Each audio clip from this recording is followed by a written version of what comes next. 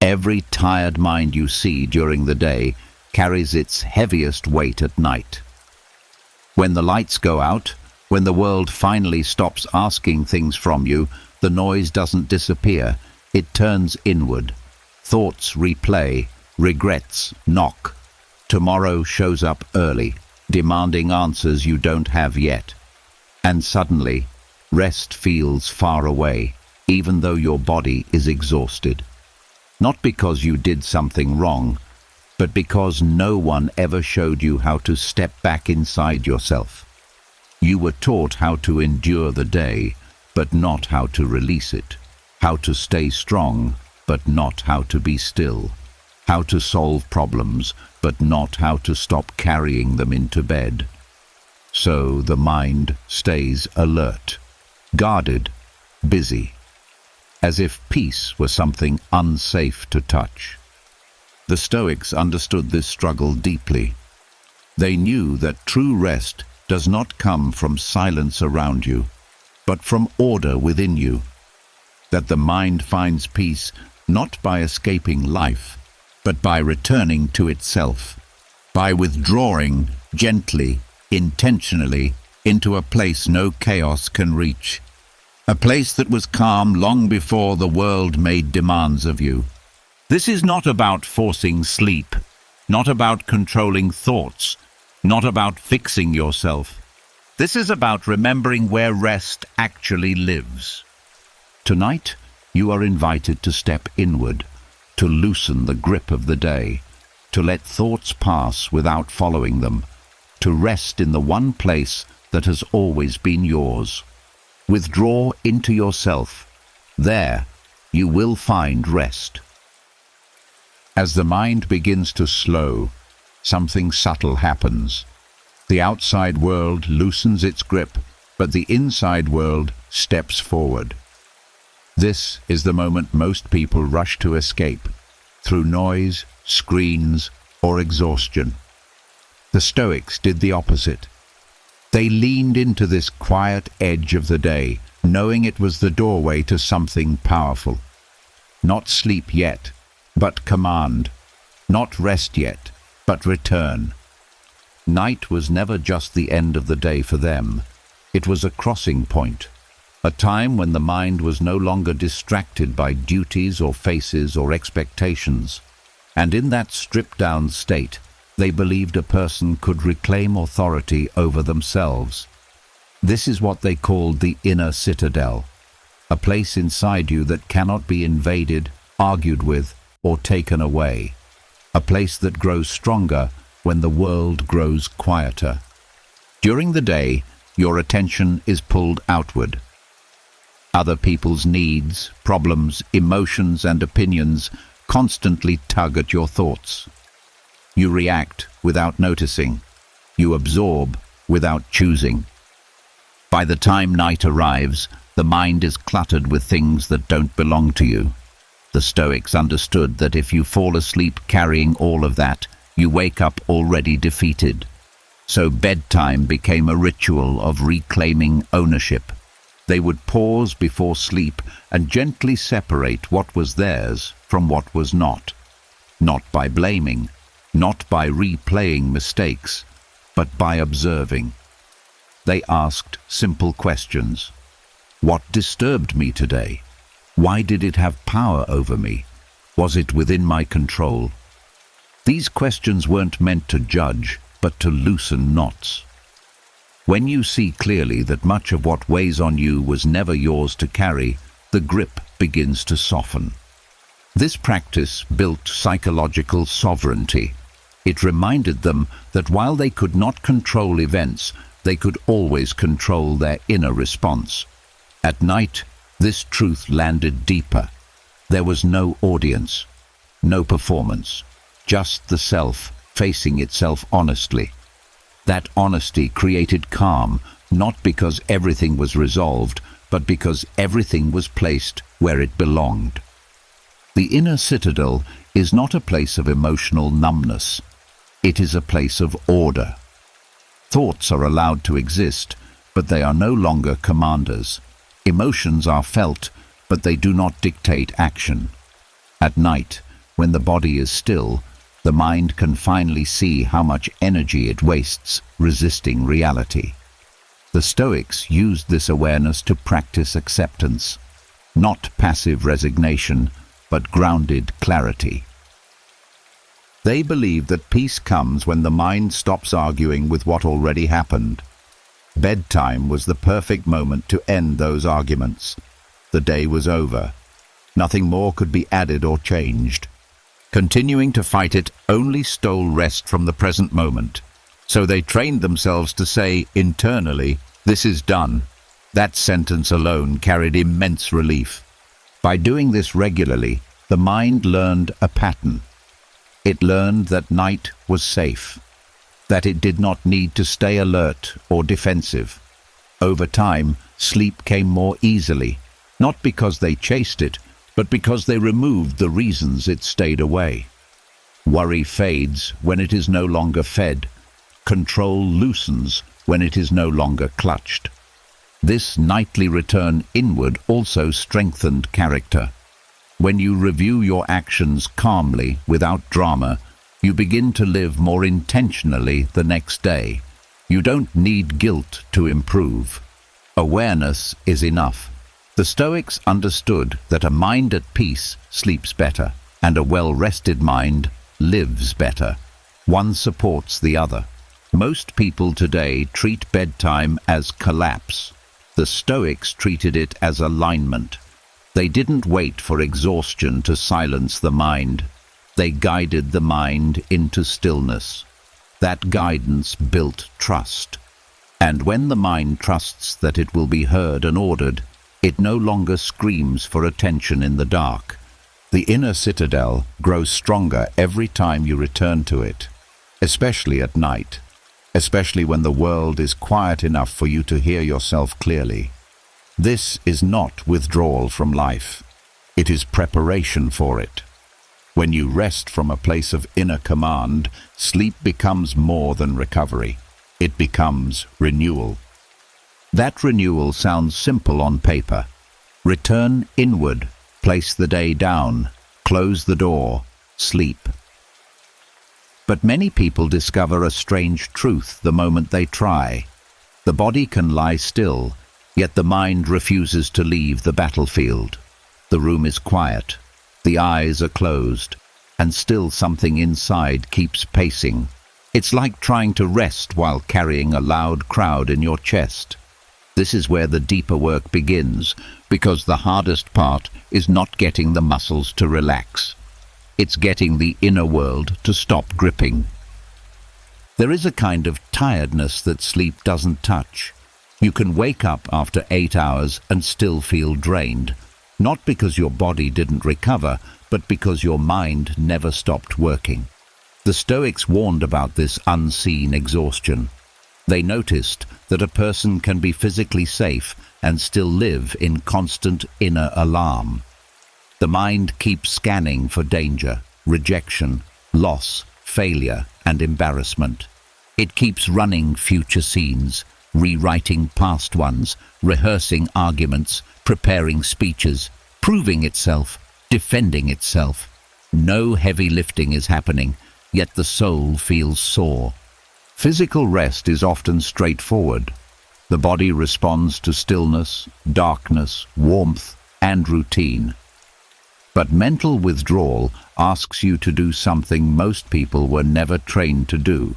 Step back from your own thoughts without becoming their servant. Many people assume that thoughts are commands. A worry appears and they follow it. A memory appears and they sink into it. A fear appears and they start negotiating with it.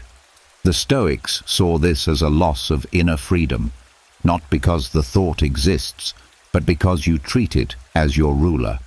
Mental withdrawal is harder because the mind is not just producing noise, it is protecting an identity. The mind believes it must stay busy to keep you safe. It thinks that if it stops analyzing, something bad will sneak in. So when you try to withdraw inward, the mind sometimes panics. It brings up unfinished tasks, old mistakes, and worst-case outcomes like weapons laid on a table. This is why bedtime can feel like a trial. The mind becomes a prosecutor, presenting evidence of everything you didn't do perfectly. The Stoics would say the mind is confused about its job. Its job is not to torture you into control. Its job is to help you choose what is wise. When it forgets this, it becomes a machine that runs without purpose. And the more you obey it, the more it learns to keep producing urgent noise. That is why mental withdrawal requires courage. You're not just turning off a lamp. You are teaching your inner world that peace is not negligence. Another reason it's harder is because physical fatigue is honest. You can feel it in the limbs. Mental fatigue is sneaky. It disguises itself as responsibility. It says, if you cared, you would keep thinking about this. It says, if you stop worrying, you will fail. It says, if you rest, you are falling behind. This is a trap that looks like maturity, but behaves like bondage.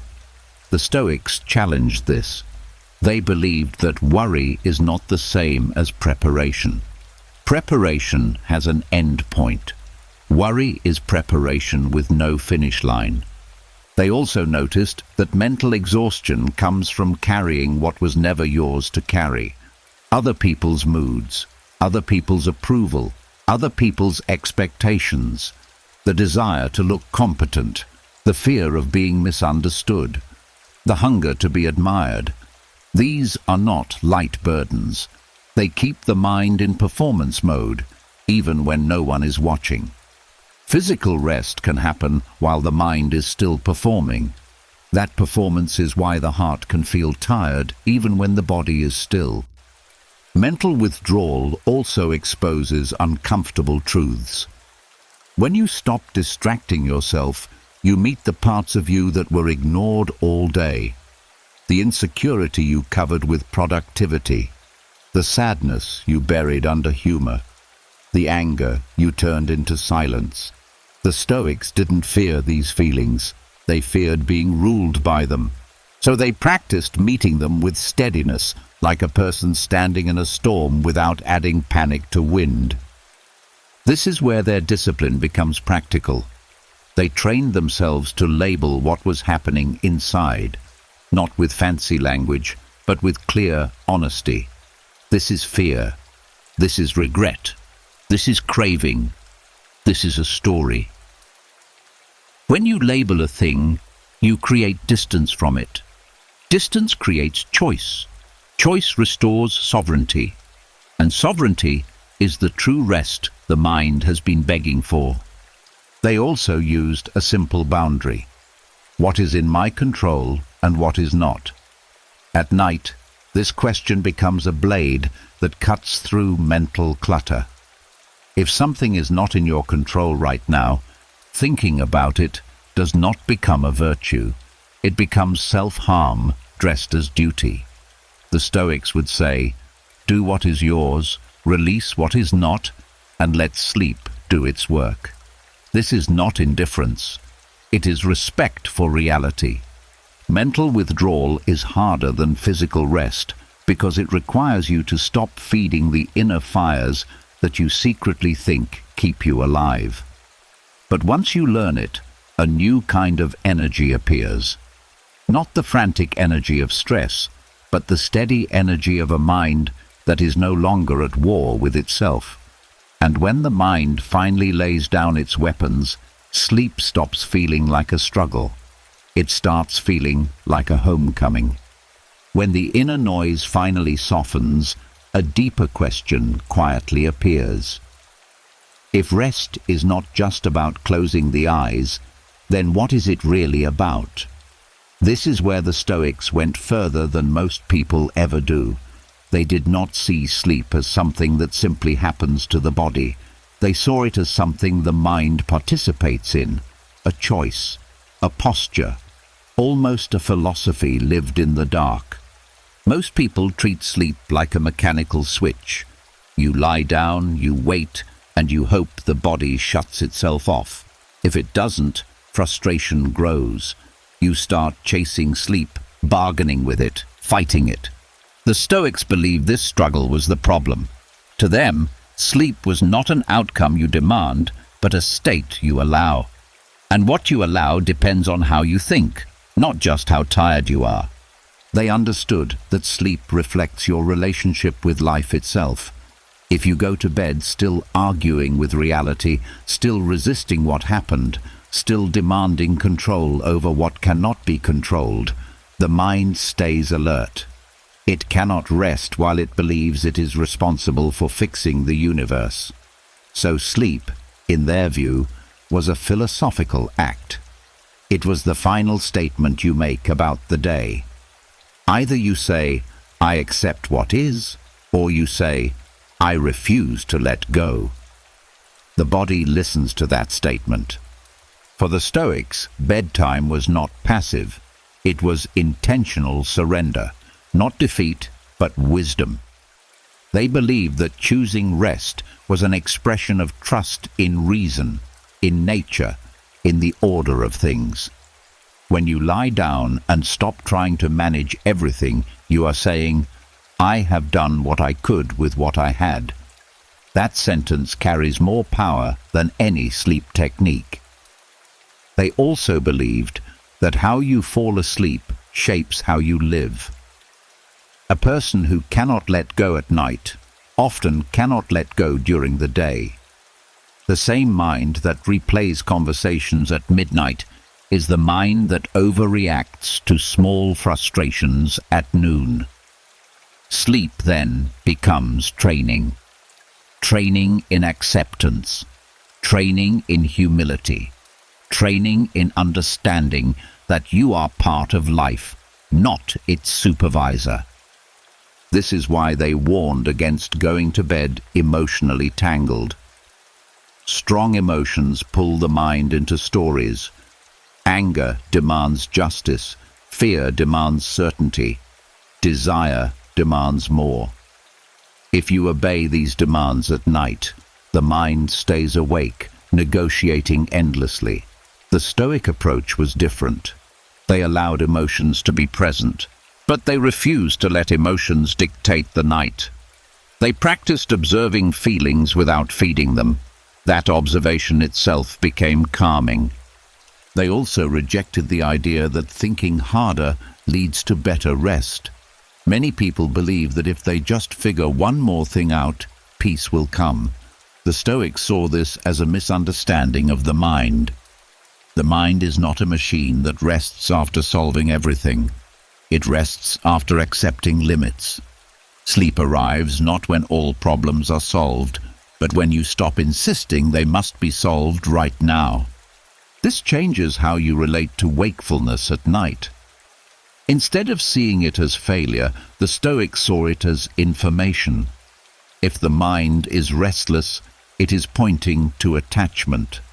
Something is being held too tightly. Some outcome is being demanded. Some image of yourself is being defended. Sleep, then, is not missing. It is waiting, waiting for you to loosen your grip. They believed that the deepest rest comes when you remember your place in the larger whole. You are a part of nature, not separate from it. Night is nature's pause. When you resist it, you place yourself outside the rhythm of life. When you cooperate with it, even gently, the body follows. This is why they emphasized alignment over force. You don't force nature, you align with it. Seeing sleep as a philosophical act also removes fear. Many people fear not sleeping. That fear itself keeps the mind alert. The Stoics would say that fearing wakefulness gives it power. Instead, they practiced neutrality. Whether sleep came quickly or slowly, they remained steady. That steadiness made the mind safer, and a mind that feels safe eventually rests. This approach also restores dignity to rest. In a world that praises constant activity, sleeping can feel like weakness. The Stoics rejected that idea completely. They saw rest as maintenance of the soul. A person who never withdraws inward becomes scattered, reactive. fragile. Choosing sleep, then, was choosing clarity, choosing strength, choosing to meet the next day without bitterness. When you begin to see sleep this way, everything shifts. Bedtime is no longer a test. It is a closing ritual, a moment of philosophical honesty, a quiet agreement with life that says, "For now, this is enough." And when the mind finally hears that message without resistance, the body does what it has always known how to do. It rests. When sleep becomes an agreement instead of a struggle, another truth quietly asks for attention. Even when the mind understands acceptance, it still clings. Not to tomorrow yet, but to today. Loose ends, small regrets, words unsaid, moments replayed. The body lies down, but the day is still alive inside you. And as long as the day keeps breathing in your thoughts, rest stays shallow. There is a reason nights feel heavy when you carry daylight with you. The mind was never meant to hold an entire day without release. The Stoics saw this clearly. They believed that each day must be allowed to end fully, not fade, not blur into the next one. End, because when a day does not die, it lingers, and what lingers begins to rot into restlessness. Evening detachment was not avoidance, it was respect for time. The Stoics understood that life moves in cycles, day and night, action and rest, engagement and withdrawal. When these cycles are ignored, the mind stays stretched too long in one direction.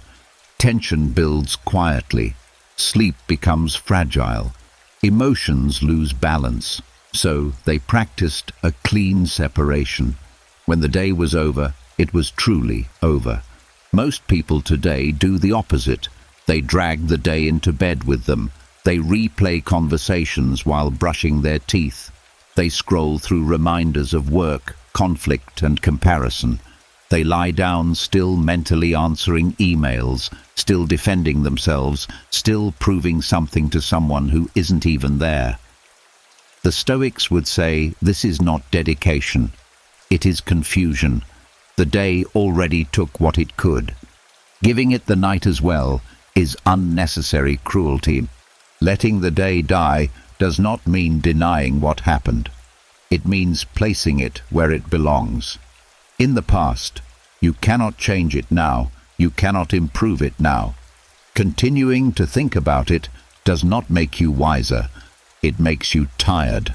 The Stoics trained themselves to say quietly and firmly, "The role I played today is finished."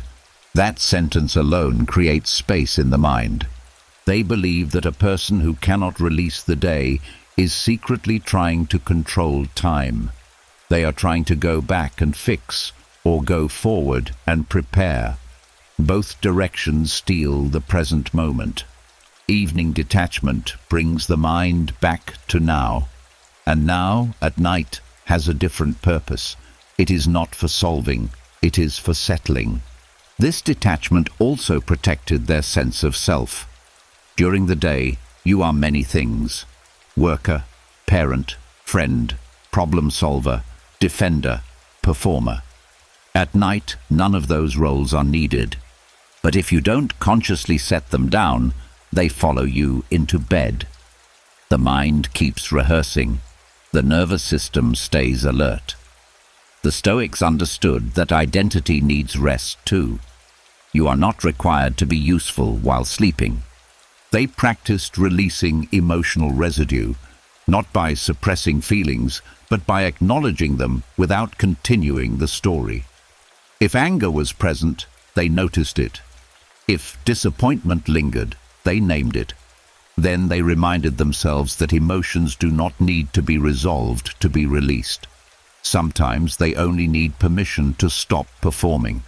When you stop feeding them attention, they naturally soften. Another part of evening detachment was forgiveness. Not dramatic forgiveness, but practical forgiveness. forgiving yourself for imperfections, forgiving others for being human, forgiving the day for not matching expectations. Holding on to blame keeps the mind sharp and awake. Releasing it dulls the edges. Sleep comes easier to a mind that is no longer sharpening knives. The Stoics also knew that unfinished thoughts feel urgent at night because the world finally stops distracting you from them. That urgency is an illusion. Very few thoughts actually need action at midnight. Most only want attention. Evening detachment teaches you to delay engagement without denying importance. You can say, "This matters, but not now." That boundary is powerful. It trains the mind to trust rest. Letting the day die also prevents emotional carryover. When yesterday bleeds into today, moods become sticky. Irritation lasts longer. Motivation weakens. Clarity fades.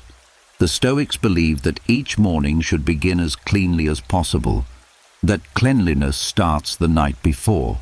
You don't wake up refreshed by accident. You wake up refreshed because you stopped dragging old weight into new hours. This practice is not about perfection. Some days are heavier than others. Some refuse to end easily. But even then, the intention matters. Each time you attempt to release the day, you weaken the habit of mental hoarding.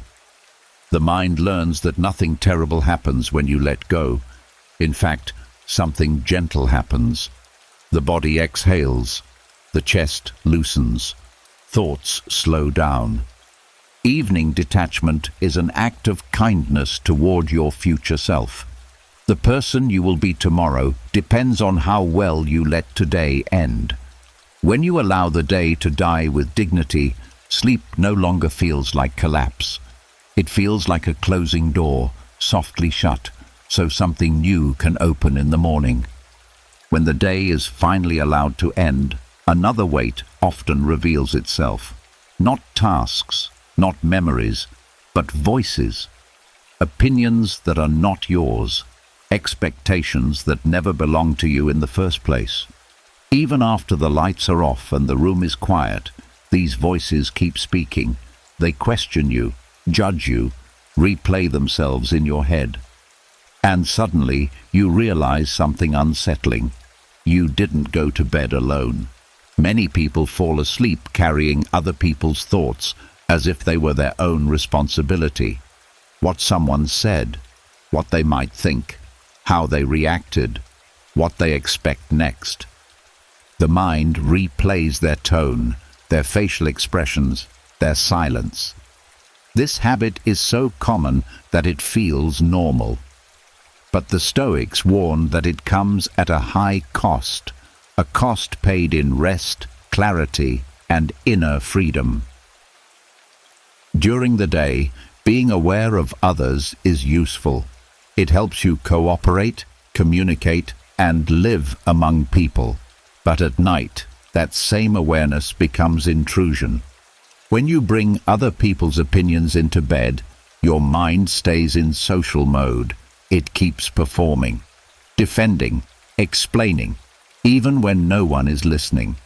Sleep cannot arrive while the mind believes it is still on stage. The Stoics believed that no one has the right to occupy your inner space without permission, especially at night. They saw the mind as private ground, sacred ground. When you allow other people's judgments to wander freely there, you lose sovereignty. You become a guest in your own inner world, and guests do not rest deeply. One of the most exhausting habits is replaying conversations. The mind edits what was said, imagines better responses, anticipates future arguments. This feels productive, but it is not. It does not improve communication. It does not protect you.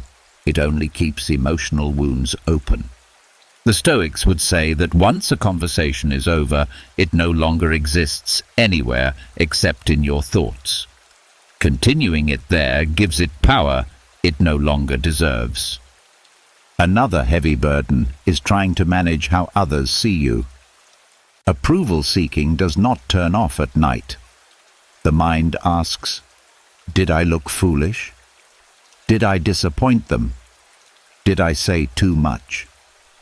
These questions feel urgent, but they are rooted in a false belief that you can control other people's perceptions. The Stoics rejected this completely. They taught that other people's opinions live entirely outside your control. Carrying them into bed is like carrying a locked door and calling it a key. There is also the weight of emotional responsibility. Many people go to sleep worrying about how others feel. They carry guilt for someone else's sadness, anxiety for someone else's future, anger on someone else's behalf. Compassion turns into burden when boundaries disappear. The Stoics believed that you can care deeply without internalizing everything. At night, compassion must rest too, or it turns into quiet self-destruction. This constant mental socializing keeps the nervous system alert. The body senses unresolved interaction as potential threat. Heart rate stays elevated. Muscles remain slightly tense. The mind listens for danger that isn't there. This is why, even in silence, sleep can feel distant. The system was never told it was safe to stand down. The Stoic solution was not indifference. It was separation. They practiced reminding themselves where their responsibility ended. Your responsibility is your character, your choices, your actions. It is not other people's reactions. It is not their misunderstandings. It is not their moods. At night, this distinction becomes medicine. When you say, "This is not mine," something inside relaxes. They also trained themselves to withdraw attention deliberately. Attention is energy. Whatever you think about at night receives life. If you give attention to imagined conversations, they grow louder. If you give attention to judgments, they sharpen. The Stoics practiced redirecting attention inward toward steadiness rather than stimulation. Not forcefully, calmly, like closing a door instead of slamming it. There is a quiet dignity in refusing to rehearse yourself for an absent audience. When you stop explaining yourself in your head, the mind experiences relief. You are no longer required to be understood while you sleep. You are allowed to be unfinished, allowed to be imperfect, allowed to rest without justification. Carrying other people's thoughts into bed also steals tomorrow's clarity. You wake up already defensive, already tense, already preparing. The Stoics wanted mornings to begin clean, not crowded. They knew that mental space is limited. If it is filled with other people's noise, there is little room left for wisdom. Letting go of these thoughts is not abandonment. It is timing. You can return to relationships when the sun is up. At night, the relationship that matters most is the one with yourself. When you protect that space, sleep deepens naturally. Not because the world became kinder, but because you stopped letting it follow you into the dark. True rest begins when you reclaim the inner world as your own, and when you finally stop hosting voices that were never invited. The mind grows quiet enough to rest. When the borrowed voices finally leave and the inner room grows quieter, anxiety often makes itself known. Not loud at first, just a tightness, a sense of waiting, a feeling that something is about to go wrong even when nothing is happening. The Stoics knew this feeling well, and among them, one man faced it while carrying the weight of an entire empire. Marcus Aurelius lived surrounded by noise, armies, politics, death, betrayal, responsibility that never slept. Yet what is most striking about him is not his power, but his need for solitude. Not escape from people, but retreat into himself. He did not use solitude to run away from anxiety. He used it to disarm it. Marcus understood something many people miss. Anxiety feeds on constant outward attention. The more your focus lives outside you, the more fragile your inner state becomes. Every message, every opinion, every expectation pulls the mind away from its center. Solitude for him was not loneliness. It was recovery of control. He wrote that you could withdraw into yourself at any moment, not to hide, but to remember who is in charge.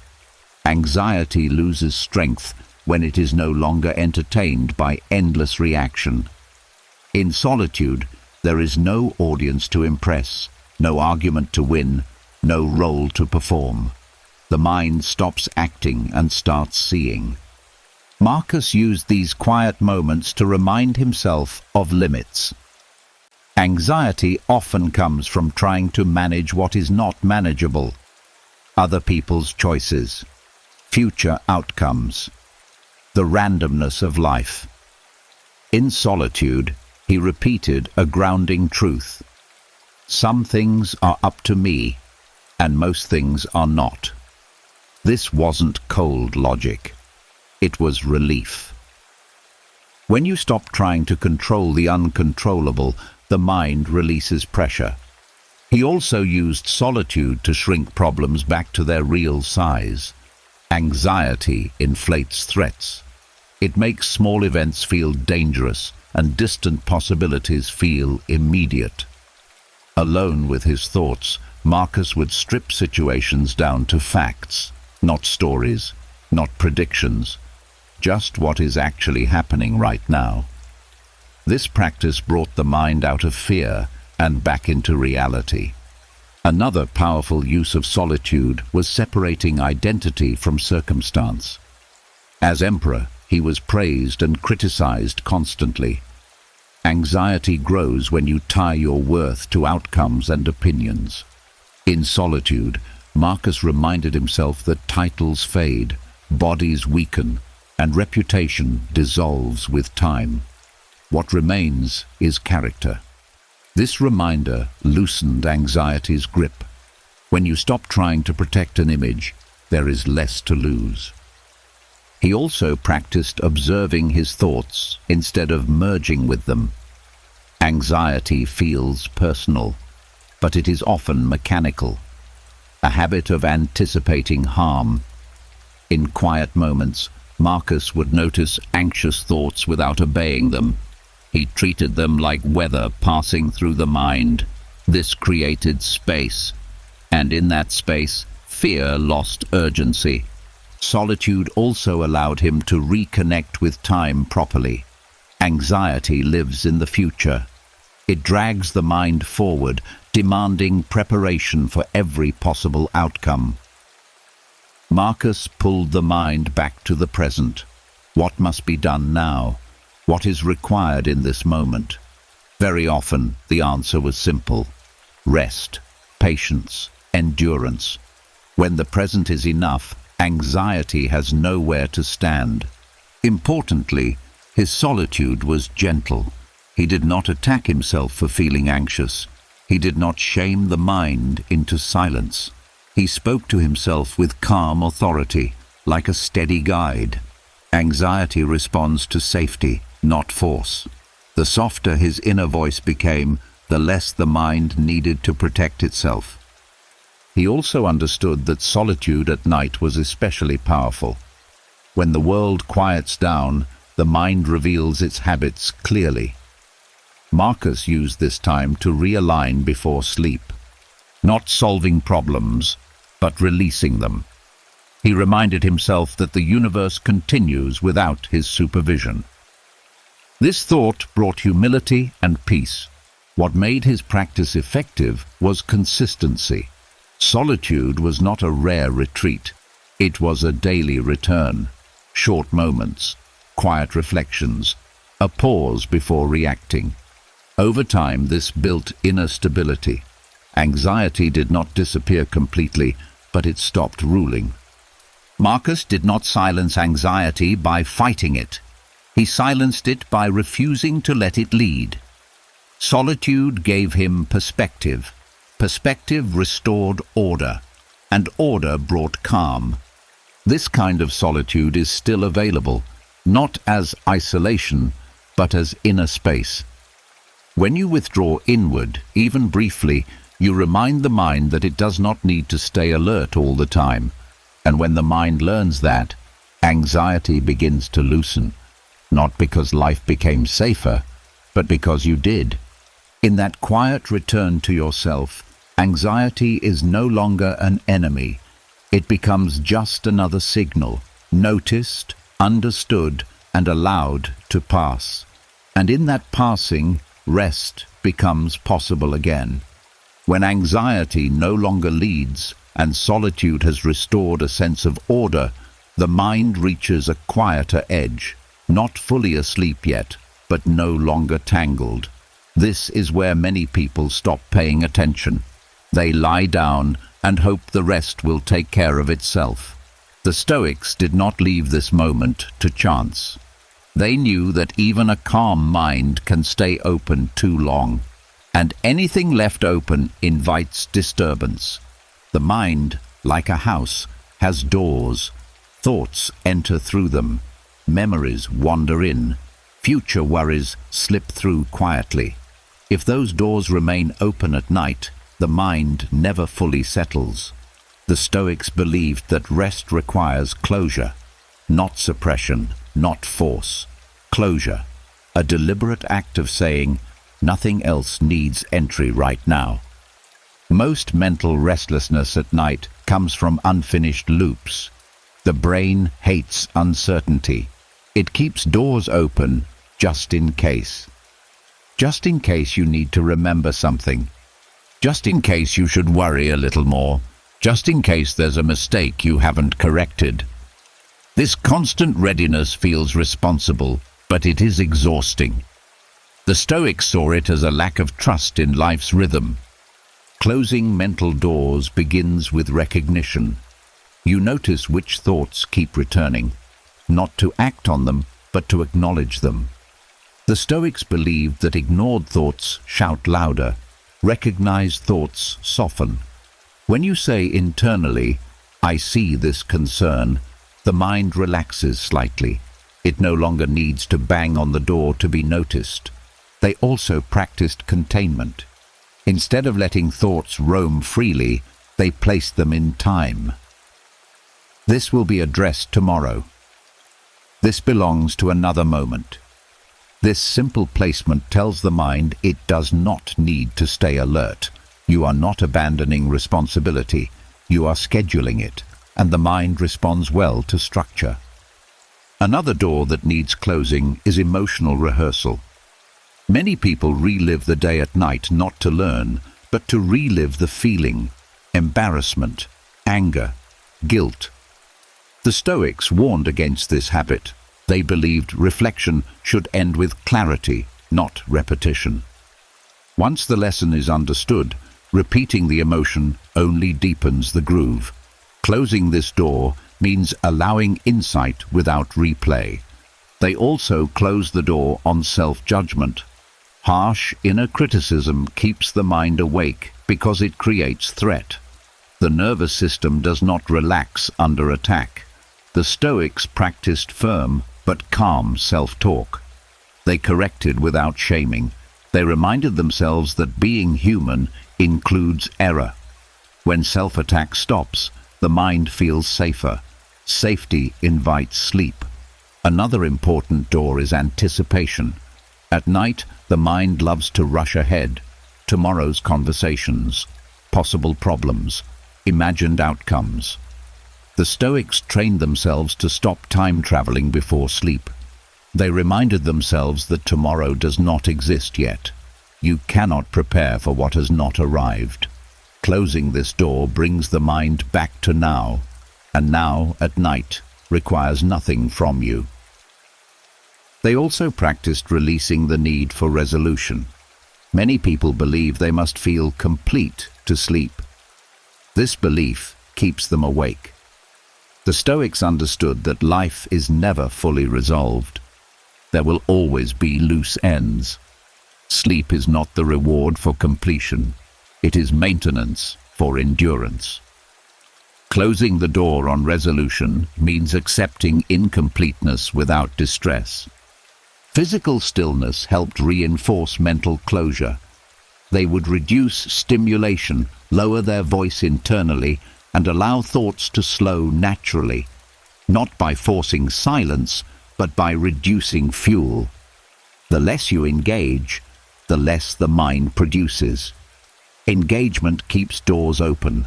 Non-engagement allows them to close on their own.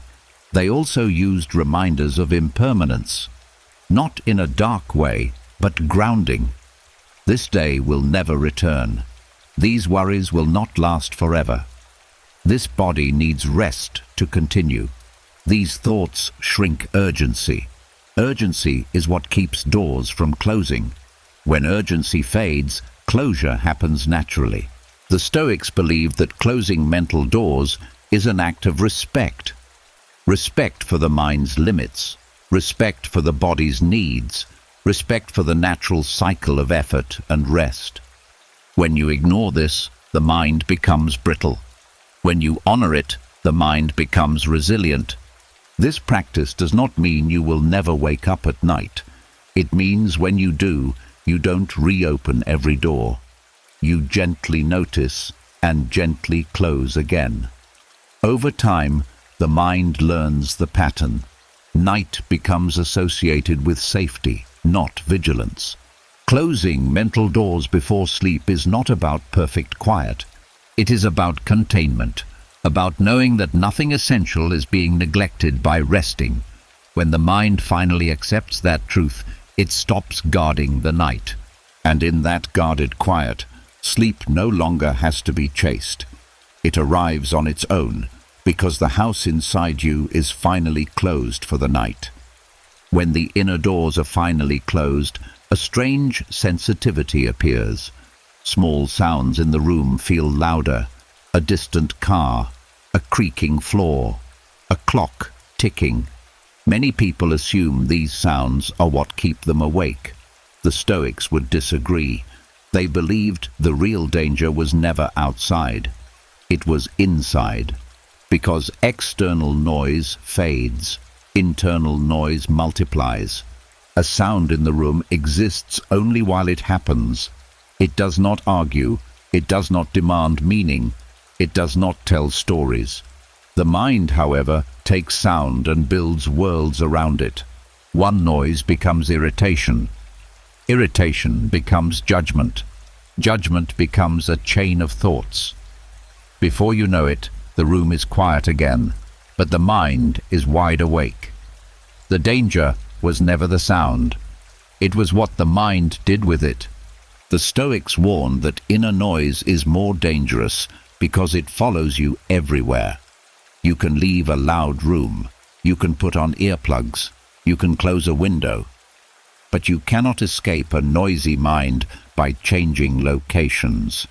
A restless inner world turns even silence into a threat. When there is no external stimulation, the mind creates its own. Mental noise often disguises itself as awareness. It says, "I'm just being alert." But alertness without purpose becomes anxiety. The Stoics noticed that people who fear silence usually fear their own thoughts, not because those thoughts are always terrible, but because they are uncontrolled. A noisy mind resists rest because rest removes distraction. And distraction is what keeps deeper discomfort hidden.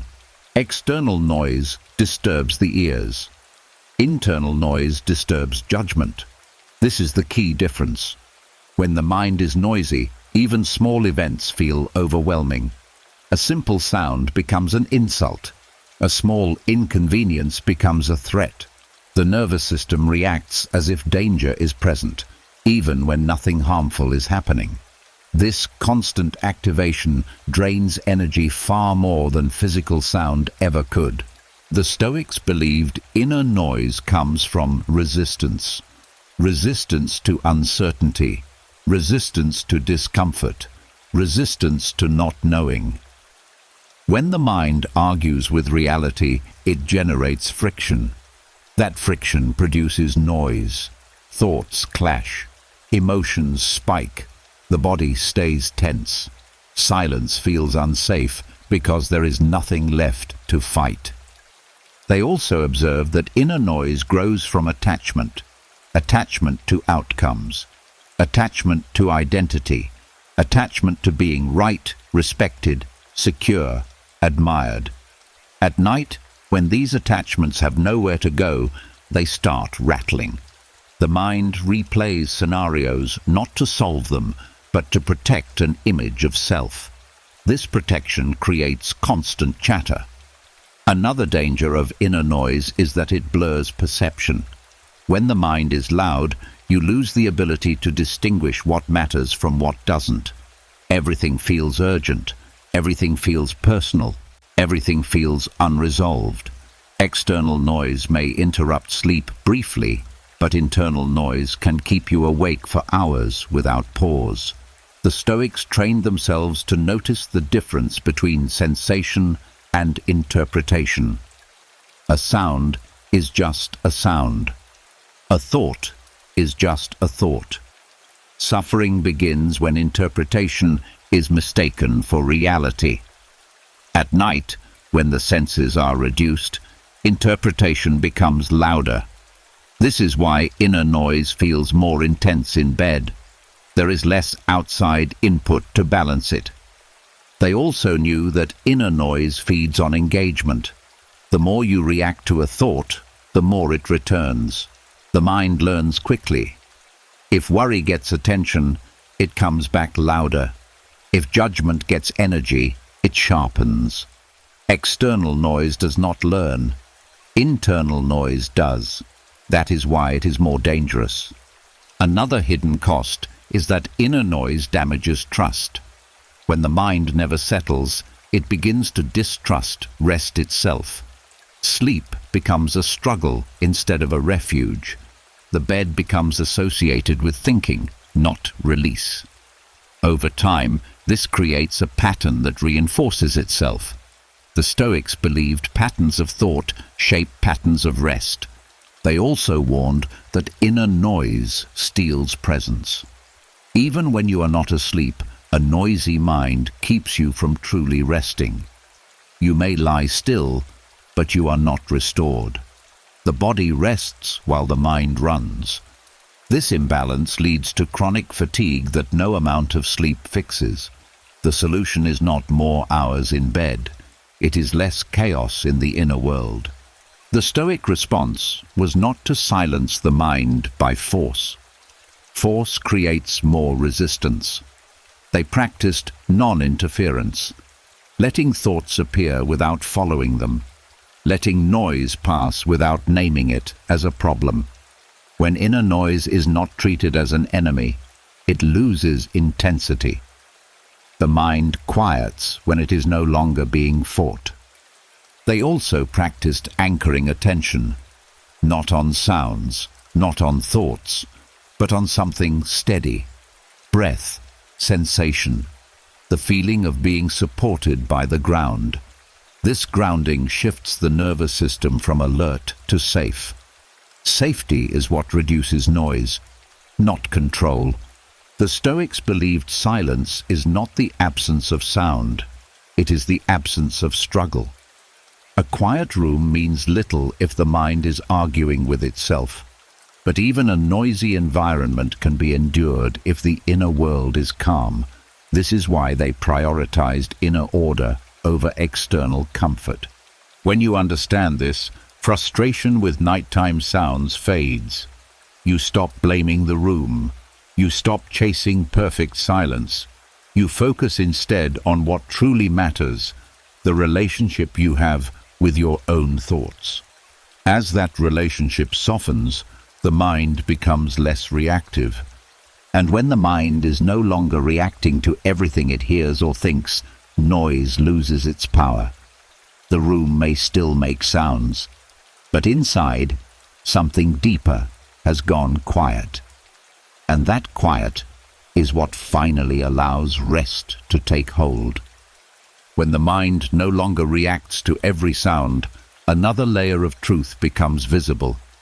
Even in silence, even in darkness, restlessness can still remain. Not loud, not sharp, just a subtle inability to settle.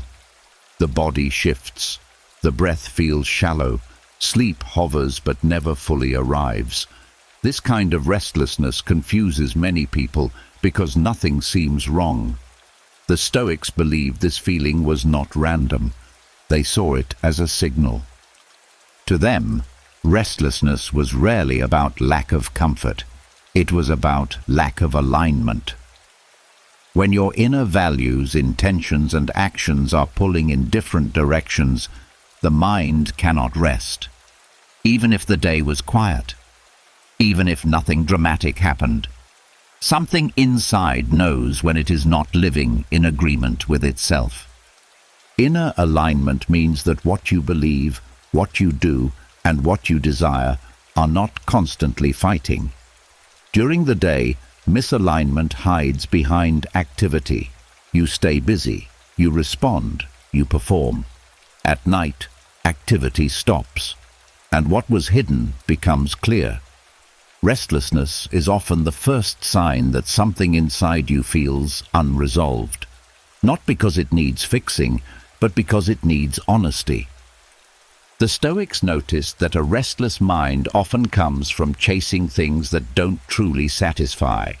Approval, status, control, comfort. These pursuits keep the mind active but never fulfilled. At night, when there is nothing left to chase, the mind keeps running out of habit. It doesn't know how to be still because stillness exposes emptiness. Restlessness is the discomfort of seeing that clearly. Another source of misalignment is living against your own values, saying yes when you wanted to say no, staying silent when you wanted to speak, acting out of fear instead of principle. These moments don't always feel dramatic in the moment, but they leave a residue. The Stoics believed the mind remembers when you betray yourself, not to punish you, but to call for correction. Restlessness is that call. They also observed that restlessness grows when you live in anticipation instead of presence, always leaning into the next thing, the next goal, the next problem, the next version of yourself. This constant forward pull stretches the mind thin.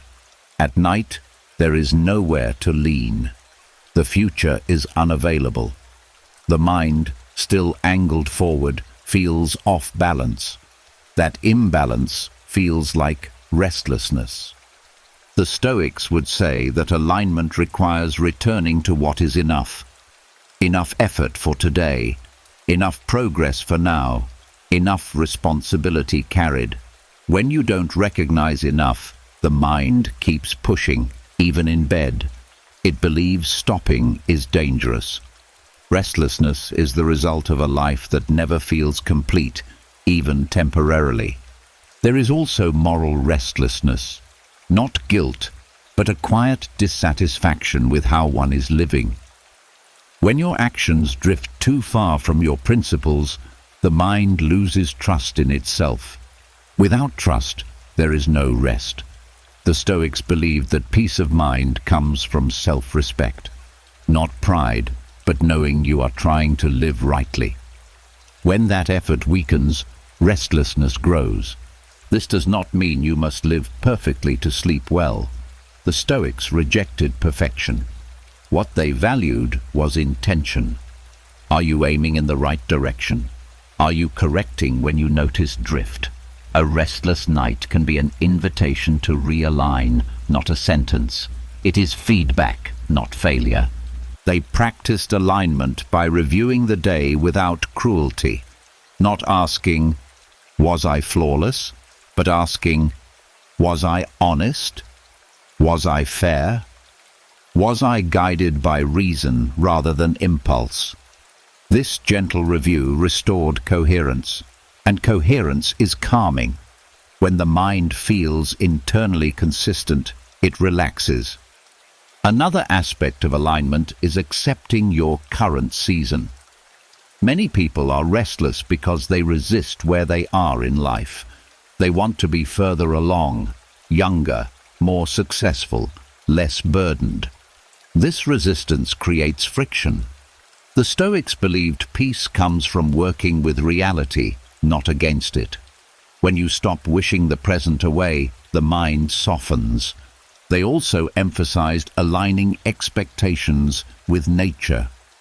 Bodies get tired, minds need rest, progress is slow, setbacks happen. When expectations ignore these truths, frustration builds quietly. At night, frustration turns into restlessness. Alignment means adjusting expectations to match how life actually works. Restlessness fades when the inner parts of you stop pulling in opposite directions, when desire stops fighting reality, when effort stops ignoring limits, when values stop being postponed. This alignment does not require dramatic change. Often it requires small honesty, admitting what matters, releasing what doesn't, accepting what is. The Stoics believed that a mind at rest is not empty. It is settled. It knows where it stands. It knows what it is aiming for, and it knows that for now, nothing more is required. When that understanding settles in, restlessness loses its purpose. Sleep then becomes natural again, not forced, not earned, but allowed, because the mind is no longer divided, and a mind that is no longer divided finally knows how to rest. When restlessness begins to loosen and the mind starts to feel less divided, there is still one final movement the Stoics believed was essential. Not to analyze more, not to fix anything, but to return, to come back to yourself deliberately, before sleep takes you away. This practice was once common, quietly powerful, and now mostly forgotten. The Stoics called this the nightly mental return. It was not reflection for productivity, and it was not self-criticism dressed up as growth. It was a gentle homecoming. After a full day of being pulled outward, the mind needed to be brought back inward with care. Without this return, even a calm mind could drift. With it, the mind felt anchored. During the day, attention scatters. You give pieces of yourself to tasks, conversations, worries, and roles. By night, you are spread thin. The Stoics believed sleep should not begin from that scattered state. If you fall asleep fragmented, you wake up fragmented. The nightly return gathered those pieces back together. This practice usually happened in stillness, sometimes sitting, sometimes lying down. The posture didn't matter. What mattered was intention. The Stoic would mentally step back from the day and ask quietly, "Where am I right now inside?" Not what happened, not what went wrong, just presence. This question alone shifted attention away from stories and back to awareness. They did not rush this moment. They allowed the mind to surface what it needed to show, not to dwell, but to acknowledge. A tension in the chest, a lingering thought, a dull emotion. The goal was not to eliminate these things. It was to stop running from them. When you stop running, the nervous system relaxes, and relaxation is the doorway to sleep. The nightly return also involved reconnecting with first principles. The Stoics lived by certain ideas. Focus on what is in your control, accept what is not, act with reason, value character over outcome. At night, they reminded themselves of these truths, not as rules, but as grounding. This reminder realigned the mind with something stable. Anxiety feeds on confusion. Principles create order. One important part of this return was self-forgiveness, not the dramatic kind, but the quiet kind. The Stoics knew that carrying self-resentment into sleep poisons rest. They would acknowledge mistakes without attachment. This could have been better, and then they would let it go. Learning does not require punishment. Awareness is enough. They also practiced gratitude during this return, but not forced positivity.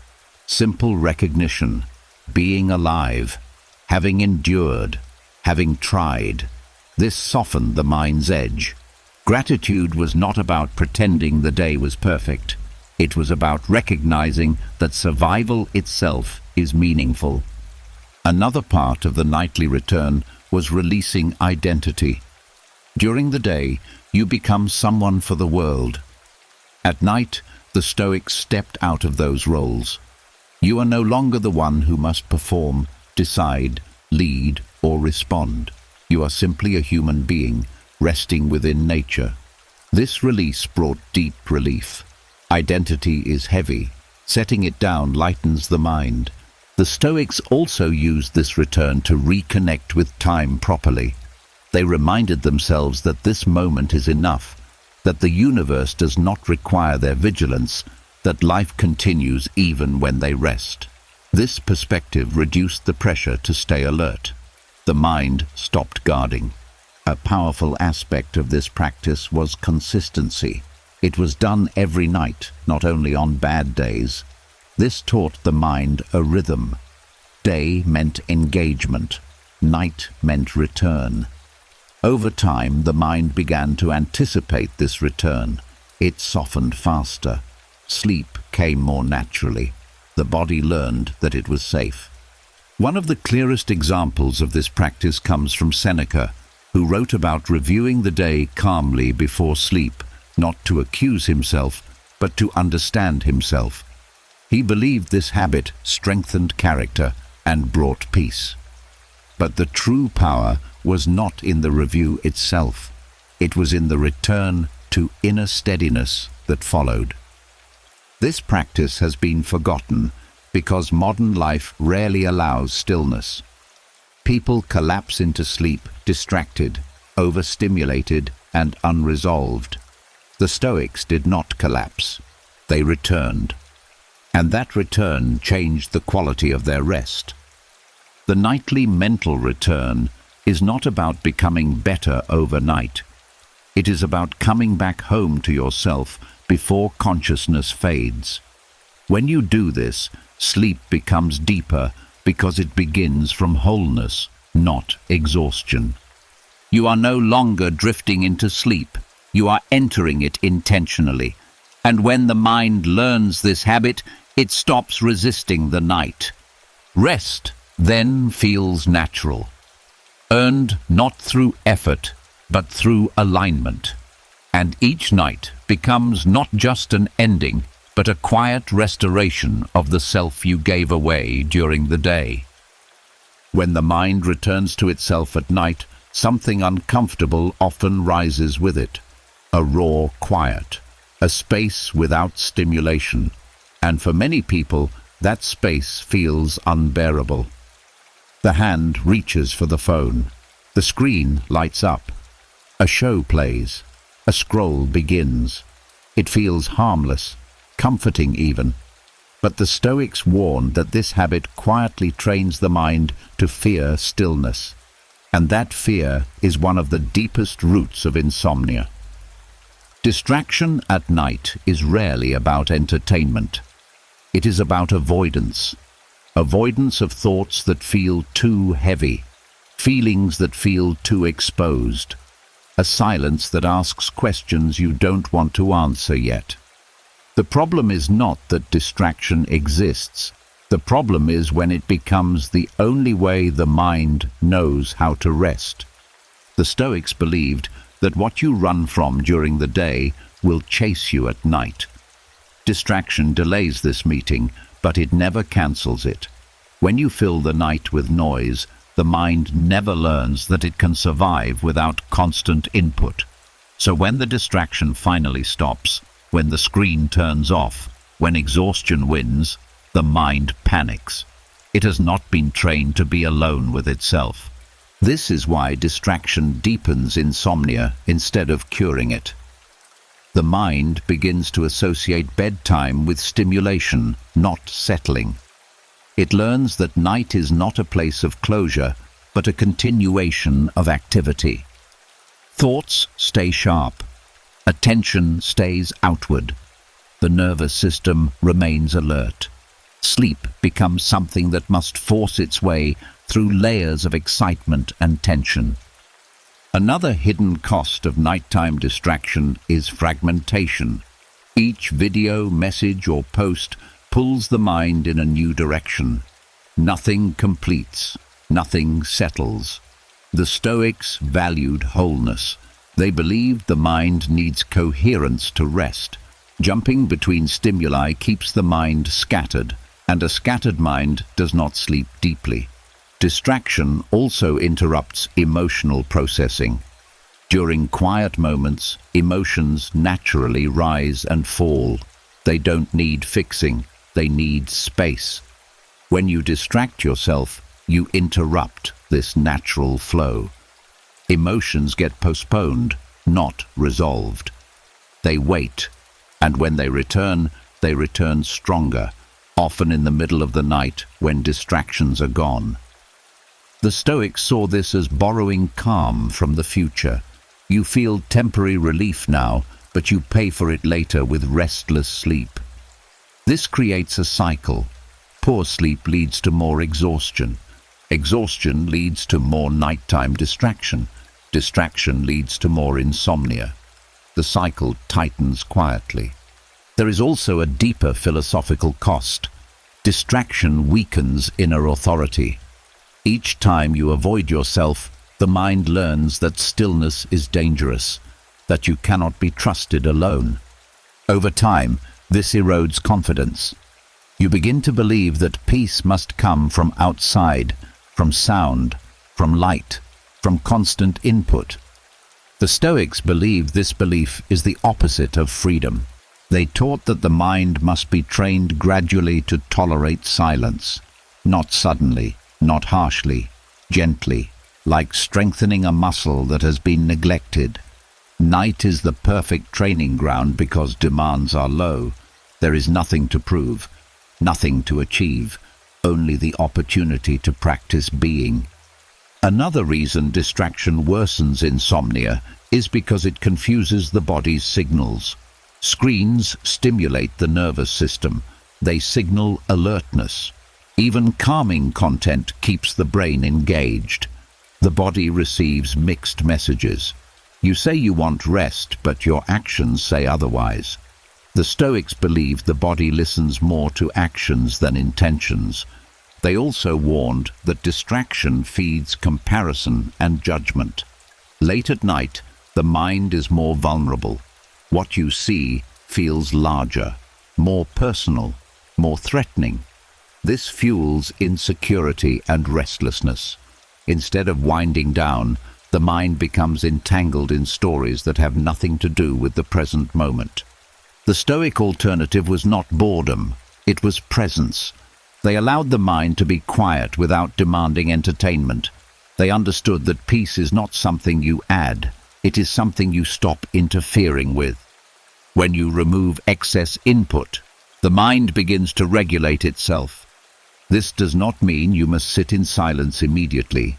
It means reducing dependency, shortening exposure, creating a buffer between stimulation and sleep, letting the mind taste stillness in small doses. Over time, stillness stops feeling empty. It starts feeling safe. The Stoics believed that insomnia is not the enemy. It is a message, a sign that the mind has not been taught how to let go. Distraction teaches the opposite lesson. It teaches the mind to cling, to fill every gap, to fear pauses. When you stop seeking distraction at night, something surprising happens. At first, discomfort, then clarity, then a gentle slowing. Thoughts lose urgency. The body responds. Sleep stops feeling hunted. It arrives naturally when the mind is no longer running. True rest does not come from escaping yourself. It comes from learning that you are not dangerous to be with. When the mind finally understands that, it no longer needs distraction to feel safe. And in that safety, insomnia loosens its grip, not because you forced sleep, but because you stopped teaching the mind to stay awake. When distraction loosens its grip and the mind learns it does not need constant input to survive the night, a new misunderstanding often appears. Some people assume that withdrawing inward means cutting themselves off from others, from life, from responsibility. The Stoics were clear about this mistake. Withdrawal to them was never isolation. It was balance. Isolation is separation driven by fear. Withdrawal is separation driven by wisdom. One shrinks the soul, the other strengthens it.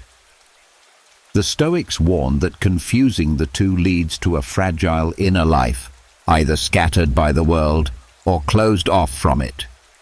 True rest lives in the middle. They understood that humans are social by nature. We are not meant to live sealed away from others.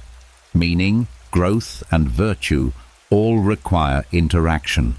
But they also knew that constant exposure without inner retreat exhausts the mind. A person who never withdraws inward becomes reactive, dependent, and emotionally noisy. A person who only withdraws inward becomes rigid, disconnected, and cold. Neither sleeps well, neither lives well. The balance begins with intention. Withdrawal is temporary and purposeful. It is a return, not an escape. You step back into yourself not because people are unbearable, but because your inner world needs order. You withdraw to restore clarity, then you return to others with steadiness instead of resentment. The Stoics practiced this rhythm daily, engagement during the day, withdrawal at night. They did not confuse presence with availability. You can care without absorbing. You can listen without carrying. You can connect without losing yourself. This distinction protects sleep more than silence ever could. Isolation often comes from overwhelm. When the world feels too loud, people shut down completely. They avoid conversations. They withdraw emotionally. This kind of withdrawal increases anxiety because it is rooted in avoidance. The Stoics rejected this. They believed that what you avoid gains power over you. Withdrawal without fear keeps power where it belongs, inside you. They also warned against withdrawing to punish others or yourself. Some people retreat inward with bitterness. They replay grievances. They justify distance. This is not rest. This is rumination in disguise. Stoic withdrawal is clean. It is free of hostility. It is simply a pause from stimulation. Another key difference is that isolation shrinks perspective, while withdrawal restores it. When you isolate, the mind circles its own fears. When you withdraw properly, the mind steps back and sees more clearly. You remember that not every opinion matters. Not every conflict requires reaction. Not every moment demands explanation. This balance also applies emotionally. You do not need to share every thought to be connected, and you do not need to suppress every feeling to be strong. The Stoics practiced selective sharing. They knew when to speak and when to remain silent. At night, silence was preferred, not because emotions were forbidden, but because they did not need to be broadcast. Withdrawal without isolation also protects compassion. When you never step back, compassion turns into depletion. You start carrying other people's pain as if it were yours to fix. At night, This weight shows up as restlessness.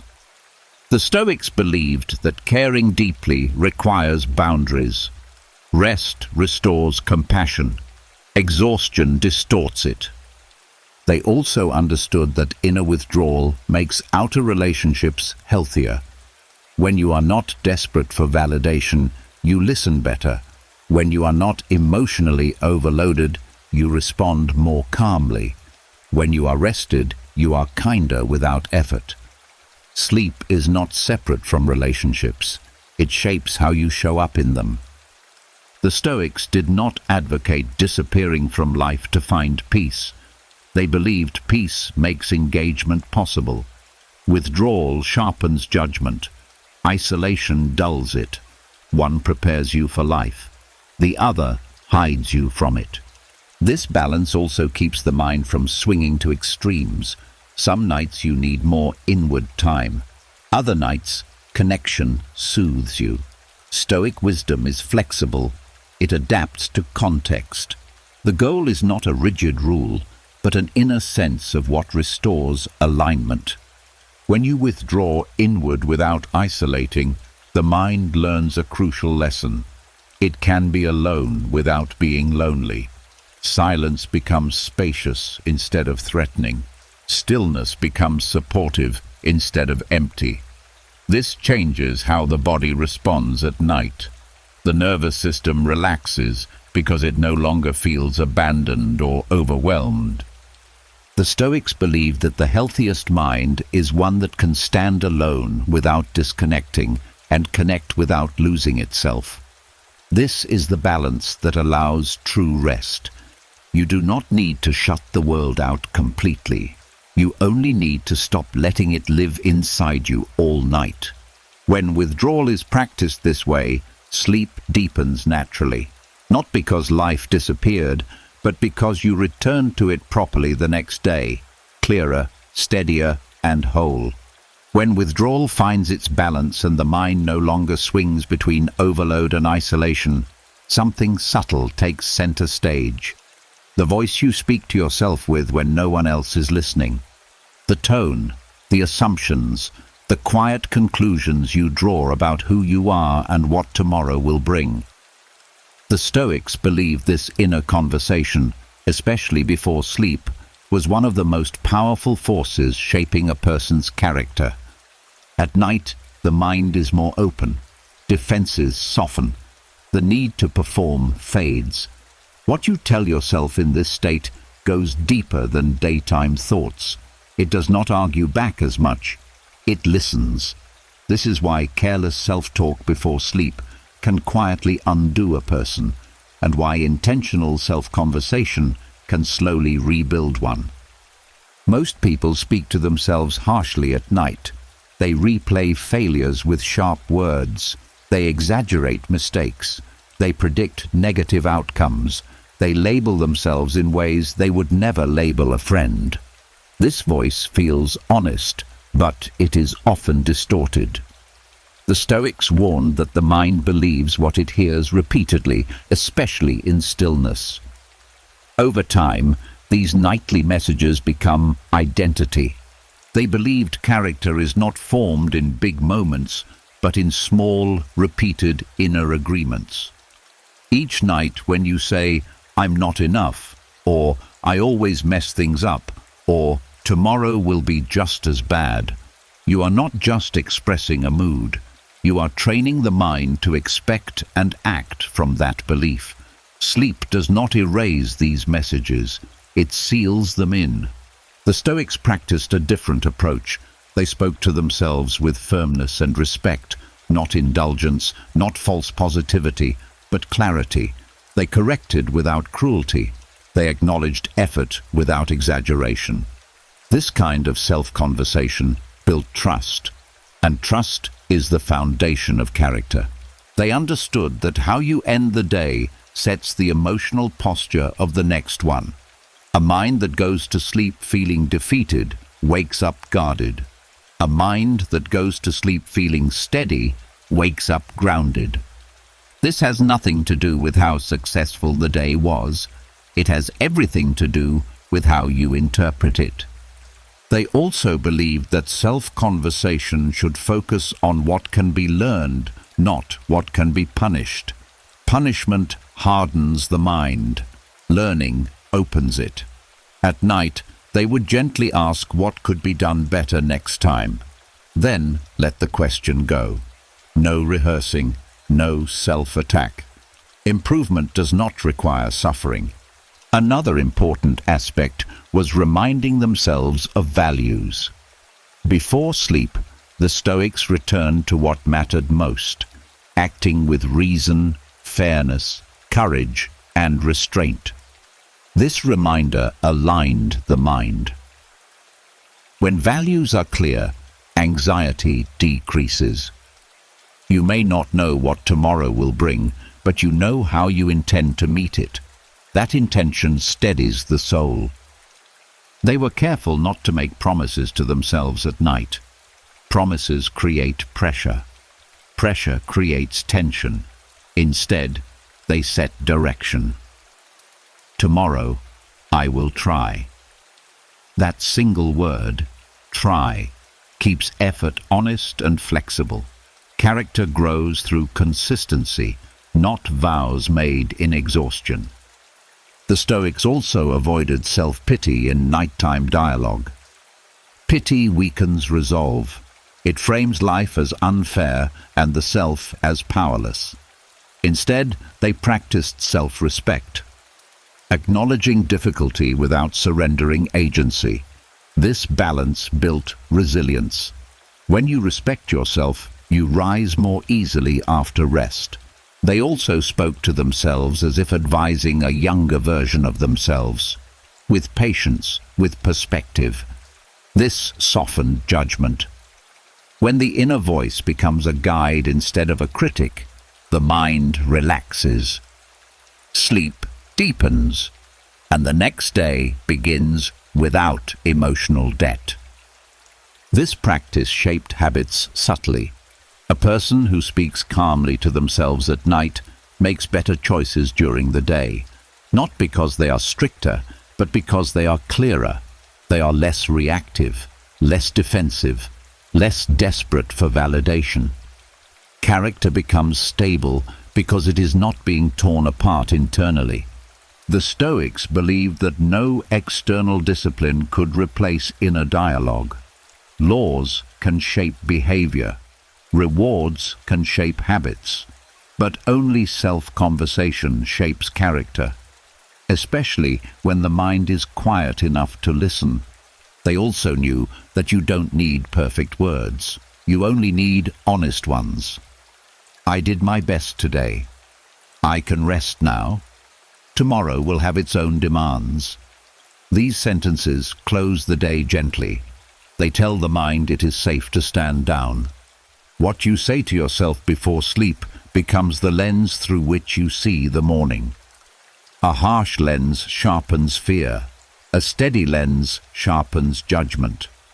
Over time, this nightly practice becomes a quiet architect of who you are becoming. Character is not built by dramatic declarations. It is built by the tone you choose when the lights are off and the world is gone.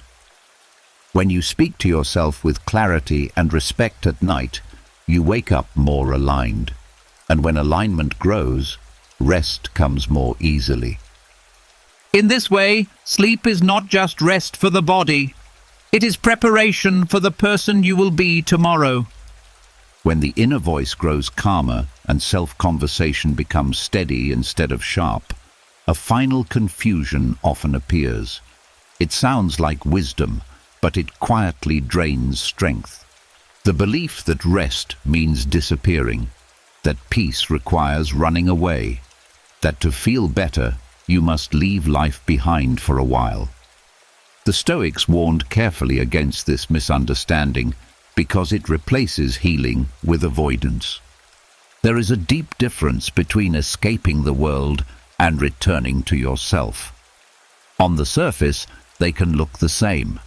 Both involve stepping back. Both involve silence. Both involve being alone.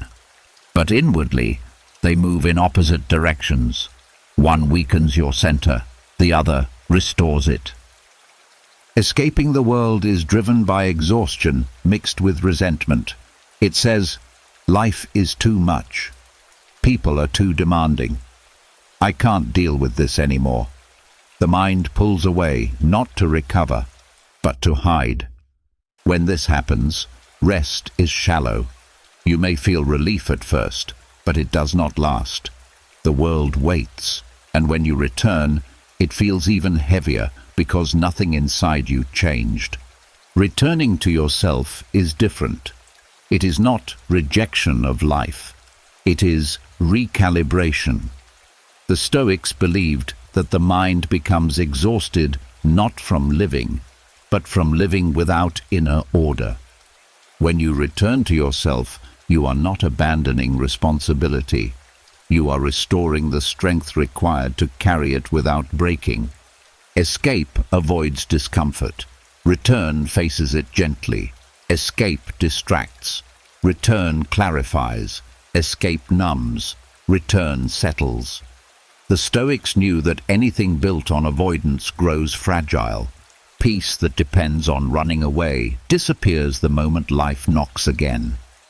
This difference becomes especially clear at night. Many people use sleep as escape. They collapse into bed hoping unconsciousness will erase the day. They want the world gone. But when sleep does not come, frustration grows. The mind rebels because it senses avoidance, not alignment. The Stoics approached night differently. They did not seek to escape the world through sleep. They sought to meet themselves before sleep. This meeting was quiet, honest, and grounding. They believed that if you avoid yourself all day, night will confront you. If you return to yourself willingly, night becomes a refuge. Escaping the world keeps identity tangled. You remain defined by what you're running from. Problems feel bigger. People feel heavier. Your sense of self shrinks because it is always reacting. Returning to yourself reverses this. You step out of reaction and back into authorship. You remember that you are more than what happened today. Another key difference lies in control. Escape tries to control experience by removing it. Return accepts experience and controls response. The Stoics taught that peace does not come from fewer problems, but from a stronger relationship with reality. Escaping the world delays this relationship. Returning to yourself deepens it.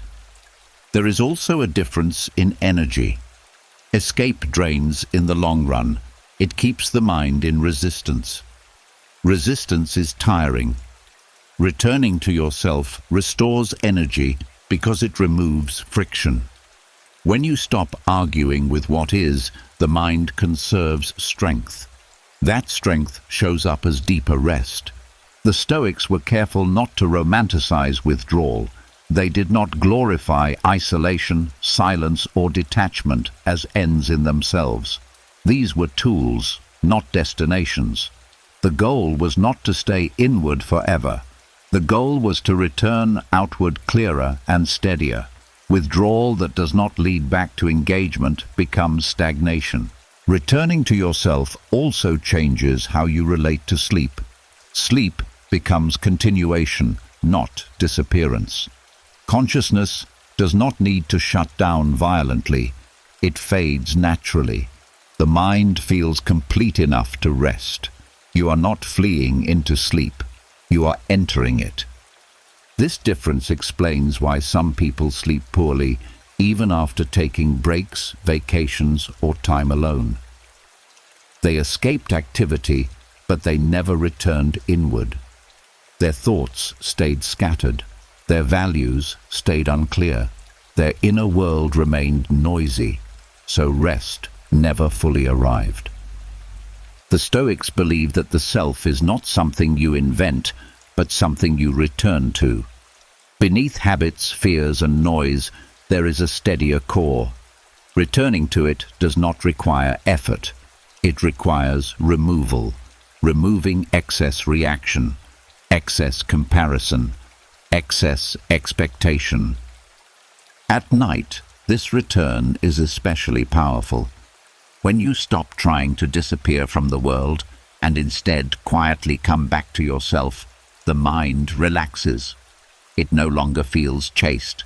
It no longer feels cornered. It feels grounded. Escaping the world leaves you fragile when morning comes. Returning to yourself prepares you to meet it. One avoids life. The other strengthens your ability to live it.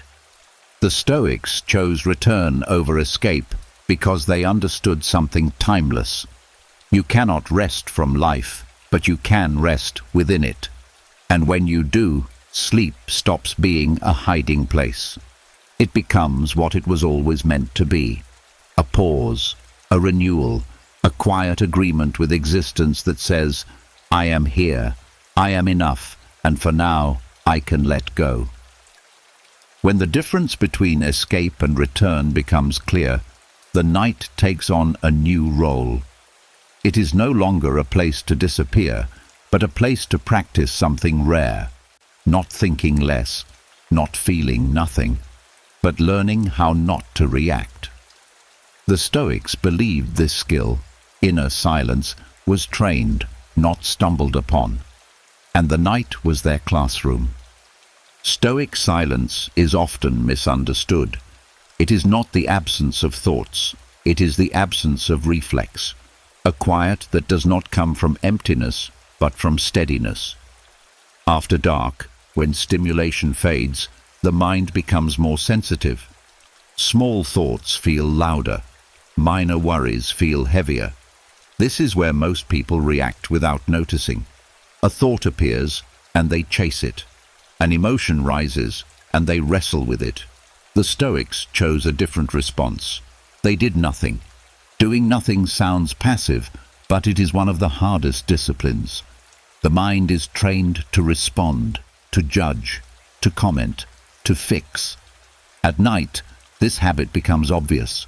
Stoic silence begins when you notice the urge to react and allow it to pass without obeying it. This moment, this pause, is where power lives. They believe that reaction is what keeps the mind awake, not the thought itself, but the response to it. A memory appears, harmless. But then comes interpretation, regret, self-criticism, emotional replay. The Stoics trained themselves to stop at the first step. A thought is allowed to exist. It is not allowed to command. This practice was especially important after dark, because the mind is less defended. During the day, action masks reactivity. At night, there is nowhere to hide. Stoic silence teaches the mind that it does not need to respond to every internal signal. Just because a thought knocks does not mean you must open the door. They compared the mind to a city gate. During the day, many travelers pass through. At night, the gate closes. Guards remain, but they do not chase shadows. Stoic silence is this guarded stillness, awareness without movement, presence without engagement. This silence also trained emotional maturity. Many people believe emotions must be acted on or resolved immediately. The Stoics disagreed. They believed emotions often resolve themselves when they are not fed. At night, when emotions rise, reacting intensifies them. Silence allows them to peak and fade naturally. They also understood that reactivity is rooted in fear. Fear of losing control. Fear of missing something important.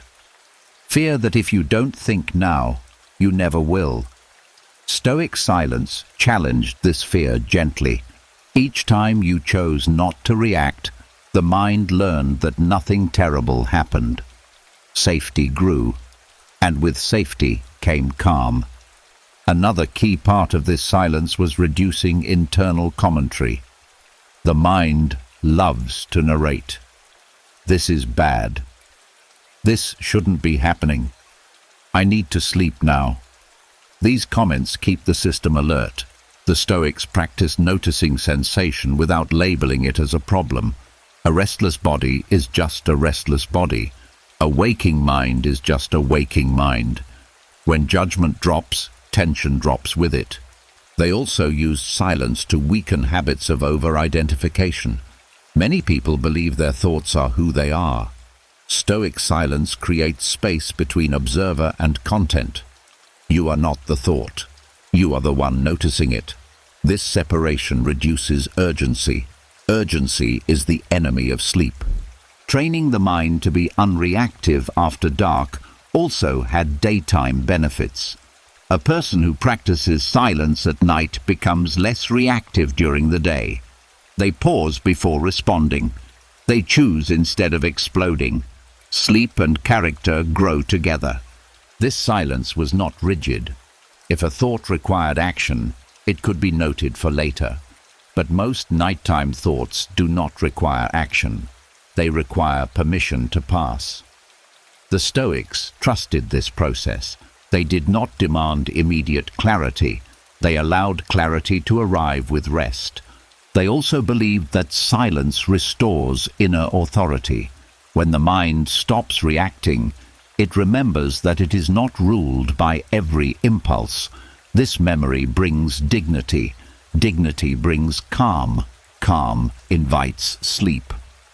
Over time, this practice reshapes the nervous system. The body learns that night is not a threat.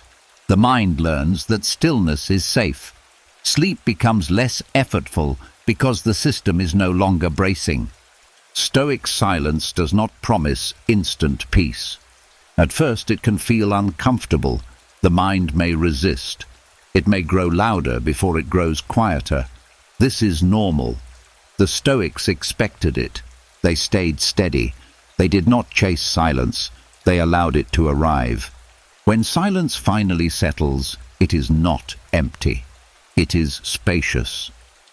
Thoughts may still appear, but they no longer dominate. The body softens. Breath deepens. Awareness widens. In this silence, something important happens. You stop trying to manage yourself. You stop supervising the night. You trust the process of rest. And when trust replaces control, sleep stops being fragile. Stoic silence is not about shutting down the mind. It is about teaching it that it does not need to react to survive. Once the mind learns that lesson, the night becomes gentle. And in that gentleness, rest is no longer something you chase. It becomes something that naturally arrives when there is finally nothing left to fight. When the mind learns to stay silent without becoming tense, a quiet misunderstanding often surfaces. The belief that peace is something you stumble upon, something that appears when conditions are perfect, when thoughts finally stop, when life behaves. The Stoics were clear about this illusion. Peace is not hidden somewhere in the night waiting to be discovered. It is something you practice, especially when the night does not cooperate. Many people go to bed searching for peace the way they search for sleep. They wait for it. They hope it arrives. And when it doesn't, frustration builds. That frustration becomes another form of noise. The Stoics believe this passive waiting keeps the mind dependent on circumstances, dependent on mood, dependent on chance. Peace built this way is fragile. To them, peace was an action, a stance, a way of relating to what arises. At night, when the mind is exposed and habits allowed, this becomes clear. Peace is not the absence of disturbance. It is the ability to remain steady when disturbance appears. The Stoics practiced peace the same way a musician practices an instrument. Repetition, attention, patience. Not demanding perfection, but showing up consistently. Each night offered a new opportunity, not to feel peaceful, but to act peacefully toward the mind. This distinction matters. Feelings come and go. Actions train the mind. You cannot command calm, but you can choose how you respond to restlessness. That choice, repeated, becomes character, and character shapes sleep more reliably than comfort ever will. They believe that peace must be practiced because the mind is conditioned to resist stillness. Resistance is learned over years of reacting, judging, rushing, and anticipating. You cannot undo this conditioning by hoping it stops. You undo it by practicing a different response when the urge to resist appears. At night, resistance shows up clearly. The mind wants to fix itself, to force sleep, to push thoughts away. This effort feels logical, but it backfires. The Stoics saw that effort without wisdom increases tension. Peaceful practice, on the other hand, reduces it. Practicing peace meant choosing non-escalation. A thought appears. Instead of arguing, you allow it. An emotion rises. Instead of suppressing it, you make space. The body shifts. Instead of tightening, you soften. These are not dramatic acts. They are small, almost invisible, but they change the inner climate. The Stoics also practiced peace by accepting imperfection in the night. Some nights would be restless. Some would be calm. Expecting consistency creates pressure. Pressure keeps the mind alert. They believed peace grows when you stop demanding specific outcomes. You practice peace regardless of whether sleep comes quickly or slowly. This practice builds trust. The mind learns that it does not need to perform to be safe, that nothing terrible happens if thoughts drift, that wakefulness is not a failure. Over time, this trust reduces vigilance. Vigilance is what keeps the nervous system awake. Another part of practicing peace was consistency of inner values. The Stoics believed peace cannot exist where values are unclear. At night, when distractions fade, confusion becomes loud. Practicing peace meant returning to simple principles. Act with reason, accept limits, focus on what is yours to control. These reminders settled the mind because they restored order. They also practiced peace through restraint. Not every thought needs attention. Not every feeling needs expression. Restraint is not suppression. It is selection. Choosing what deserves energy. At night, this choice is crucial. When you stop feeding every mental movement, the mind slows naturally. The Stoics rejected the idea that peace is a reward. It is not something you earn by finishing everything. Life is never finished. Peace practiced this way would never arrive. Instead, they treated peace as hygiene, like washing your hands, like breathing, something you do regularly to stay well. This is why they practiced even on good nights, not only when anxious. Peace practiced only in crisis is weak. Peace practiced daily becomes stable. The mind begins to associate night with steadiness instead of struggle. They also practiced peace through perspective. At night, problems feel larger because there is less light. The Stoics reminded themselves of scale, how small this moment is in the span of time, how temporary most worries are. This perspective did not minimize pain, it softened urgency. Urgency is what keeps peace away. Importantly, practicing peace did not mean forcing positivity. The Stoics distrusted forced optimism. It creates inner conflict. Peace came from honesty without drama. This is uncomfortable. This is difficult. Said calmly, without story, without judgment. This honesty grounded the mind. Over time, this practice reshaped identity. A person who practices peace nightly becomes less reactive during the day. They pause more. They choose more wisely. Sleep and character evolve together. The Stoics understood that peace cannot be found because the mind that searches is already restless. Peace is built through behavior, through how you treat your thoughts, how you respond to discomfort, how you release control. At night, when nothing demands your attention, you are given a rare training ground. Each breath, each thought, each moment of stillness is a chance to practice peace, not perfectly, but sincerely. When peace becomes a practice, sleep stops being a test. Whether sleep comes early or late, the mind remains steady. And that steadiness is the deepest form of rest. Peace, then, is not something you wait for at night. It is something you quietly practice, and in that practice, rest finds you. When peace becomes something you practice instead of something you chase, the night still has one last test. The hour when the world is asleep and the mind suddenly becomes loud again. 2 in the morning. The body is heavy, the room is dark, and yet the thoughts sharpen. Overthinking does not ask permission. It arrives with urgency, as if something important will be lost if you don't follow it right now. The Stoics knew this hour well. They understood that overthinking at night feels different from overthinking during the day. It feels more convincing, more personal, more dangerous. This is not because the thoughts are wiser at night, but because the mind is tired and less guarded. The Stoics did not try to overpower this state. They treated it like a condition that required a specific response. Their first cure was removing false urgency. Overthinking thrives on the belief that everything must be solved immediately. At 2 in the morning, the mind says, if you don't figure this out now, something bad will happen. The Stoics challenged this assumption directly.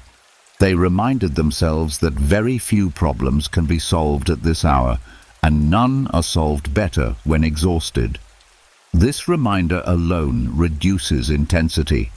When urgency fades, thoughts lose momentum. They also refuse to answer hypothetical questions. Nighttime overthinking is filled with what if? What if this goes wrong? What if they misunderstood me? What if I made a mistake? The Stoics believed hypothetical suffering was optional. You cannot live every possible future. You can only live the present one. At night, they brought attention back to what is real now. A bed, a breath, a body that needs rest. This grounding weakens imagination's grip. Another cure was separating thinking from usefulness. Not all thinking is productive. The Stoics believed that thinking has a proper time. Daytime is for planning and decision-making. Nighttime is for restoration. Overthinking at 2 in the morning feels responsible, but it produces no action. When you recognize that, the mind relaxes. You are no longer failing by not thinking. You are succeeding by resting. They also practiced refusing mental debate. At night, the mind loves arguments. It argues with itself, with others, with the past. The Stoics knew that internal debates never end at 2 in the morning. They generate heat, not clarity. Their cure was simple. Do not engage. A thought appears. You acknowledge it. You do not argue with it. Engagement fuels overthinking. Non-engagement starves it. They treated thoughts like visitors passing through a hallway. You notice them, but you do not invite them into the living room. This creates distance. Distance restores choice. When you stop treating thoughts as commands, they lose authority. Another important practice was accepting wakefulness without labeling it as failure. Many people panic when they are awake at night. I should be asleep. This judgment adds pressure. Pressure activates the nervous system. The Stoics rejected this reaction. Wakefulness was neutral. Not good, not bad, just a state. When judgment drops, tension drops. Sleep often follows naturally. They also reminded themselves of limits. The mind at night wants certainty. Certainty about outcomes, about relationships, about identity. The Stoics believed this desire causes suffering. They practiced saying, "I do not need certainty right now." This sentence is powerful. It removes the demand that keeps the mind working. One of their most effective cures was redirecting attention from content to presence. Instead of following thoughts, they focused on something steady. Breath, sensation, the feeling of lying down. This was not distraction. It was anchoring. Anchoring pulls the mind out of abstract worry and back into the body. The body does not overthink. It rests. They also practiced humility at night. Overthinking often comes from believing you must manage everything. The Stoics reminded themselves that the world runs without their supervision. This thought was comforting, not dismissive. It allowed the mind to step down from duty. Another cure was postponement without resistance. They would tell themselves, "This can be thought about tomorrow," not aggressively, calmly. This trains the mind to trust future attention. Over time, the mind learns it does not need to think all the time to be responsible. They also understood that exhaustion exaggerates importance. At 2 in the morning, everything feels heavier. The Stoics trusted that clarity improves with rest. They did not judge nighttime thoughts as truth. They treated them as symptoms of fatigue. They practiced kindness toward the mind, not indulgence, but respect.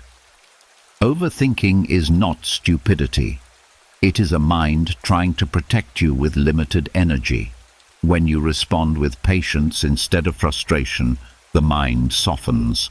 Safety increases. Sleep becomes possible. This cure was not about stopping thoughts. It was about changing the relationship with them. When you stop fighting overthinking, it loses power. When you stop obeying it, it fades. The Stoics believed that 2 in the morning reveals habits. If you overthink, it is because the mind has learned that overthinking equals care. Their cure was teaching a new lesson. Rest is also care. Silence is also responsibility. When this lesson sinks in, the mind no longer feels guilty for letting go. Thoughts slow. The body settles. Sleep arrives not because you solved everything, but because you finally stopped trying to. Overthinking at 2 in the morning is not a personal flaw. It is a habit that can be retrained. The Stoics proved this through practice, not theory. And when the mind learns this new way, the night stops being an enemy. It becomes quiet again. And in that quiet, rest finally returns. When overthinking loosens its grip and the night no longer feels like a mental courtroom, something deeper becomes noticeable. The body starts to respond. Muscles soften. Breathing slows. The space around you feels calmer, even though nothing in the room has changed. The Stoics paid close attention to this shift. They understood that rest does not begin in the environment. It begins in the arrangement of the inner world. Most people try to create rest from the outside in. They adjust lighting, silence the room, change positions, control temperature. These things help, but they are limited. The Stoics believed that true rest is produced from the inside out. When the mind is ordered, the body follows. When the mind is chaotic, no environment is calm enough. Internal order means that thoughts know their place, not eliminated, not silenced, simply arranged. Some thoughts belong to action, some belong to learning. Some belong to release. At night, when everything tries to speak at once, disorder sets in. The Stoics practiced teaching the mind that not all thoughts deserve the same attention, especially after dark. A disordered mind treats every thought as urgent, every feeling as critical, every possibility as dangerous. This keeps the nervous system activated. The body stays ready, even in bed. Internal order calms this system by restoring hierarchy. What matters now? What can wait? What no longer needs engagement? When the mind answers these questions clearly, the body relaxes naturally. The Stoics believed that internal order begins with acceptance of limits. You cannot do everything. You cannot fix everything. You cannot foresee everything. When the mind accepts this, it stops spinning. Much restlessness comes from an unconscious refusal to accept limitation. At night, this refusal shows up as tension. Internal order says, "Enough has been done for today." Another part of internal order is emotional clarity. Emotions are signals, not commands. When they are confused with instructions, the mind becomes reactive. At night, this reactivity is amplified. The Stoics practiced noticing emotions without acting on them. This did not suppress emotion, it organized it. Fear was recognized as fear, sadness as sadness. Neither was allowed to run the night. This clarity reduces internal conflict. Conflict is exhausting. When one part of you wants rest and another part wants control, the body feels caught in between. Internal order resolves this conflict by aligning intention. Rest becomes the priority. Control steps aside. The nervous system responds immediately to this alignment. The Stoics also believed that internal order comes from consistent principles. When values shift based on mood, the mind becomes unstable. At night, instability feels unsafe. When values are steady, the mind feels anchored. Even if emotions fluctuate, the core remains firm. This firmness produces a sense of safety that no external comfort can replicate. Safety is the foundation of rest. The body will not relax unless it feels safe. Internal order creates safety by reducing unpredictability. When the mind is chaotic, the body does not know what is coming next. When the mind is ordered, the body senses consistency. This allows deep relaxation. Another aspect of internal order is clear boundaries, knowing what belongs to you and what does not. At night, many people carry responsibilities that are not theirs, other people's emotions, outcomes they cannot control, expectations they never agreed to. This creates inner clutter. The Stoics practiced clearing this clutter deliberately. When boundaries are clear, mental space opens. Space allows rest. Internal order also affects breathing. A calm, ordered mind breathes differently, slower, deeper, without effort. The body mirrors the mind's rhythm. This is why trying to control breathing without calming the mind often fails. When the mind settles, the breath follows automatically. The Stoics understood that external rest is fragile without inner structure. You can be in a quiet room and feel restless. You can be exhausted and unable to sleep. These experiences are signs of internal disorder, not physical deficiency. When inner order is restored, external conditions matter less. You can rest even in imperfect environments. This does not mean external comfort is irrelevant.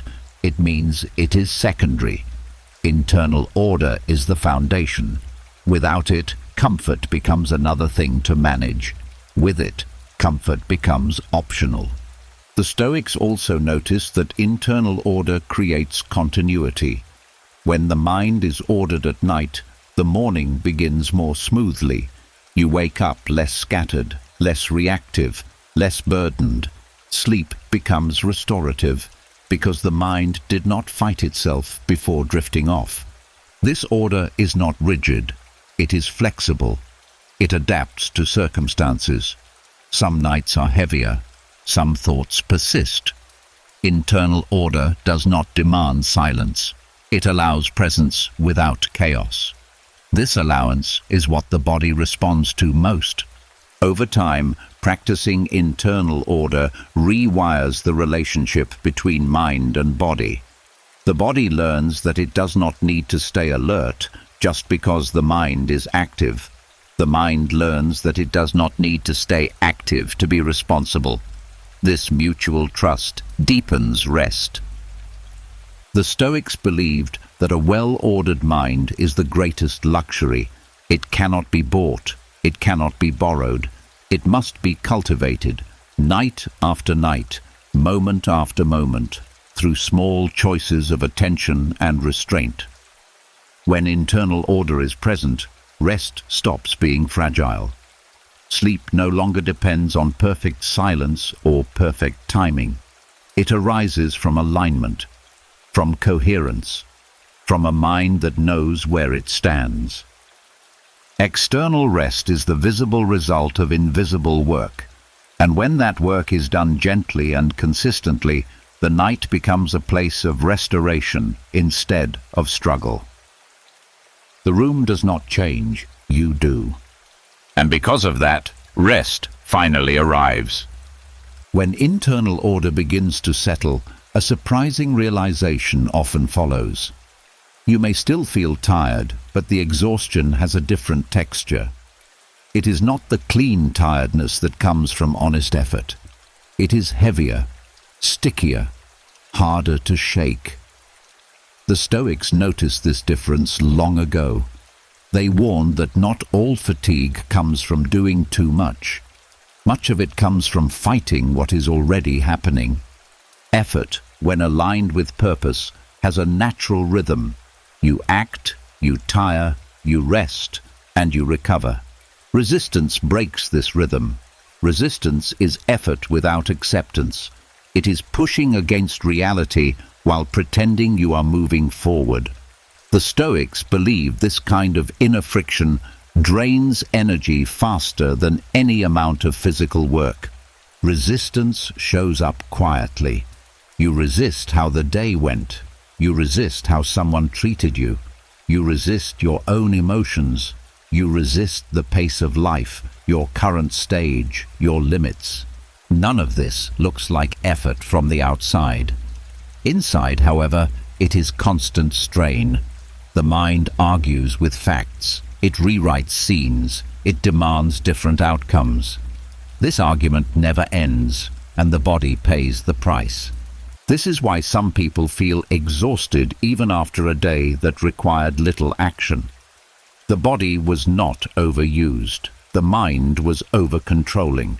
The Stoics understood that resistance keeps the nervous system activated. The body stays in a low-level fight, even when there is nothing to fight.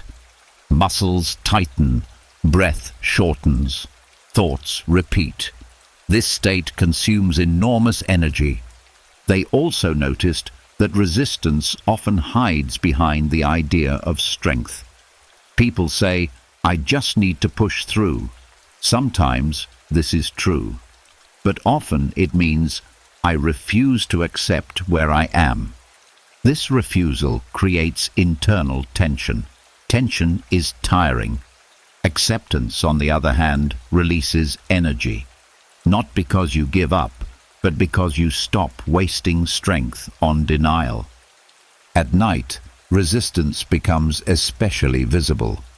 The mind resists rest itself. It says, "I shouldn't feel this way. I should be asleep. This isn't working."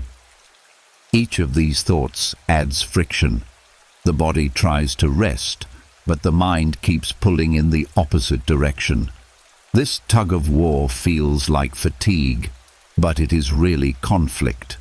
The Stoics believe that effort should be reserved for what can actually change. When you apply effort to what cannot change, it turns into resistance. And resistance never produces progress, it only produces wear. This is why some people feel worn down by situations that remain the same. They are expending energy trying to undo reality instead of working with it. Another source of fatigue is emotional resistance. Fighting feelings takes effort, suppressing sadness, arguing with fear, judging frustration. These inner battles are exhausting. The Stoics taught that emotions do not drain energy on their own.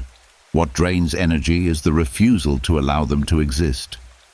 When you allow a feeling without adding a story, it passes more easily. When you resist it, it lingers. They also observed resistance in the form of comparison. Resisting your own life by constantly measuring it against others creates quiet fatigue. The mind never rests because it is always recalculating worth. This resistance is invisible but powerful. At night, it shows up as restlessness and dissatisfaction. The body cannot relax when the mind is still proving itself. Resistance to uncertainty is another major drain. The Stoics accepted that life is unpredictable. When you resist this truth, you try to control outcomes that cannot be controlled. This creates constant mental vigilance. Vigilance feels like responsibility, but it is actually fear in disguise. Fear keeps the system alert. Alert systems do not rest well. Effort, by contrast, can be energizing.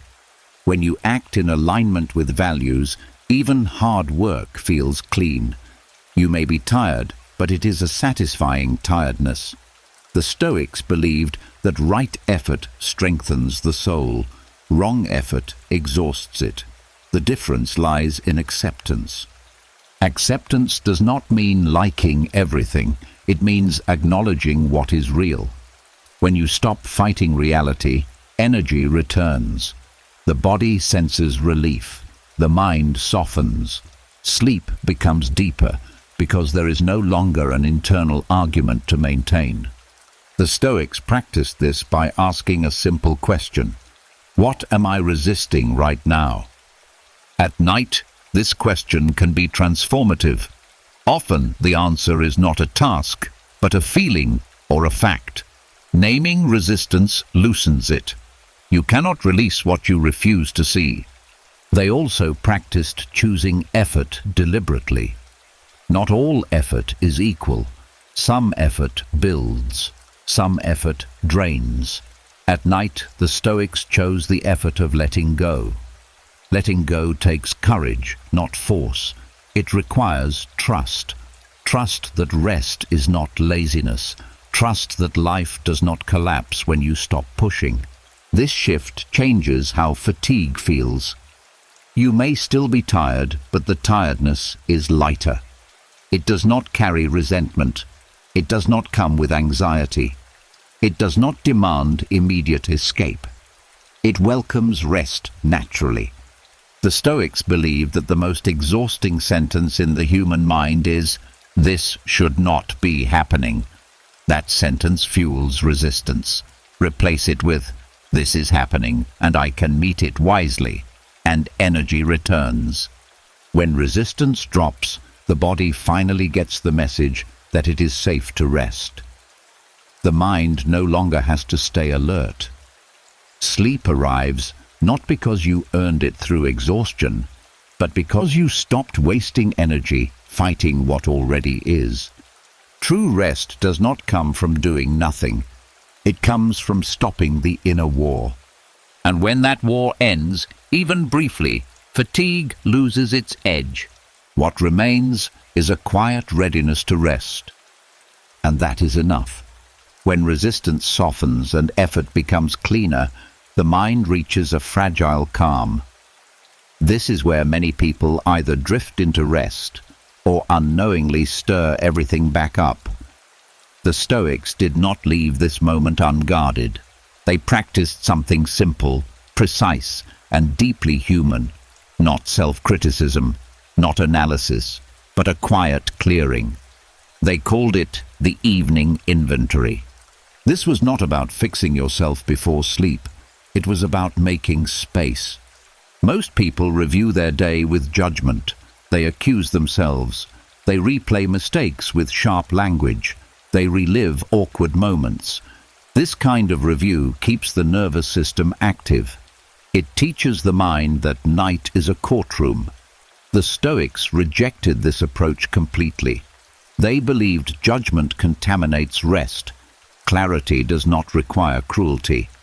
The evening inventory was observational, not emotional. You looked at the day the way a calm witness looks at facts. What happened? How you responded? What felt aligned? What felt off? No labels like good or bad.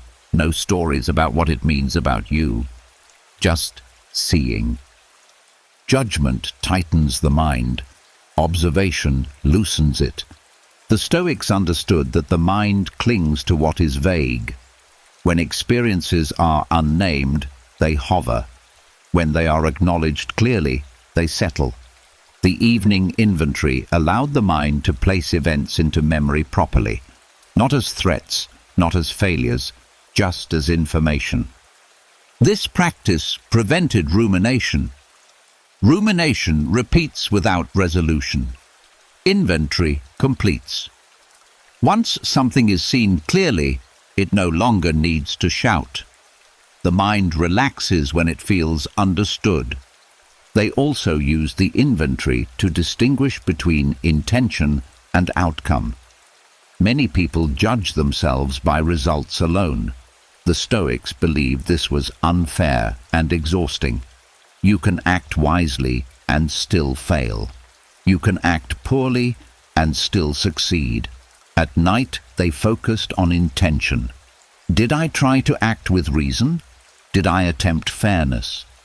This restored self-respect without denial. Self-respect is calming. Shame is activating. Another key element was brevity. The Stoics did not dwell. A few moments, a few clear thoughts, then release. Long reviews turn into mental marathons. The goal was not depth. It was closure. Closure tells the mind the day has been handled. They also avoided emotional amplification. If something painful came up, they did not press into it. They noted it gently. This was difficult, and moved on. Pain acknowledged without dramatization loses its edge. The body responds immediately to this tone. The inventory also helped release responsibility. Many people carry unfinished mental tasks into sleep. The Stoics used the inventory to name what could not be completed. Naming allowed release. You cannot rest while pretending everything is still pending. This practice also reinforced learning without punishment. If a mistake was noticed, it was treated as instruction, not evidence of inadequacy.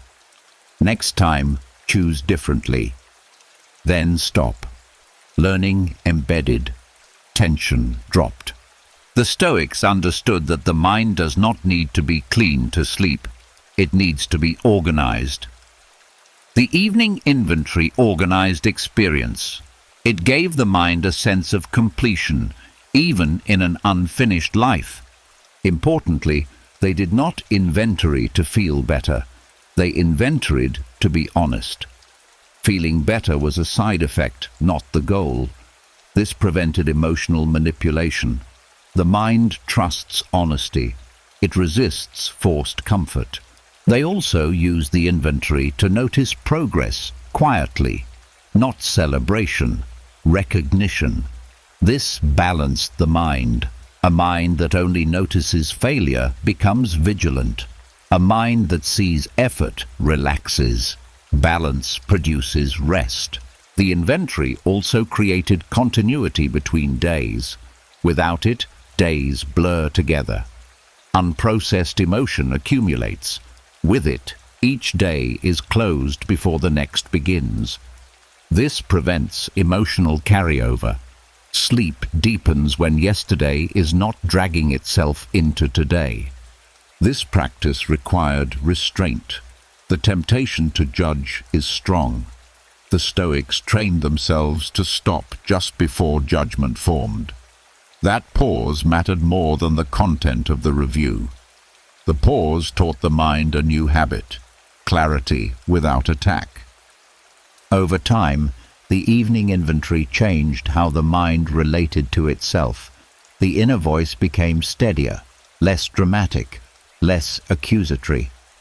This shift alone improved sleep quality. The mind stopped bracing for self-punishment at night. They also understood that some nights would be messy. The inventory did not need to be perfect. Even partial clarity helped. Consistency mattered more than precision. The Stoics believed that sleep comes easier to a mind that feels heard. The evening inventory gave the mind that experience. Nothing suppressed, nothing exaggerated, just acknowledged. When this clearing was done, the day felt complete enough to release. Thoughts slowed not because they were forced, but because they no longer needed attention. The evening inventory was not about becoming better before bed. It was about becoming lighter. And when the mind feels lighter, rest no longer has to fight its way in. It arrives naturally into the space you made for it. Quiet, ordered, enough. When the mind has been cleared without judgment, something subtle but important remains. Space alone is not enough. Space must be protected. The Stoics understood this, and this is where their discipline became practical and precise. They did not drift into sleep. They prepared for it, carefully, calmly, the way a soldier prepares camp, not because danger is guaranteed, but because order creates safety. A soldier does not wait until nightfall to decide where to sleep. Camp is set before darkness fully arrives. Tools are placed. Boundaries are drawn. Guards are assigned. Not out of fear, but out of respect for what night can bring. The Stoics approached sleep the same way. They knew that an unprepared mind becomes vulnerable after dark. Most people prepare the body for sleep, but neglect the mind. They change clothes, brush teeth, dim lights. Yet internally, everything is still scattered. Thoughts roam freely. Emotions remain uncontained.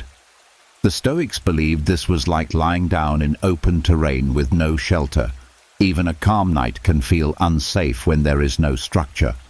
Preparing the mind began with lowering internal stimulation. Not abruptly, but gradually. Just as a camp quiets before night, the Stoics reduced mental activity as evening approached. They avoided intense debates, emotional conversations, and unnecessary decision-making late in the day. They understood that what you stir up near bedtime often follows you into the dark. They also practiced setting mental boundaries. A soldier knows where the camp begins and ends. The Stoics did the same internally. They defined what was allowed into the night and what was not. Planning stopped. Revisiting conversations stopped. Imagining future scenarios stopped. Not because these things were unimportant, but because night was not their proper time. This boundary setting taught the mind restraint. When the mind knows there is a time for action and a time for rest, it stops resisting rest. Confusion disappears. The nervous system settles because it understands the rules. Another key part of preparation was mental readiness. A soldier expects some discomfort, cold, noise, uncertainty. The Stoics prepared the mind the same way. They did not expect perfect sleep every night. Expectation creates pressure. Pressure keeps the mind alert. By accepting that some nights would be lighter than others, they removed fear from wakefulness. They also prepared by reviewing priorities, not in detail but in principle. What matters most is character. reason, integrity. The rest can wait. This reminder simplified the inner world. When priorities are clear, the mind does not chase everything at once. Simplicity is calming. Physical posture also played a role. The Stoics believed the body influences the mind. They settled the body deliberately. Stillness was intentional, not collapse. This signaled safety. When the body feels grounded, the mind follows. They also prepared by releasing excess identity. A soldier takes off armor before resting. The Stoics did the same inwardly. Titles, roles, status, expectations. These were daytime tools, not nighttime burdens. Setting them aside reduced internal tension. You do not need armor to sleep. Another important aspect was vigilance without anxiety. A soldier is alert, not panicked. The Stoics practiced awareness without reactivity. If a thought appeared, they noticed it. They did not pursue it. This maintained calm order. Overreaction creates chaos. Awareness maintains control. They also prepared by reaffirming trust. Trust in their principles. Trust in nature. Trust that rest is not negligence. This trust allowed the mind to stand down. A mind that does not trust will not sleep deeply.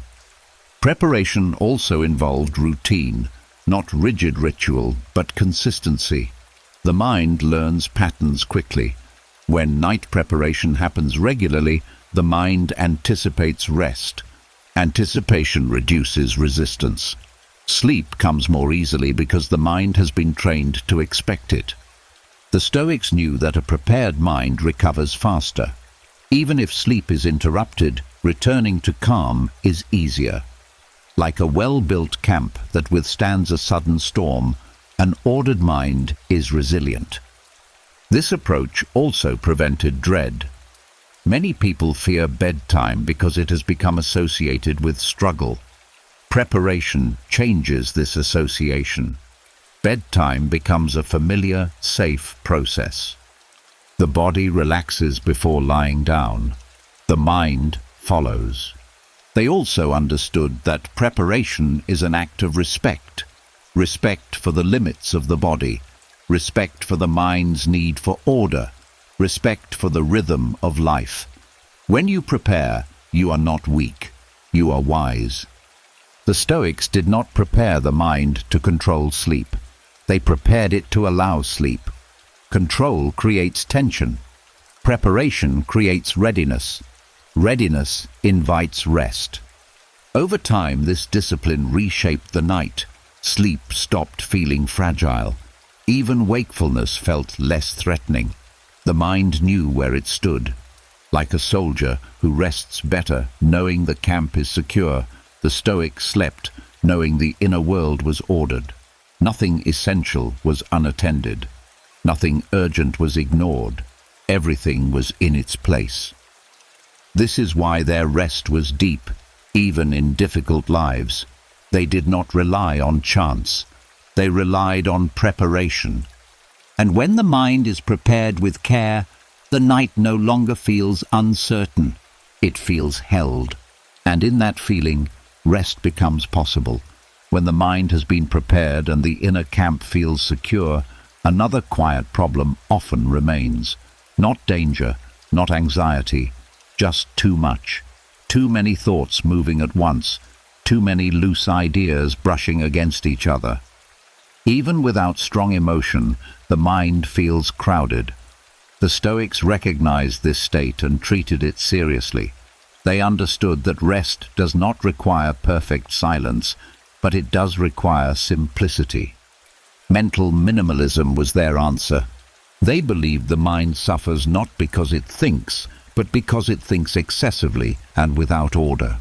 Just as a room filled with unnecessary objects feels uncomfortable, a mind filled with unnecessary thoughts cannot rest. At night, this clutter becomes obvious. The mind jumps from one small concern to another. Nothing feels urgent, yet nothing settles. The Stoics approach this problem with subtraction, not suppression. Mental minimalism was not about stopping thoughts. It was about reducing what the mind carries into the night. Fewer thoughts, fewer stories, fewer concerns allowed past the gate. Most people bring their entire mental inventory to bed. Tasks, ideas, worries, memories, future plans, questions without answers. The Stoics believed this was unnecessary weight. They asked a simple question: what actually needs attention right now? Almost always the answer was nothing. They trained themselves to let go of mental excess the way one might empty pockets before sleep. Keys removed, coins placed aside. Nothing dangerous, just uncomfortable to carry. This act signaled closure. The mind understood that it did not need to stay alert. One powerful aspect of mental minimalism was choosing one focus instead of many. When the mind tries to hold several threads, it becomes restless. When it holds one, it calms. The Stoics allowed the mind to rest on something simple: a principle, a sensation, a sense of gratitude, not as distraction, but as anchoring. This prevented the mind from jumping. They also reduced internal commentary. The mind loves to explain everything: why you feel this way, what it means, what might happen. The Stoics saw commentary as clutter. At night, explanation adds nothing. Experience is enough. When commentary stops, mental space opens. Another key practice was letting go of mental ownership. Many thoughts feel important simply because they belong to you. The Stoics challenged this assumption. A thought appearing does not mean it must be kept. You can notice a thought and let it go without disrespecting it. This freedom reduced accumulation. They also practiced releasing hypothetical thinking. Nighttime thoughts often start with maybe. Maybe this will happen. Maybe that will go wrong. These thoughts multiply endlessly. The Stoics saw them as mental noise. They chose to keep only what was real and present. The rest was unnecessary weight. Mental minimalism also meant simplifying identity.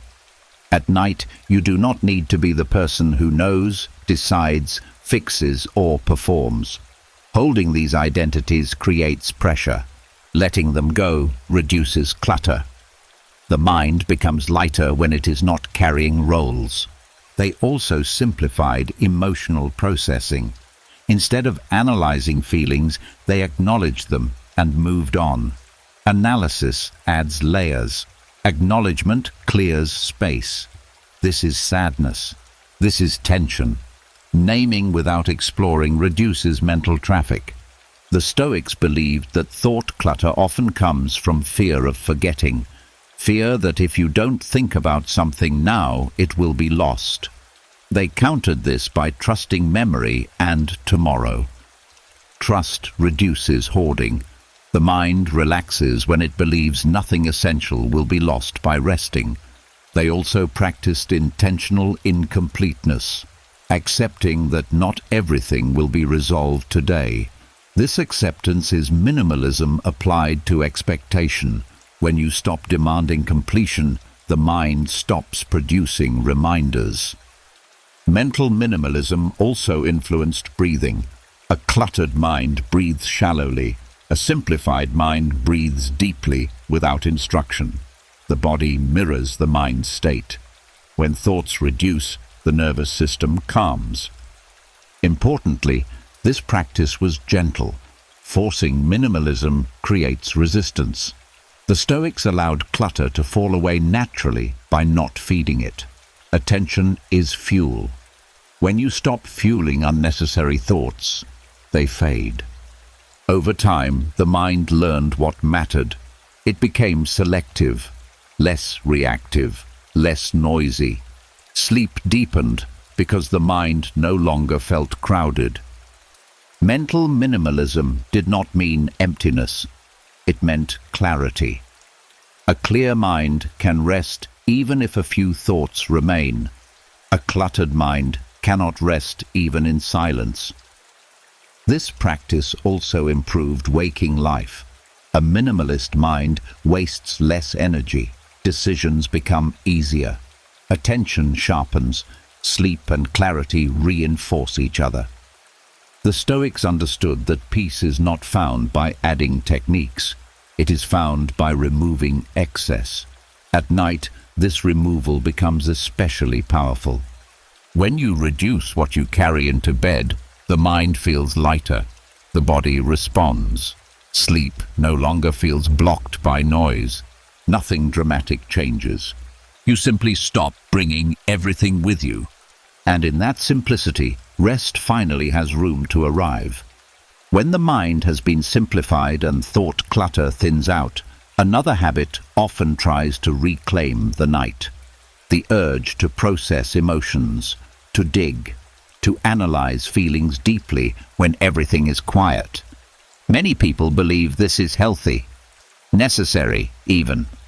The Stoics disagreed strongly. They did not deny emotions, but they distrusted late-night emotional processing for a very specific reason. They noticed that the mind at night is not the same mind you have during the day. It is tired, less balanced, more suggestible. Emotions feel heavier, not because they are truer, but because the mind has fewer defenses. Processing emotions in this state often distorts them.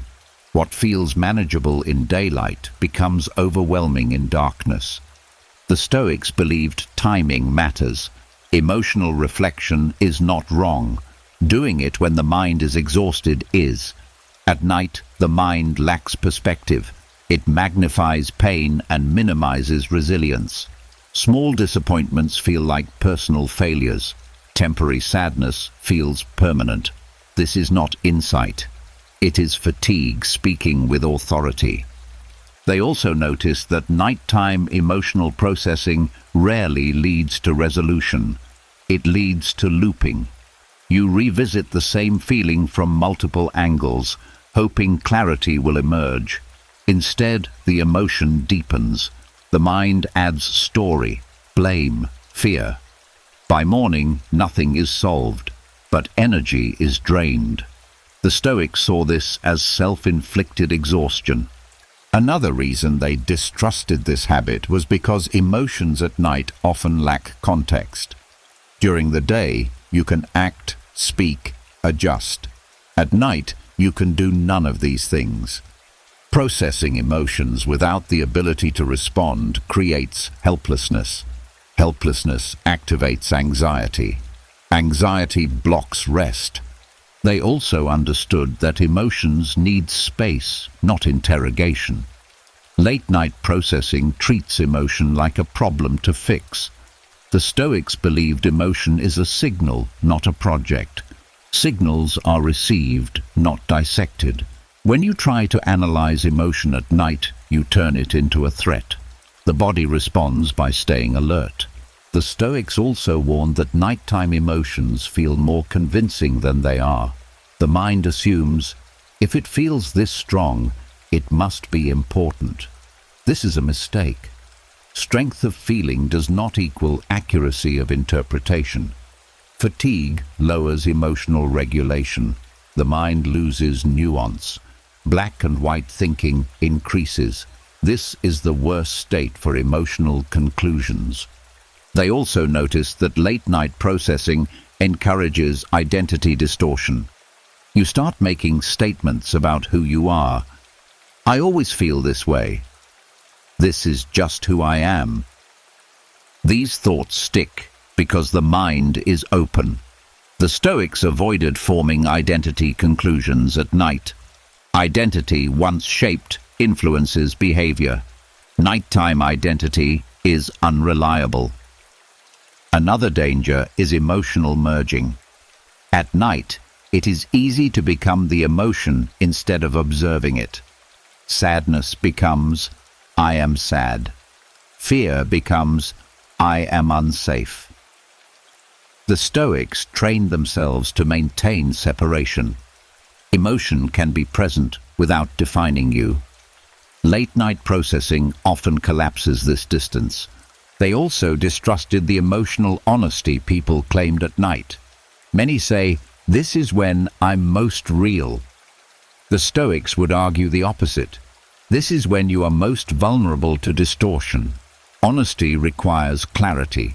Clarity requires rest. Exhausted honesty is often just unfiltered reaction. The Stoics also understood that some emotions resolve themselves through sleep. Sleep resets emotional tone. What feels unbearable at midnight often feels manageable by morning. Processing emotions before sleep can prevent this natural reset. You carry emotional charge into the next day unnecessarily. This does not mean emotions should be ignored. The Stoics believed emotions should be acknowledged, but briefly. This is here. That is enough. No digging, no storytelling, no judgment. Acknowledgement without processing allows emotion to pass without embedding itself. They also trusted the wisdom of postponement. If an emotion truly needs attention, it will return in the light of day. And when it does, you will be better equipped to meet it. Rest is not avoidance. It is preparation. Late-night emotional processing also disrupts internal order. It reopens doors that were closed. It invites noise back into the mind. The Stoics protected the night for settling, not stirring. They believed peace requires containment. They also noticed that emotional processing at night often turns inward aggressively. Self-blame intensifies. Regret sharpens. The inner voice becomes harsh. This is not growth. It is exhaustion speaking cruelly. The Stoics refused to allow the night to become a place of self-attack. Instead, they practiced emotional restraint, not suppression. Timing. Emotions were welcomed during the day, when action and perspective were available. At night, emotions were allowed to rest. This restraint improved sleep, but it also improved emotional health. Emotions processed at the right time become wisdom. Emotions processed at the wrong time become wounds. The Stoics believed that night is for restoration, not excavation. Digging into the psyche when the mind is tired collapses structure. Rest rebuilds it. When you stop processing emotions late at night, something surprising happens. Emotions lose urgency. They feel less threatening. The mind feels safer. Sleep arrives more easily. This practice teaches the mind that not every feeling requires immediate attention, that some things are allowed to wait, that rest is not denial, it is respect. And when the mind feels respected, it finally lets go. Not because everything was understood, but because nothing needed to be fought anymore. When emotional digging is set aside and the night is protected from unnecessary struggle, something quiet but powerful takes its place. Acceptance. Not the dramatic kind that feels like giving up. The simple, steady kind that allows the mind to stop resisting what already is. The Stoics saw sleep not just as rest, but as daily training in this exact skill. Acceptance is difficult because the mind is used to control. All day long, you decide, correct, adjust, and respond. Control keeps you functional. But when night comes, control becomes friction. The Stoics believe that sleep is the one place where control must be released completely. And because of that, it becomes the perfect environment to practice acceptance. Most people think acceptance means liking things or approving of them. The Stoics rejected this misunderstanding. Acceptance means recognizing reality without adding conflict. At night, this practice becomes unavoidable. You cannot argue yourself into sleep. You cannot negotiate with fatigue. You cannot force the body to surrender. Sleep only arrives when resistance ends. This is why nights feel hard for people who struggle with acceptance during the day. The same mind that resists reality in life resists rest at night. Sleep exposes this habit clearly. When you lie awake thinking, "This shouldn't be happening," you are practicing resistance. When you shift to, "This is happening," something inside softens. The Stoics treated this moment as training. Every restless night was an opportunity to practice letting go of demand. Demand for comfort, demand for certainty, demand for control. They believed that learning to accept wakefulness was the fastest way to invite sleep, because the body relaxes when the mind stops fighting. Acceptance at night begins with the body. The body is tired. That is a fact. Fighting that tiredness with frustration creates tension. Accepting it allows relaxation. The Stoics allowed the body to be exactly as it was: heavy, warm, still, or restless. Acceptance did not require improvement, only acknowledgement. They also practiced acceptance of thought. Thoughts arise at night. This is normal. The Stoics did not treat thought as an enemy. They accepted its presence without chasing it. Acceptance does not mean engagement. It means allowing without attachment. When thoughts are allowed to pass, they lose urgency. Sleep also trains acceptance of uncertainty. You do not know exactly when sleep will come. The Stoics believed this uncertainty was healthy. It mirrored life itself. You do not know outcomes. You do not control timing. Learning to accept this at night strengthens your ability to accept it during the day. They also practiced accepting imperfection in rest. Some nights would be light, some broken. Acceptance prevented panic. Panic teaches the mind that rest is fragile. Acceptance teaches the mind that rest is resilient. Even partial rest restores when it is not fought. Another important lesson sleep teaches is acceptance of limits. You cannot stay awake forever. You cannot think clearly without rest.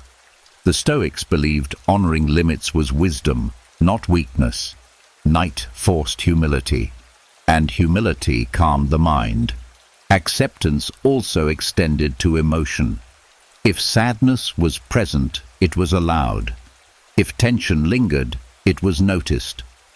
The Stoics did not demand emotional neutrality to sleep. They demanded non-resistance. When emotions are accepted without story, they pass more easily. They also used sleep to practice acceptance of identity. At night, you are not your role, your success, or your failure. You are simply a human body resting in the dark. Accepting this simplicity reduces inner pressure. Pressure dissolves. Rest follows. The Stoics believed that every night is a rehearsal for larger acceptance. Acceptance of aging, acceptance of change, acceptance of loss, acceptance of death. Sleep is a small letting go, a daily surrender. Practicing it gently prepares the mind for bigger surrenders later in life. This does not make sleep passive. It makes it courageous. Letting go of control feels unsafe at first. The mind believes vigilance keeps you protected. Acceptance proves otherwise. Each night you accept what is, the mind learns that nothing terrible happens when it stops gripping. Over time, this training reshapes the nervous system. The body learns that surrender is safe. The mind learns that stillness is not danger. This changes how you experience stress, both at night and during the day. The Stoics believed acceptance is not a single decision. It is a practice, night after night, moment after moment. Sleep offers endless opportunities to practice because it cannot be forced. When you stop trying to win the night, The night stops resisting you. When you accept wakefulness, sleep feels less urgent. When urgency drops, the body responds. Sleep, then, is not just rest. It is instruction. It teaches you how to release control without fear, how to trust the process of life, how to cooperate instead of fight. And when acceptance becomes familiar in the dark, it follows you into the light. Life feels less heavy, less personal, less hostile, because you have practiced the hardest skill of all, letting go. And in that letting go, rest finally arrives, not as a reward, but as a natural response to a mind that no longer resists being human. When acceptance begins to take root and the night no longer feels like something to conquer, another habit quietly tries to pull the mind forward again. The future. More specifically, the fears attached to it. Even as the body rests in the present, the mind slips ahead, rehearsing conversations, failures, and imagined disasters. The Stoics saw this habit as one of the most destructive uses of the night. They believed the mind becomes most dangerous when it mistakes imagination for preparation. Rehearsing tomorrow's fears feels responsible. It feels like planning. But at night, it is neither. It is anticipation without action. And anticipation without action drains the mind while producing nothing of value.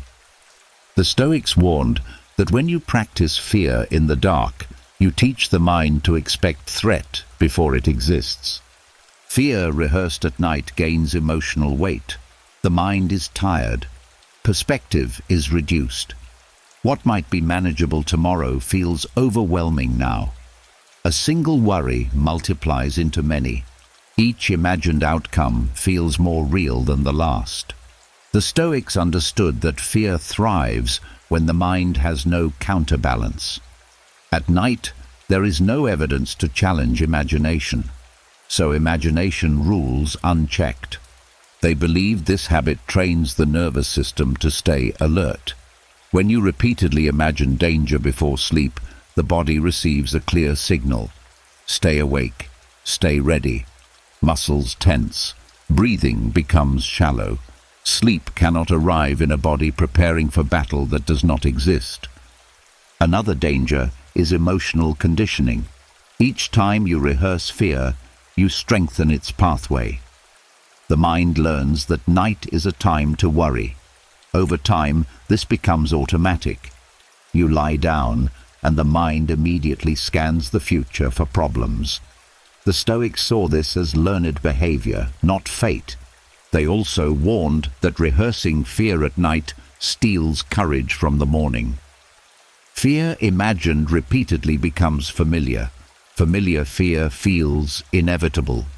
By the time the real situation arrives, the mind is already exhausted. Courage weakens not because the situation is harder, but because energy was spent fighting ghosts. The Stoics believed that fear belongs to the present, not the future. If something is truly dangerous now, fear has a purpose. It signals action. But fear imagined ahead of time serves no function. It cannot be acted upon. It cannot be resolved.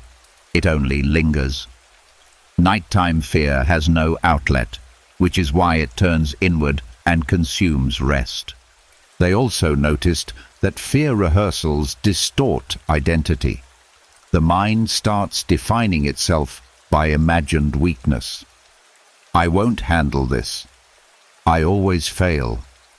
These thoughts feel convincing at night. The Stoics avoided forming self-judgments in darkness. They believed identity conclusions should never be drawn from a tired mind. Another hidden danger is false certainty. When you rehearse fear, you begin to believe your predictions. The future feels decided. This removes flexibility. The Stoics believed wisdom requires openness. Rehearsed fear closes the mind to alternative outcomes. It narrows perception. Narrow minds do not rest well. The Stoic response was clear and firm. Tomorrow's fears do not belong to tonight, not because they are unimportant, but because this is the wrong time to meet them. They practiced postponement with respect. If this matters, it will still matter in the morning. This statement was not avoidance, it was discipline. They also practiced grounding in what is real now. The bed beneath you, the breath moving in and out, the simple fact of being alive in this moment. Fear cannot survive long without future projection. When attention returns to the present, fear loses fuel. The Stoics also reminded themselves that the future arrives one moment at a time. You do not face tomorrow all at once. You face it step by step, with resources that do not exist yet. Rehearsing fear assumes future you will be as tired as present you. This is rarely true. Rest changes capacity. They believe that courage is situational. You do not need it before the situation arrives. Practicing fear at night robs you of the chance to meet the future freshly. The Stoics trusted that reason would be available when needed. Trust reduces fear. Fear reduces trust. Another key practice was reframing responsibility. Many people rehearse fear because they believe worrying now prevents harm later. The Stoics rejected this belief. Worry is not preparation. Preparation involves clear thinking and action. Neither happens well at night. Letting go of fear at night is not negligence. It is wisdom. They also understood that fear at night often disguises deeper resistance. Resistance to uncertainty. Resistance to vulnerability. Resistance to not knowing. Accepting uncertainty is uncomfortable, but rehearsing fear does not remove uncertainty. It only adds suffering. The Stoics chose acceptance over rehearsal. Over time, they trained the mind to recognize the early signs of fear rehearsal. The familiar loop, the tightening chest, the urge to think just a little more. Recognition allowed interruption. Not forceful interruption. Calm redirection. They also practiced compassion toward the fearful mind. Fear is not stupidity. It is protection without guidance. Responding with patience softened its intensity. When the mind felt safe, it stopped shouting warnings into the dark. The Stoics believed night is not a rehearsal hall for fear. It is a sanctuary for restoration. What you practice at night becomes habit. If you practice fear, fear grows. If you practice release, release grows. When you stop rehearsing tomorrow's fears, something unexpected happens. Confidence quietly returns. Not because the future became safer, but because you stopped exhausting yourself before it arrived. Sleep deepens. The mind stops scanning. The body stands down. Tomorrow will come whether you rehearse it or not. Meeting it rested is the wiser choice. And when you choose rest over rehearsal, fear loses its strongest weapon.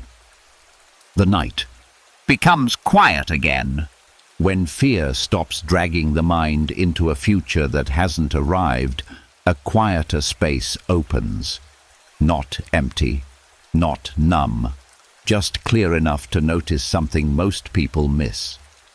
In the absence of noise, priorities rearrange themselves. What once felt urgent begins to fade. What truly matters starts to stand on its own. The Stoics believed this was one of the greatest gifts of withdrawal. Withdrawal strips life down to its essentials. During the day, everything competes for importance. Messages, deadlines, opinions, comparisons. Each demands attention as if it were vital. The mind becomes crowded, and when everything feels important, nothing feels meaningful.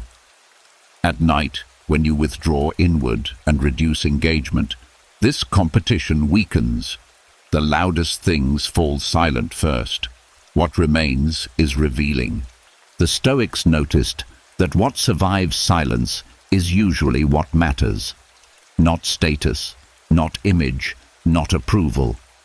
Those fade quickly when no one is watching. What remains are values, relationships, and the state of your own character. Withdrawal does not create meaning.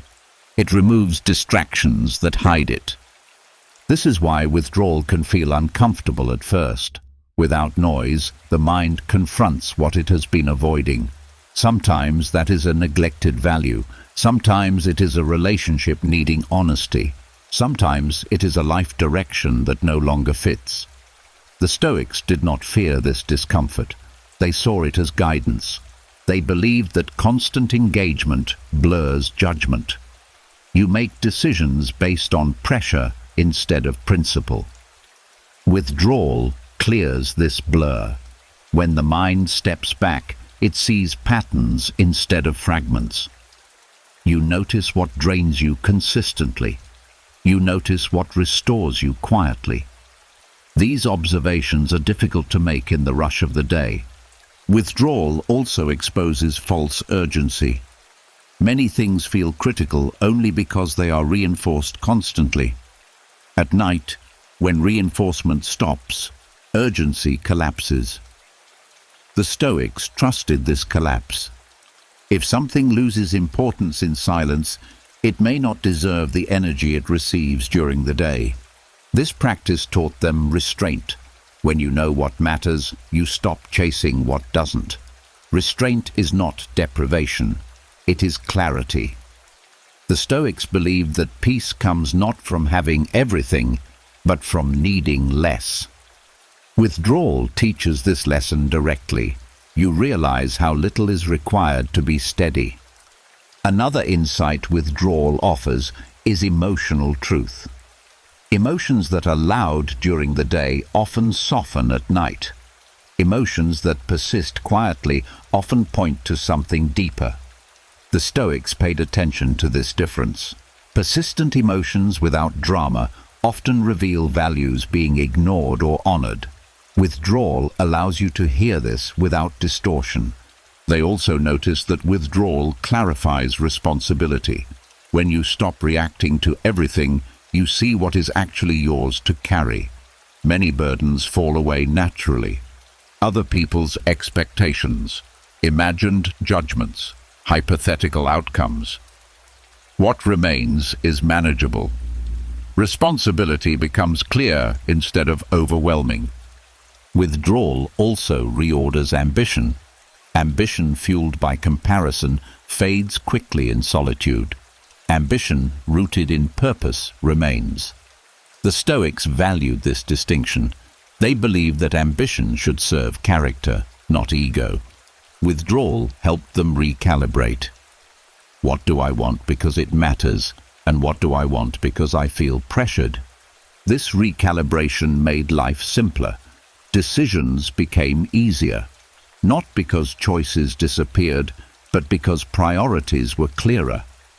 When you know what matters, saying no becomes natural.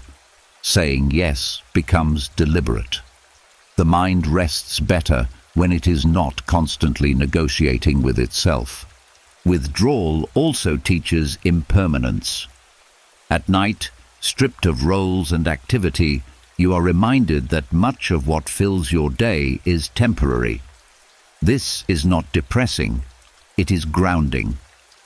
The Stoics believed remembering impermanence reduces attachment. Reduced attachment reduces anxiety. Anxiety is often fear of losing what you cling to.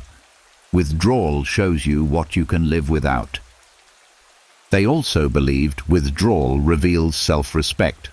When you spend time alone with yourself without distraction, you notice how you treat your own mind. Do you speak harshly? Do you listen? Do you rush? Withdrawal exposes inner habits. This awareness invites change. You begin to treat yourself with more care, because you see the impact directly. Another lesson withdrawal teaches is sufficiency. You realize that you do not need constant stimulation to feel alive. Stillness becomes tolerable, then comforting. This changes your relationship with the world. You engage more selectively. You stop filling every moment. Life feels less crowded. The Stoics understood that withdrawal is not withdrawal from meaning. It is withdrawal from excess. Excess clouds judgment. Simplicity clarifies it. At night, simplicity is unavoidable. There is nothing to do, nothing to prove, nothing to perform. What remains is the truth of what you value. This truth influences the next day. When you wake up after genuine withdrawal, choices feel clearer. You are less reactive, less tempted by noise, more grounded in what actually matters. Sleep becomes restorative because it was preceded by clarity, not confusion. Withdrawal also strengthens courage.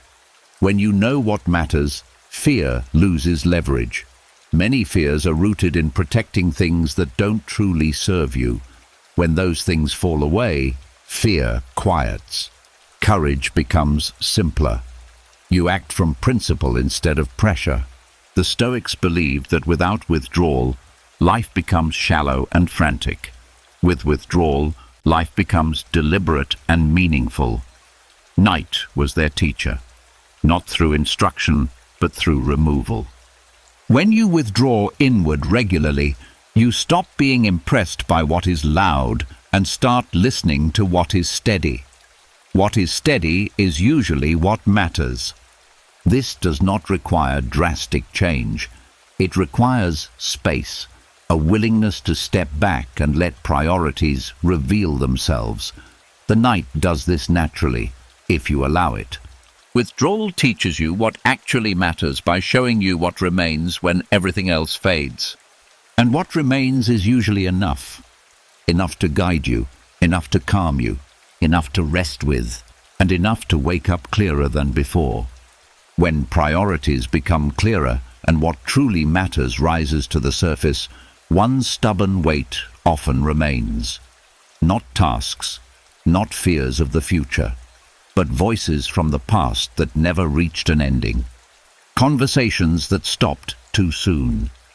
Words you didn't say. Things said that landed wrong. The Stoics knew these unfinished exchanges were some of the heaviest burdens carried into the night. Unfinished conversations do not stay in the past.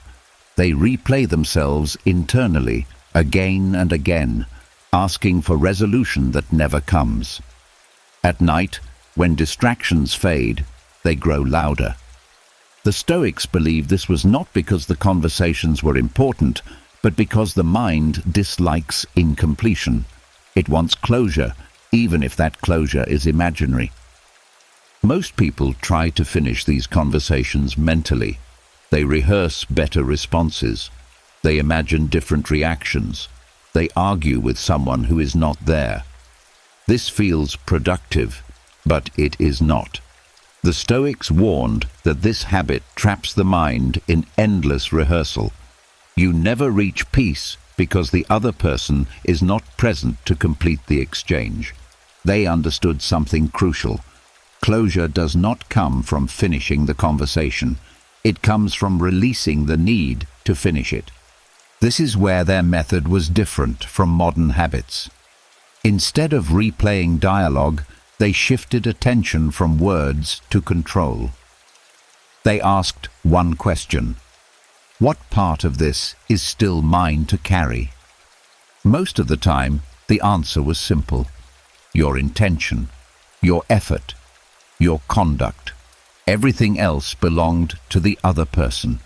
The Stoics believed that once a conversation ends externally, it no longer exists except in your mind. Continuing it there gives it artificial life. This does not bring understanding. It brings exhaustion. At night, when the mind is tired, These rehearsals feel more emotional and more convincing than they truly are. Their method began with recognition. You notice the replay starting, the familiar scene, the familiar line. Instead of engaging, you pause. You label it quietly. This is an unfinished conversation. Naming it creates distance. Distance weakens its pull. Next came acceptance of incompletion. The Stoics accepted that not all conversations end cleanly. Some end awkwardly. Some end unfairly. Some end with misunderstanding. Wanting every interaction to resolve perfectly is a form of resistance. Acceptance releases tension. You stop demanding a different past. They also practiced separating intention from outcome. If you spoke honestly, acted reasonably, and tried to be fair, the outcome no longer defined you. The Stoics believed peace comes from knowing you acted with integrity, not from controlling how others responded. At night, this reminder was powerful. It returned authority to where it belonged. Another part of the method was refusing imaginary dialogue. They treated mental arguments as noise, not problem-solving. If the other person was not present, the conversation had no reality. Continuing it mentally was like shouting into an empty room. This realization alone ended many internal loops. They also practiced compassion without continuation. You could understand why someone acted a certain way without re-entering the exchange. Understanding does not require rehearsal. The Stoics believed compassion paired with boundaries was freeing. You could let someone be human without letting them live in your head all night. Timing was also important. They believed conversations belong to daylight, when clarity and action are possible. At night, nothing can be clarified externally. Continuing to process verbally keeps the mind activated. The Stoics chose to postpone. If this needs resolution, it can be addressed when the sun is up. This postponement was not avoidance, it was discipline. They also used physical grounding to release conversations, feeling the body, the bed, the breath. Unfinished conversations live in the head. Bringing attention to the body interrupts the loop. The Stoics understood the mind follows attention. When attention shifts, the loop weakens. Another powerful practice was rewriting the goal. Instead of seeking understanding, they sought peace. Understanding often requires the other person. Peace does not. When peace becomes the goal, mental replay loses its purpose. The mind stops arguing because there is nothing to win. They also warned against seeking emotional vindication at night. Many unfinished conversations replay because we want to feel right, justified, or validated. The Stoics believed this desire keeps the mind restless. Letting go of being right creates relief. You trade validation for rest. They also practiced forgiveness in a practical sense, not emotional forgiveness, functional forgiveness. Releasing the expectation that the other person must understand or agree. This release was done for the sake of rest, not moral superiority. The Stoics valued usefulness over pride. Unfinished conversations also distort sleep because they keep the mind socially alert. The body senses unresolved interaction as potential threat. The nervous system stays activated. When you release the conversation, the system receives a signal, no action required. Safety returns. Over time, this method retrained the mind. Conversations lost their grip more quickly. Emotional residue faded faster. Night became quieter, not because relationships were perfect, but because boundaries were clearer. The Stoics believed you do not owe every thought an audience, especially not at night. Some conversations end without resolution, and that is part of being human. Carrying them endlessly is optional suffering. When you stop rehearsing unfinished conversations, you reclaim the night. The mind stops performing. The heart stops bracing. The body settles. Peace does not require the last word. It requires the last release. And when you finally allow conversations to remain unfinished, something finishes instead. The struggle, the loop, the noise. What remains is quiet enough to rest. And that is more valuable than any imagined reply. When the echoes of unfinished conversations finally fade, a deeper misconception often remains. The belief that stillness should simply happen. That calm arrives when conditions are right. That peace is a mood you fall into if the day goes well enough. The Stoics rejected this idea completely. To them, inner stillness was not an accident. It was a skill, and like all skills, it had to be trained. A mood depends on circumstances. A skill depends on practice. This difference changes everything. Many people wait for stillness the way they wait for sleep. They hope it shows up. When it doesn't, they assume something is wrong. The Stoics believed this waiting creates dependency. If your peace relies on how the day treated you, you will rarely rest deeply. Life is too unpredictable. Stillness built this way collapses the moment something goes wrong. The Stoics understood that the mind is naturally reactive. It comments, judges, predicts, defends. This is not a flaw. It is a habit formed through repetition. Habits do not disappear because you want them to. They are replaced through practice. Inner stillness is not the absence of mental movement. It is the ability to remain unmoved by that movement. This is why stillness often feels hardest at night. The mind is tired. Control is weaker.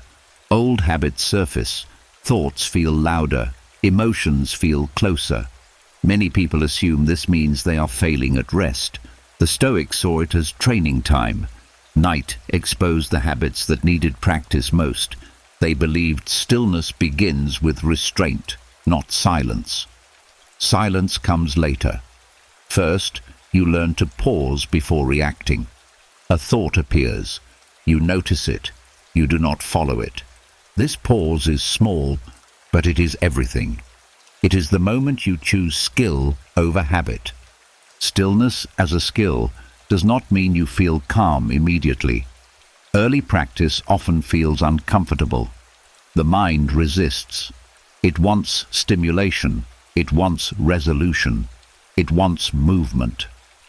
The Stoics expected this resistance. They did not interpret it as failure. They saw it as proof that training was needed. Another reason stillness is a skill is because it requires consistency. You do not become steady by practicing once. You become steady by practicing when it is difficult, especially when it is difficult.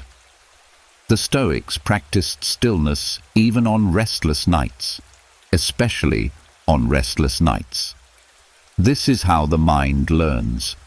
They also understood that stillness is not passivity. It is alert without agitation, awareness without reaction. The mind remains awake, but no longer fights. This is why stillness feels different from numbness. Numbness disconnects. Stillness connects without clinging. The Stoics trained this skill by focusing on what they could control. They could not control thoughts appearing. They could control whether they engaged.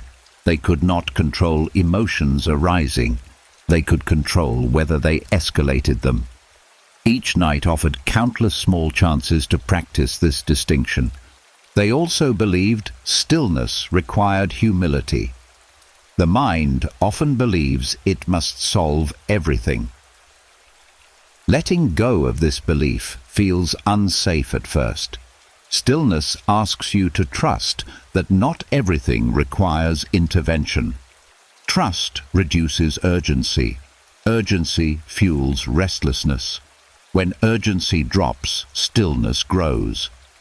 Another reason stillness is not a mood is because moods fluctuate naturally. You can feel calm one moment and unsettled the next. If stillness depended on feeling calm, it would be unreliable. The Stoics practiced stillness regardless of mood, calm or anxious, tired or alert. Stillness was how they related to the mood, not the mood itself.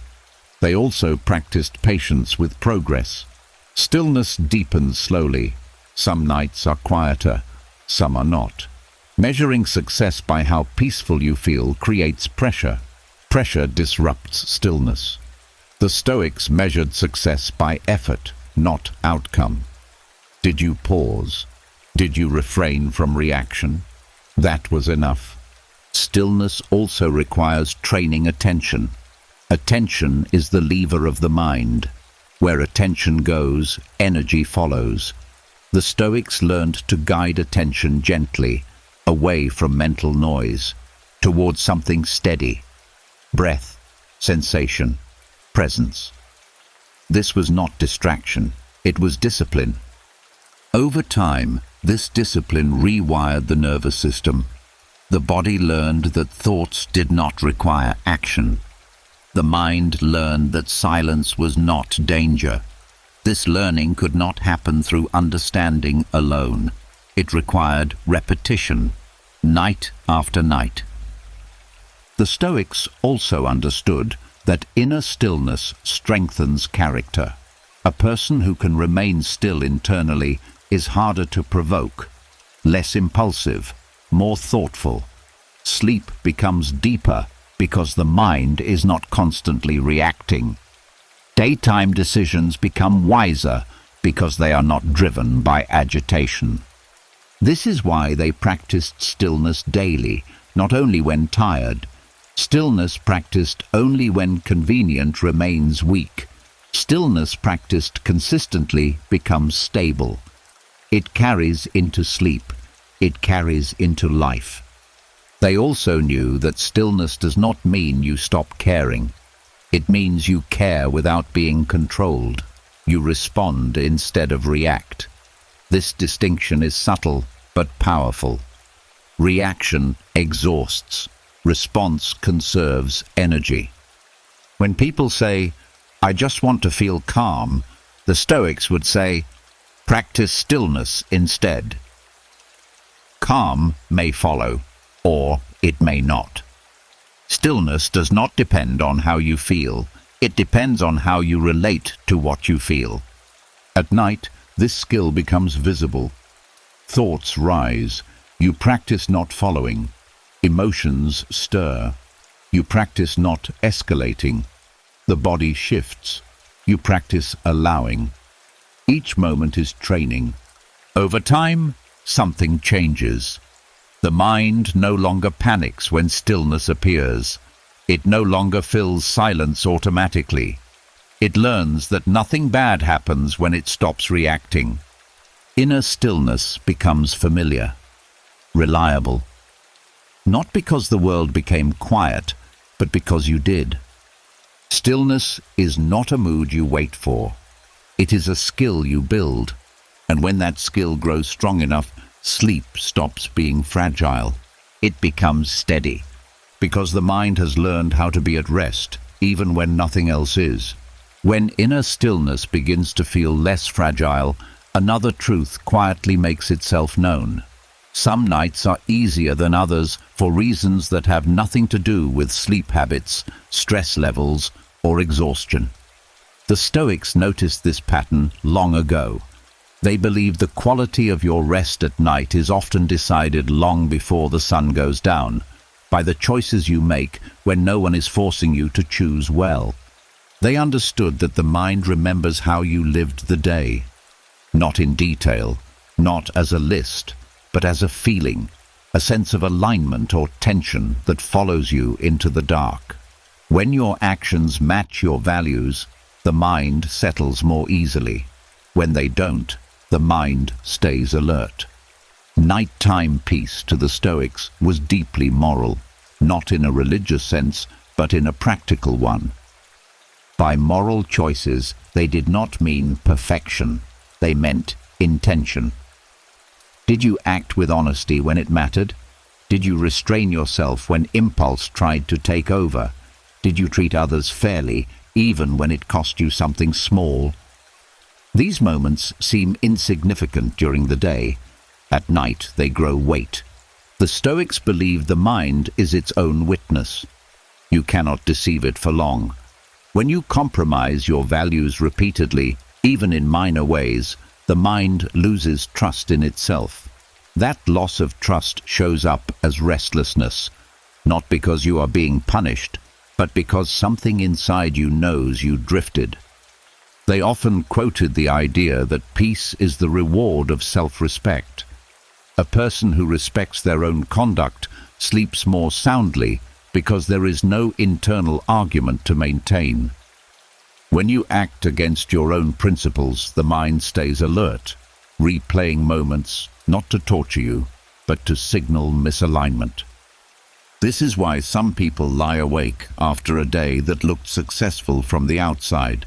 They met goals, they stayed busy, they impressed others, but they ignored their conscience in small ways.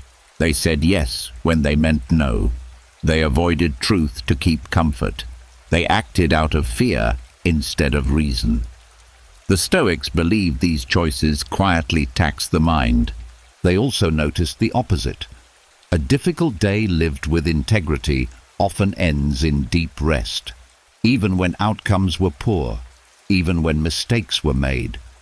If effort was sincere and values were honored, the mind relaxed. Nighttime peace does not come from winning.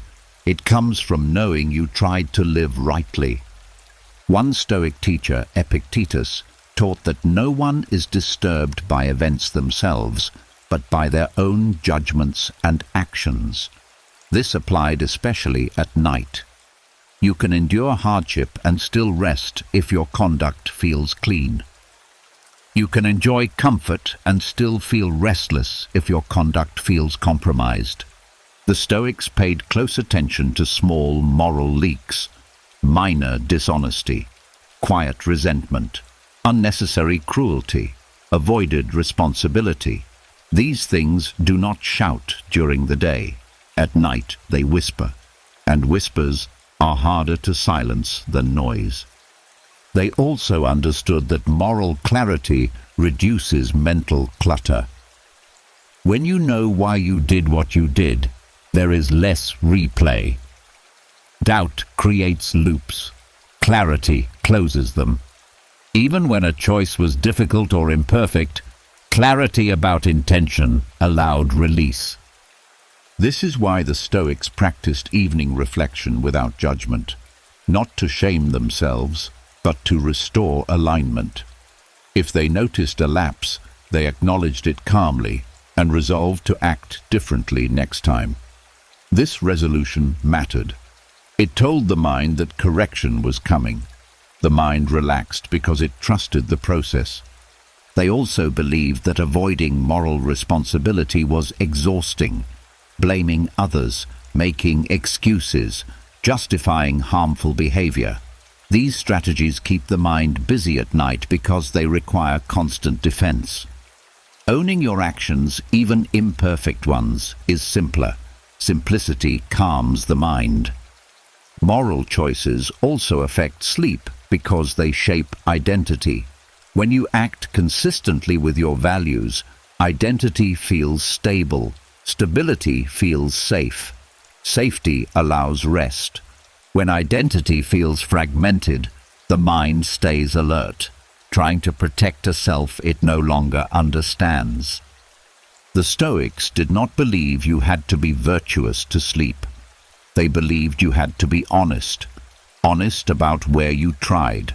Honest about where you fell short. Honesty restores coherence. Coherence produces calm. They also warned against moral perfectionism. Trying to be flawless creates pressure. Pressure keeps the mind vigilant.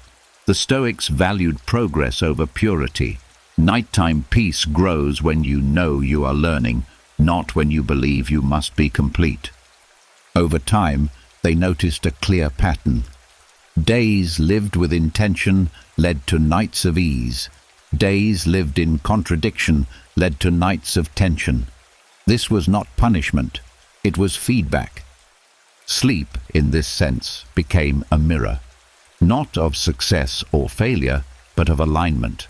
When you listen to that mirror instead of fighting it, sleep becomes less mysterious. The Stoics believed you could not lie down peacefully if you spent the day running from yourself. But if you faced the day with honesty and restraint, even imperfectly, the mind had nothing to defend at night. Peace then came naturally, not because life was easy, but because your conscience was quiet. And a quiet conscience is one of the strongest sleeping aids ever discovered.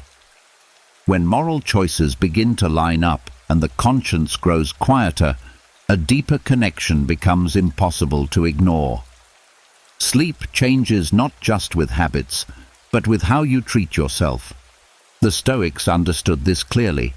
They believed that sleep quality is not only biological or psychological, it is ethical.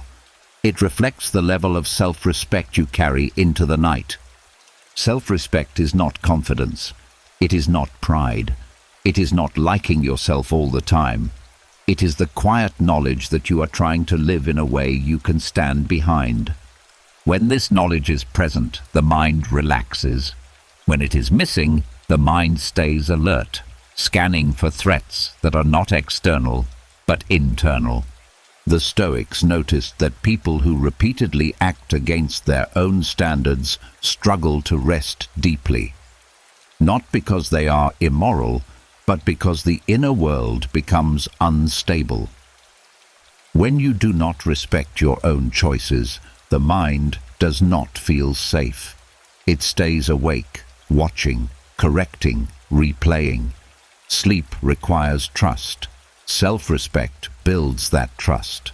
They believe the mind asks a simple question at night, even if you are not aware of it. Can I lower my guard? If the answer is yes, sleep deepens. If the answer is no, rest stays shallow. Self-respect is what allows the guard to drop. Many people confuse self-respect with harsh discipline. The Stoics rejected this. Harshness creates fear, not respect. Fear keeps the nervous system active.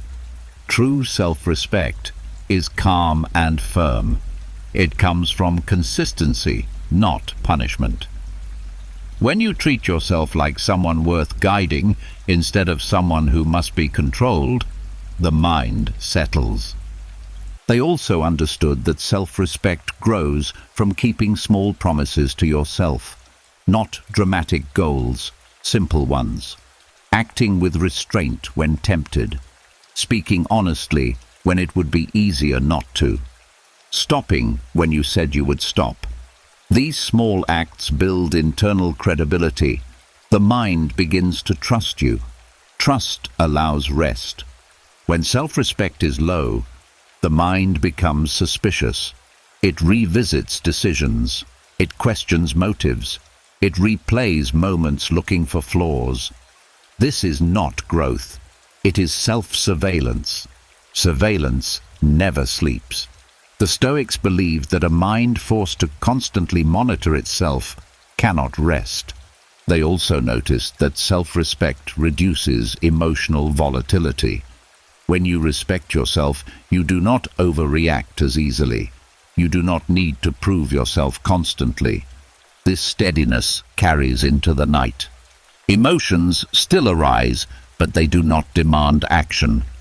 The mind remains balanced enough to rest. One Stoic voice that spoke clearly on this was Seneca, who wrote that nothing is more shameful than self-disapproval. He believed that living in quiet conflict with oneself was the greatest source of misery. That conflict does not disappear at night. It becomes louder. Sleep exposes it. The Stoics believe that when you respect yourself, you do not need to rehearse defenses at night. You do not need to justify your actions repeatedly. You know where you stand. That certainty is calming. Uncertainty about your own integrity keeps the mind awake. They also understood that self-respect is built through effort, not outcome. You can fail and still sleep well if you acted sincerely. You can succeed and still sleep poorly if you compromised yourself. Sleep responds to inner alignment, not external results. This is why some people sleep deeply after difficult days. The day may have been exhausting, but it was honest. The mind relaxes because it does not need to correct anything internally. The work was clean. Clean effort rests easier than hollow success. Self-respect also affects how you treat your own needs. People who disrespect themselves often ignore limits. They overwork. They overextend. They silence their own fatigue. At night, the body protests. Sleep becomes fragmented because the system has learned it is not listened to.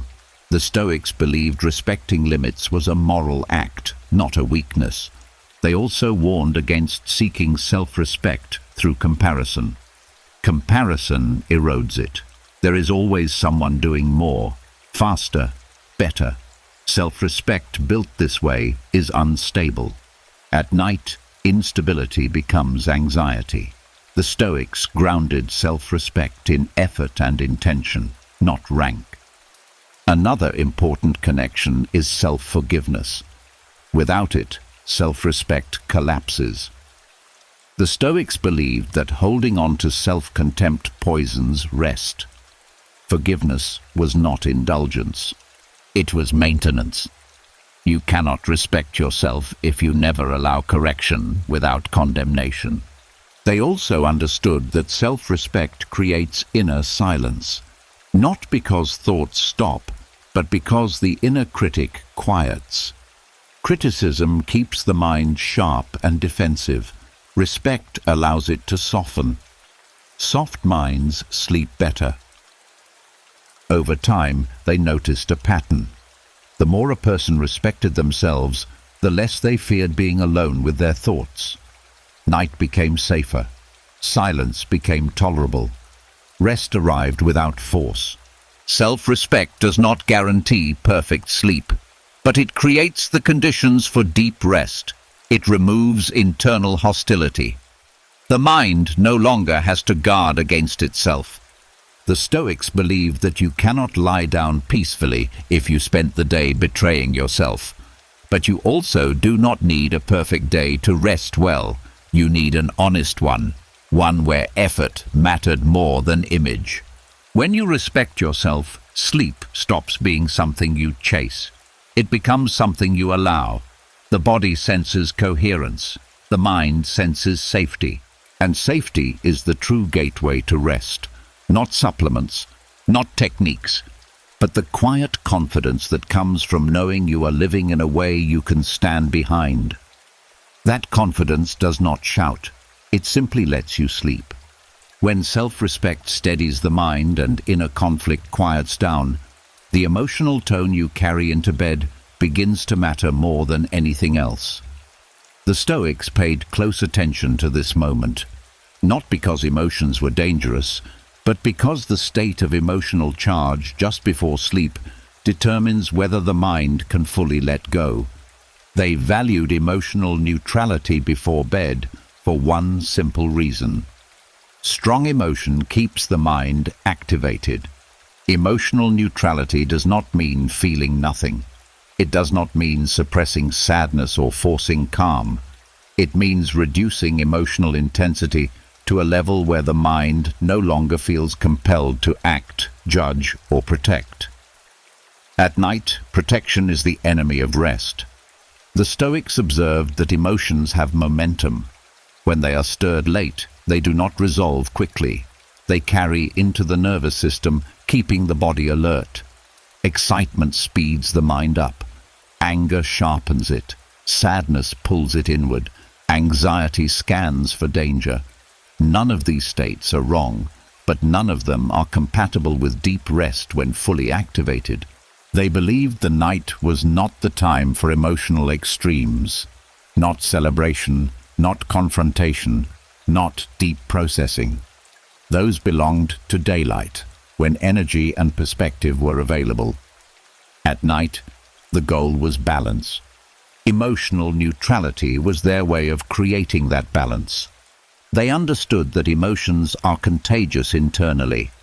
One strong feeling often invites others. Frustration turns into self-criticism. Excitement turns into anticipation. Sadness turns into regret.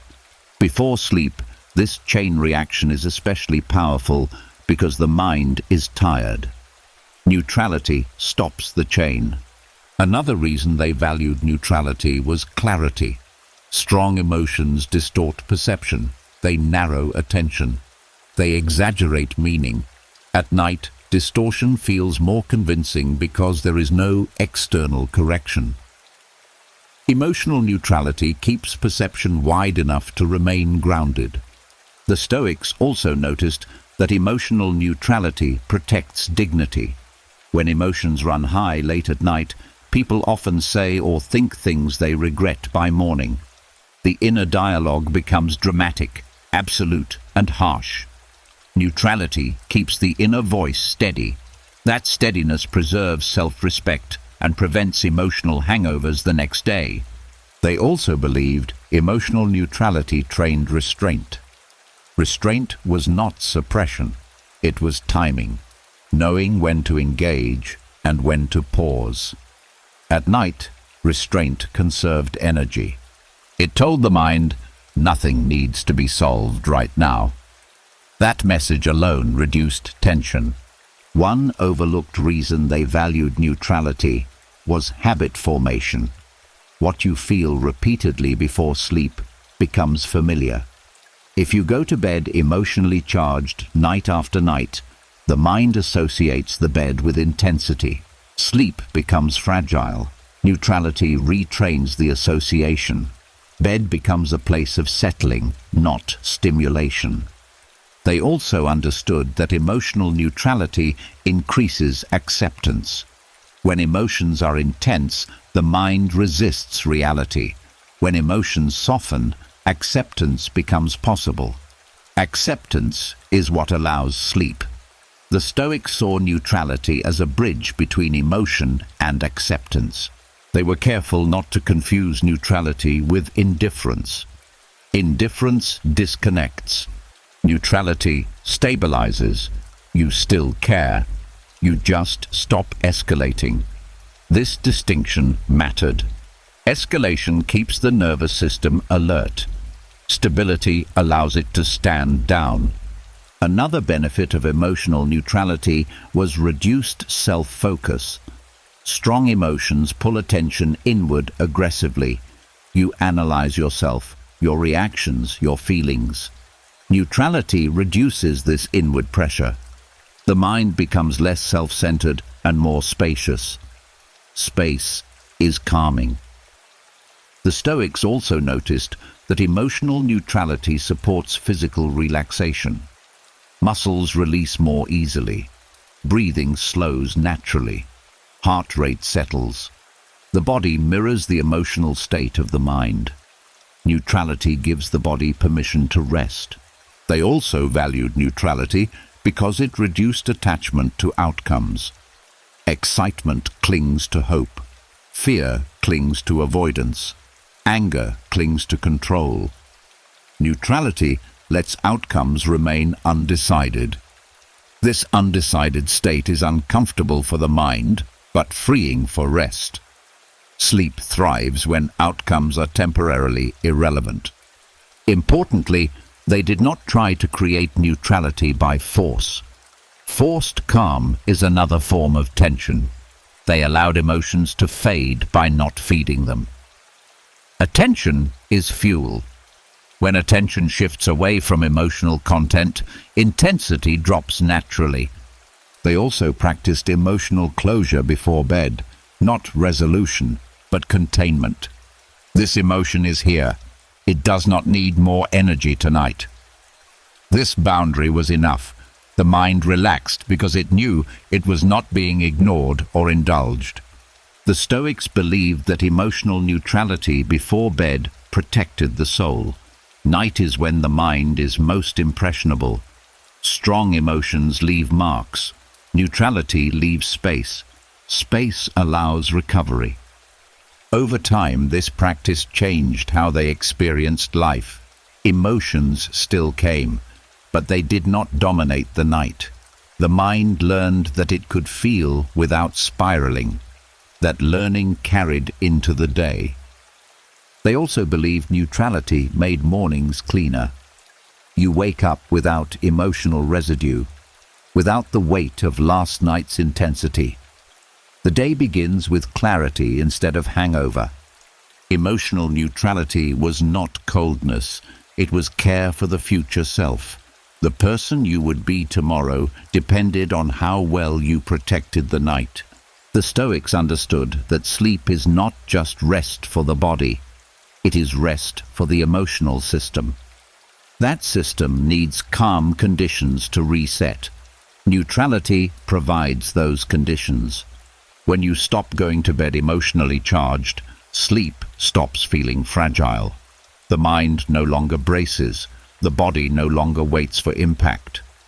The night becomes quiet again. Not because emotions were denied, but because they were respected enough to be given rest, and that respect is what allows sleep to do its work. When emotional neutrality settles in, and the mind no longer arrives at bed charged or defensive, the night begins to reveal something deeper. Not thoughts, not feelings, but truth. The Stoics believed the night reflects the state of your inner life more honestly than the day ever could. When the world goes quiet, the mind stops performing, and what remains is a mirror. During the day, you are buffered by motion. Tasks distract. Conversations interrupt. Roles demand attention. You move forward without always noticing how you feel about the direction you're going. At night, movement ends. Distraction fades. The mirror appears. The Stoics saw this not as something to fear, but as something to learn from. The night reflects alignment or conflict. If the mind settles easily, it often means the inner life is coherent. Values, actions, and intentions are not pulling in opposite directions. If the mind resists rest, something is out of tune. Not necessarily wrong, just unresolved. The Stoics believed this resistance was information, not punishment. They understood that sleep reveals what you've been avoiding, not dramatically, quietly. A vague unease, a recurring thought, a sense of pressure without a clear source. These signals point to areas where life is being lived mechanically instead of intentionally. The night does not accuse, it reflects. This is why the Stoics paid attention to how they felt before sleep without trying to correct it immediately. They believed the mirror should be observed, not smashed. If the night felt restless, they asked why gently. If it felt calm, they noted what might have contributed to that calm. Over time, patterns emerged. The night also reflects self-honesty. If you spent the day avoiding difficult truths, they surface when silence removes cover. If you ignored boundaries, the body protests with tension. If you acted against your conscience, the mind revisits moments quietly. The Stoics believed the soul keeps its own records. Night is when those records are opened. They also saw night as a reflection of attachment. What you cling to during the day follows you into the dark. Desire for control, need for approval, fear of loss. These attachments do not disappear just because the lights go off. They show themselves clearly when there is nothing else to focus on. The Stoics believed noticing attachment was the first step toward loosening it. The mirror of the night also shows how you relate to yourself. The tone of your inner voice becomes unmistakable, harsh or patient, rushed or calm, distrustful or respectful. You can ignore this voice during the day by staying busy. At night, you hear it clearly. The Stoics listened. They knew this voice shaped both character and rest. They also believed the night reflects humility. If you spent the day trying to control everything, the mind resists surrender. If you accepted limits, the mind softens more easily. Sleep requires humility. The night reveals whether you practiced it. Another reflection appears in how you handle incompleteness. Life is never finished. Tasks remain. Questions linger. The Stoics noticed that people who demanded closure in everything struggled at night. Those who accepted incompleteness rested better. The night shows how comfortable you are with things being unfinished. The Stoics also believed the night reflects your relationship with time. If you are always rushing toward the future, the mind stays forward-leaning in bed. If you live anchored in the present, the mind settles more easily. Night reveals whether your attention is habitually ahead or where you are. This mirror is not cruel. It is honest. It does not exaggerate. It does not flatter. It simply shows you what is already there. The Stoics valued this honesty because it allowed correction without drama. You did not need to judge yourself. You only needed to notice. They also understood that the mirror changes as you change. A restless night today does not mean restless nights forever. As values align, boundaries strengthen, and resistance drops, the reflection softens. Night becomes calmer not because life became easier, but because the inner life became clearer. The Stoics never tried to force the mirror to show something else. They worked on themselves during the day and let the night reveal the result. This approach removed pressure from sleep. Sleep was no longer a goal. It was feedback. They also believed the mirror worked both ways. A calm night reinforced virtuous living. You woke up clearer, more grounded, more capable of acting with reason. Rest strengthened character. Character deepened rest. This cycle mattered more than any single night. Night as the mirror of the soul teaches humility. You cannot fake alignment. You cannot hide from yourself forever. But it also teaches compassion. Restlessness is not failure. It is information. And information can guide change. When you stop fighting the mirror and start learning from it, the night becomes less threatening. You no longer dread being alone with yourself. You become curious instead of anxious. Curiosity softens the mind. The Stoics believed the night shows you who you are becoming, not who you should punish yourself for being. Each reflection is temporary. Each night offers a new image shaped by the day before it. When you accept the mirror without fear, sleep becomes easier. Not because everything is perfect, but because nothing is being denied. The night reflects the soul because the soul finally has space to be seen. And when you allow yourself to be seen, without judgment, without escape, something settles. The mirror stops feeling harsh. It starts feeling helpful. And in that quiet honesty, rest becomes possible again. When the night reflects the soul honestly, one habit often stands out more clearly than any other. The quiet arguments that never seem to end. Conversations replayed with different endings. Moments rewritten again and again. The mind returns to the past not to remember, but to fight it. The Stoics saw this habit as one of the greatest thieves of rest. Arguing with the past feels purposeful. It feels like correction, like justice, like learning. But the past cannot respond. It cannot change. Every argument you hold with it is one-sided, and that is why it never ends. At night, when the mind is tired and defenses are low, these arguments feel more emotional and more convincing than they ever did during the day. The Stoics believed the first step was recognizing what is actually happening. You are not thinking, you are rehearsing. You are not learning, you are reliving. This distinction matters. Learning brings closure. Reliving keeps wounds open. The mind argues with the past because it believes something is unfinished.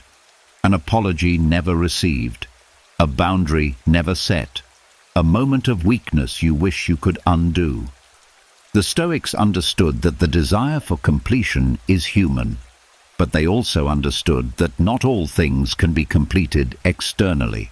Some must be completed internally. They taught that the past has only one true power: memory. Everything else you give it is voluntary.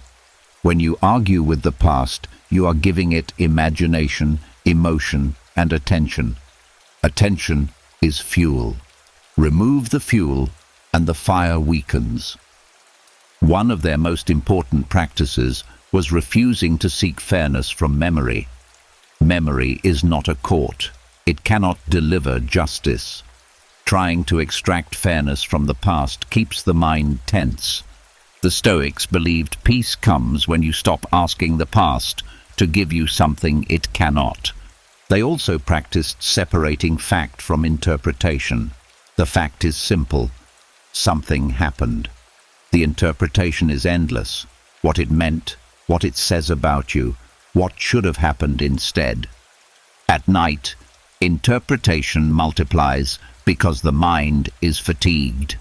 The Stoics trained themselves to return to fact and drop the rest. Facts are finite. Interpretation is not. Another key shift was releasing the fantasy of a corrected self. Many nighttime arguments with the past are attempts to protect identity. If only I had said this. If only I had known. The Stoics believed this fantasy creates suffering. You did what you did with who you were and what you knew at the time. Wanting a different past is wanting a different person. Acceptance begins when you allow yourself to be human in hindsight. They also refused to confuse responsibility with punishment. Acknowledging a mistake does not require reliving it endlessly. The Stoics believed responsibility means learning and adjusting behavior, not carrying shame into the night. Once a lesson is learned, repetition serves no purpose. They practiced closing the mental loop deliberately. When a memory surfaced, they would ask one question: is there any action I can take right now? At night, the answer was almost always no. That answer mattered. It signaled the mind that the issue was not active. Inactive issues do not need attention. Another powerful practice was time placement. The Stoics reminded themselves that the past has a proper place. It belongs behind you, not beside you in bed. When you bring the past into the present repeatedly, the mind loses its sense of time. Everything feels current. This keeps the nervous system alert. Returning memories to their proper place restores order. They also practiced compassion for the former self. Not excuse. Compassion. Recognizing effort, fear, ignorance, and limitation without condemnation. Compassion dissolves inner conflict. Conflict fuels argument. When compassion appears, the argument loses its opponent. The Stoics also warned against rehearsing moral superiority over your former self. Judging the past from the comfort of present knowledge creates false authority. You know more now because you lived through it. That does not make the earlier version of you inferior. It makes them necessary. Another reason arguments with the past intensify at night is fatigue. A tired mind lacks nuance. It moves toward extremes. Always. Never. Ruined. The Stoics distrusted these conclusions when tired. They believed no verdict should be passed at night.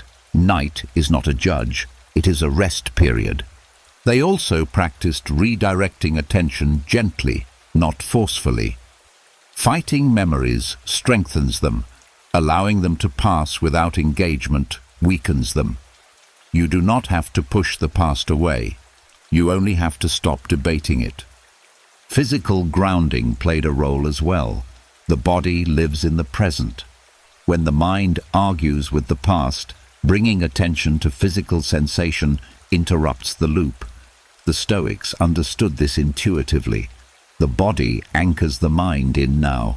They also trusted sleep to do work thinking cannot.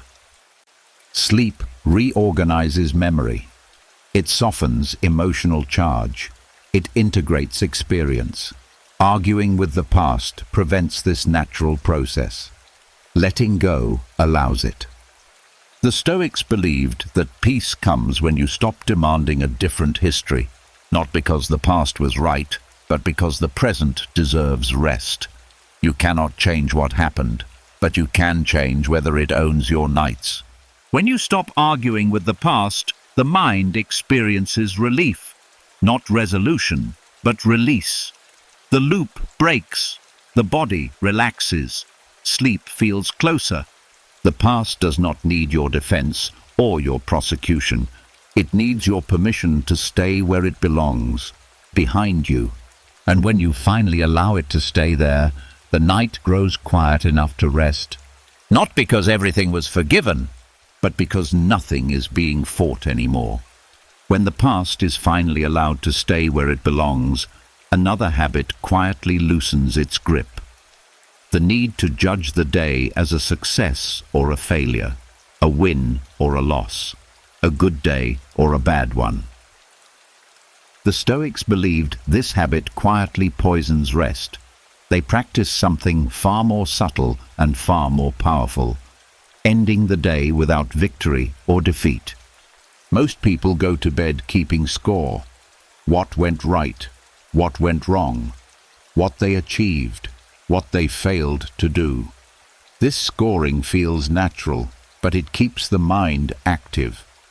It turns the day into a contest that never truly ends. Even when you win, the mind stays alert, replaying moments. Even when you lose, the mind stays alert, defending or punishing. Either way, rest is delayed. The Stoics rejected this entire framework. They believed life is not a competition to be judged daily. It is a process to be participated in. When you label a day as a victory, you feed attachment to outcomes. When you label it a defeat, you feed aversion and shame. Both keep the mind restless. Ending the day without judgment frees the mind from needing to prove anything. They understood that victory inflates the ego and defeat wounds it. Ego, in any form, resists sleep. It wants to celebrate or recover. Neither belongs to the night. The Stoics believed the night is not a place for evaluation. It is a place for release. This practice began with reframing the purpose of the day.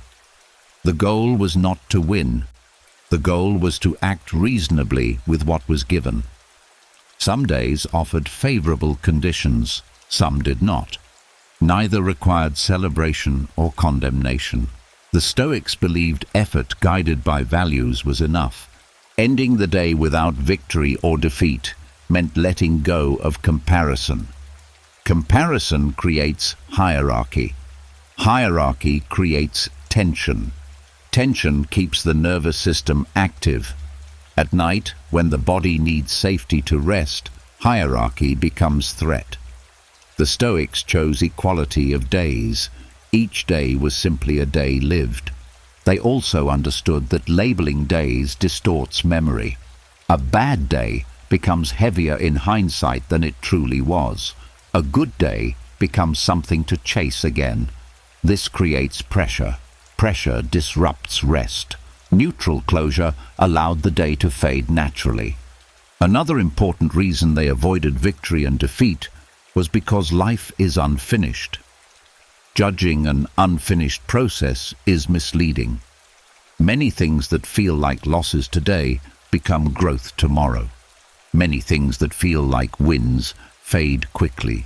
The Stoics trusted time more than immediate judgment. At night, this trust mattered. They also believed that ending the day without verdict protected self-respect. When you judge the day harshly, you judge yourself harshly. When you praise the day excessively, you attach worth to performance. Both weaken inner stability. Self-respect grows when worth is not negotiated nightly. This practice did not mean ignoring mistakes. The Stoics acknowledged errors calmly, but acknowledgement did not become identity. This happened, replaced, "I failed." This shift prevented the mind from turning experience into self-definition. Self-definition at night keeps the mind alert. They also noticed that victory and defeat fuel rumination. A bad day invites replay. A good day invites anticipation. Both pull the mind away from the present moment. Ending the day neutrally returned attention to now, and now, at night, requires nothing. The Stoics also believed that emotional neutrality was easier when the day was not emotionally charged with judgment. Pride and disappointment are both stimulating. Stimulation is useful during the day. It is harmful at night. Neutrality allows the nervous system to stand down. Another key aspect was humility. Ending the day without victory or defeat reminded them that life is larger than any single day. You are not defined by 24 hours. This perspective reduced urgency. Reduced urgency allows rest. They also practiced gratitude without comparison. Gratitude without despite or because. Simply noticing what was present. This grounded the mind without inflating it. Gratitude paired with neutrality was calming. Gratitude paired with evaluation was stimulating. This approach also prevented emotional hangovers. When you end the day defeated, you wake up burdened. When you end it victorious, you wake up pressured to repeat success. Neutral endings allowed clean mornings. You wake up without emotional debt. The Stoics believed that night should not inherit the day's drama. Drama belongs to action. Rest belongs to acceptance. Ending the day without victory or defeat protected this boundary. They also understood that this practice required restraint. The mind loves narratives. It wants meaning. It wants resolution. The Stoics resisted this urge at night. Meaning could be found later. Resolution could wait. The night was not the time. Over time, this habit reshaped sleep. The mind stopped reviewing, stopped defending, stopped celebrating. It simply settled. The body followed. Sleep arrived more easily because there was nothing to process. Ending the day without victory or defeat does not make life flat. It makes it sustainable. It removes the emotional spikes that exhaust the mind. It allows effort during the day and rest at night to coexist. The Stoics believed that peace comes when you stop treating life like a scorecard, when you live, act, adjust, and then release. The night becomes lighter when nothing needs to be proven. When you lie down without declaring the day a success or a failure, something surprising happens. The mind relaxes. It no longer needs to defend or repair identity. It can simply be. And in that simplicity, sleep arrives. Not because the day was perfect, but because it was allowed to end. Without judgment, without score, without a verdict, just finished and ready to be let go. When the day is allowed to end without judgment, something even deeper quietly asks to be released.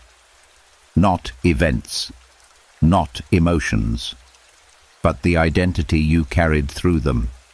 The Stoics believed this was one of the hardest withdrawals of all, and one of the most necessary for true rest. Most people go to bed still wearing themselves. The thinker, the achiever, the one who failed. The one who must be strong, the one who must be understood. These identities feel personal, but they are roles, and roles do not know how to sleep. The Stoics understood that the mind cannot fully rest while it is still protecting an image. Identity creates vigilance. It asks, what does this say about me? How will I be seen tomorrow? Am I enough? These questions keep the inner world alert, even when the body is exhausted.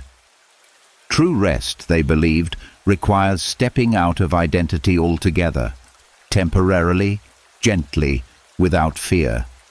Psychological withdrawal from identity does not mean losing yourself. It means setting the costume down. During the day, identity is useful. It helps you function, decide, and interact. At night, it becomes excess weight. The Stoics saw identity as a tool, not a home. Tools are meant to be put down. When they are not, strain follows. One of the clearest signs that identity has followed you into bed is mental narration. The mind tells stories about who you are and what your actions mean.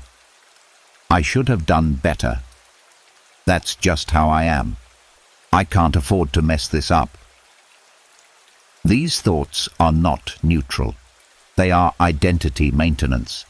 The Stoics believed this maintenance is one of the main reasons the mind refuses to stand down. Identity also keeps emotions alive longer than necessary. Anger lasts because it is tied to pride. Shame lasts because it is tied to self-image.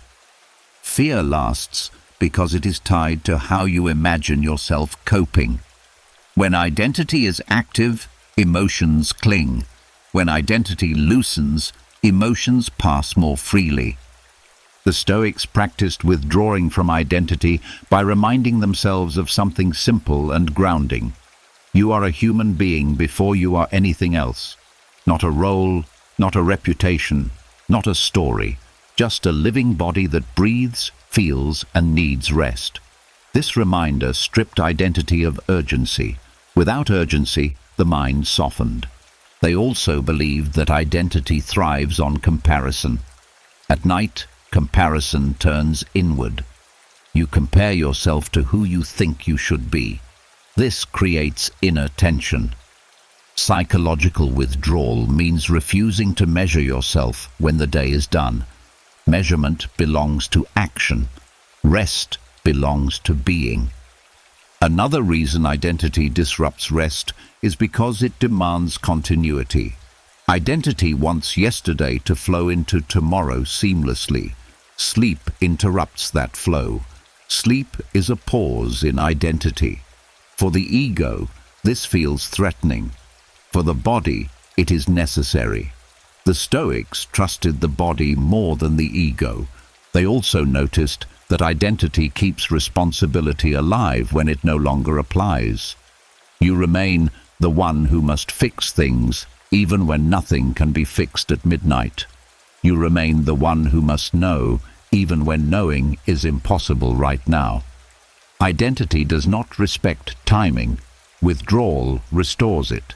Psychological withdrawal from identity also reduces fear of silence. Silence feels uncomfortable when identity needs validation. When identity rests, silence becomes neutral. The mind no longer asks, "Who am I without my story?" It simply exists. The Stoics also practice this withdrawal by shifting attention from narrative to sensation. Identity lives in stories. Sensation lives in the present, feeling the weight of the body, the rhythm of breath, the contact with the bed. These experiences require no identity. They ground awareness without definition. Another important aspect was humility. Identity often carries the belief that you are uniquely burdened or uniquely responsible. Humility releases this. You are part of nature.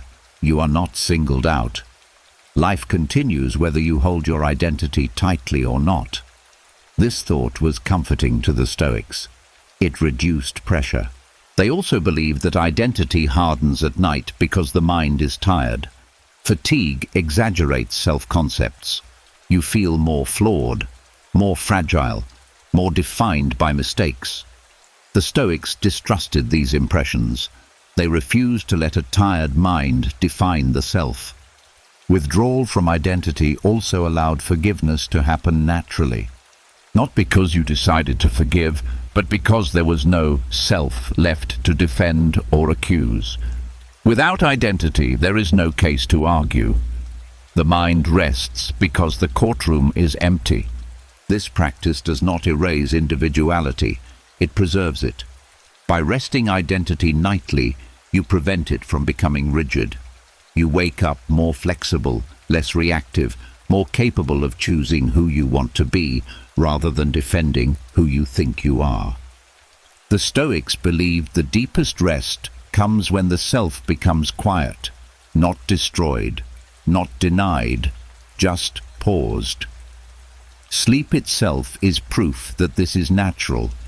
Each night, consciousness fades without catastrophe. You wake up intact. Identity returns when needed. Learning to withdraw psychologically before sleep makes this transition smoother. The mind no longer resists fading. It trusts the process. Trust is what allows deep rest. When you stop carrying identity into bed, something unexpected happens. You feel lighter, less defined, less pressured. The night no longer asks you to be anyone. You are not your success, not your failure, not your reputation, not your future self. You are simply a human being allowed to rest. The Stoics believed this was not escapism, it was realism. Identity is temporary. Rest is essential. True rest requires this withdrawal, not because identity is bad, but because it does not belong everywhere, especially not in the dark. When identity steps aside, the mind stops guarding. And when guarding ends, rest finally begins. When identity is finally set down, and the mind is no longer guarding a story about who you must be, something important becomes possible. Recovery that goes deeper than sleep. The Stoics understood burnout long before the word existed. They saw it not as the result of working too hard, but of never leaving the battlefield internally. Internal withdrawal to them was not rest after collapse. It was prevention. Burnout happens when effort has no off switch, when the body may stop, but the mind keeps pushing, planning, proving, worrying, evaluating, even in silence. The Stoics noticed that people burn out not because life demands too much, but because they carry those demands everywhere, including into the night. Internal withdrawal is the act of stepping out of constant engagement, not quitting life, not avoiding responsibility, but releasing the inner posture of urgency. It is the difference between resting while still on call and resting with permission to be unavailable. They believed the mind needs clear boundaries just as much as the body. When those boundaries are missing, the mind never recovers. It stays alert, even during sleep. This leads to a kind of exhaustion that rest alone cannot fix. Burnout, in their view, begins long before collapse. It begins the moment you stop withdrawing inward regularly. During the day, you give energy outward, attention, decisions, emotional labor. That is natural. At night, that energy must be reclaimed. Internal withdrawal gathers it back. Without this gathering, energy leaks continuously. You wake up already depleted, even after sleep. The Stoics practiced internal withdrawal as a daily reset. They stepped out of roles, out of pressure, out of comparison, out of performance. This reset protected their nervous system. It told the body, the threat is over. Without this signal, the body stays tense. Chronic tension becomes burnout. They also noticed that burnout is closely tied to over-identification. When you believe you are your role, your work, or your output, you never stop working psychologically. Even rest feels guilty. Internal withdrawal breaks this link. You remember that you exist beyond what you produce. This memory restores balance. Another key insight was that burnout comes from emotional overextension. Caring without limits, reacting to everything, absorbing others' stress. Internal withdrawal creates emotional boundaries. It allows compassion without depletion. When emotions are allowed to rest, energy returns. The Stoics also warned against constant self-monitoring. Burnout thrives in minds that are always evaluating themselves. Am I doing enough? Am I falling behind? Internal withdrawal turns this monitoring off, temporarily. That pause is essential. A mind that never stops watching itself eventually collapses. They believed withdrawal must happen before exhaustion, not after. Waiting until you are burned out is like waiting until injury to stretch. Prevention requires rhythm, engagement followed by release. Without release, engagement becomes damage. Internal withdrawal also restores perspective. Burnout narrows focus. Everything feels urgent. Everything feels personal. Withdrawal widens the view. You see what truly matters and what can wait. This reduces pressure and preserves energy. The Stoics practiced this not only at night, but mentally throughout the day. Small moments of stepping back, releasing tension, letting go of unnecessary effort. Night was the deepest withdrawal, but not the only one. They understood that burnout is not weakness. It is a signal that boundaries were missing. Internal withdrawal restores those boundaries quietly, without drama. When practiced consistently, it changes how you experience work, responsibility, and rest. Effort becomes cleaner. Rest becomes deeper. Sleep becomes truly restorative because the mind has been allowed to disengage fully.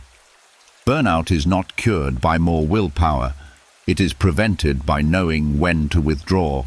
The Stoics did not admire exhaustion. They admired endurance. Endurance requires rest, and rest requires the courage to step back internally, even when the world tells you to keep going. When internal withdrawal becomes a habit, burnout loses its grip. Not because life becomes easier, but because you stop carrying it all the time. The mind learns it is allowed to rest, and when the mind rests, the fire of burnout never has the chance to consume you. When burnout is prevented through internal withdrawal, sleep stops feeling like recovery from damage and starts feeling like a natural rhythm again. But there is one final inner movement that determines whether sleep arrives gently or remains just out of reach. Acceptance. The Stoics believed acceptance was not a philosophy you thought about. It was a posture you practiced, especially at night. Most people struggle to fall asleep, not because they are awake, but because they are fighting being awake. They lie in bed thinking, "This shouldn't be happening. I need to sleep now. Tomorrow will be ruined if I don't." These thoughts feel logical, but they create resistance. Resistance activates the nervous system. An activated system does not sleep. The Stoics saw this pattern clearly and offered a different approach. Accept what is happening without adding conflict. Acceptance does not mean liking wakefulness. It means stopping the argument with it. The body knows how to sleep. It has done so since before you could think. What interrupts this natural process is the mind's demand for control. The Stoics believed that falling asleep naturally requires surrendering the demand to manage the process. Sleep cannot be commanded, it can only be allowed. Acceptance begins with allowing the present state. If the body is restless, you allow restlessness. If thoughts are present, you allow thoughts. This allowance sends a powerful signal to the nervous system. There is no threat. When the system feels safe, it begins to slow down on its own. The Stoics noticed that the moment you stop trying to fall asleep, sleep often follows. This is not coincidence. Effort creates tension. Tension keeps the mind alert. Acceptance releases tension. Release invites rest. They also understood that acceptance removes fear from wakefulness. Many people fear being awake at night. That fear becomes the problem. Acceptance neutralizes fear by removing judgment. Being awake is no longer failure. It is simply a state. When judgment drops, fear drops. When fear drops, the body relaxes. Another important aspect of acceptance is allowing imperfection. Some nights will be lighter, some will be broken. The Stoics did not demand perfect sleep. Demanding perfection creates pressure. Pressure keeps the system vigilant. Acceptance allows variability. Variability allows relaxation. They also practiced accepting uncertainty. You do not know exactly when sleep will come. Trying to predict or control timing creates mental activity. Acceptance says, sleep will come when it comes. This sentence alone reduces urgency. Reduced urgency allows the body to take over. Acceptance also applies to thought. Thoughts appear at night. This is normal. Fighting thoughts gives them energy. Accepting their presence without engaging removes fuel. The Stoics believed thoughts lose power when they are not treated as problems. They also accepted physical sensations, an itch, a shift, a sigh. Fighting the body creates separation. Acceptance reunites mind and body. When the body feels listened to, it relaxes. Relaxation deepens rest. The Stoics also understood that acceptance must be active, not passive. Passive resignation still carries tension. Active acceptance is calm acknowledgement. This is what is happening right now. No story, no blame, no demand. This clarity settles the mind.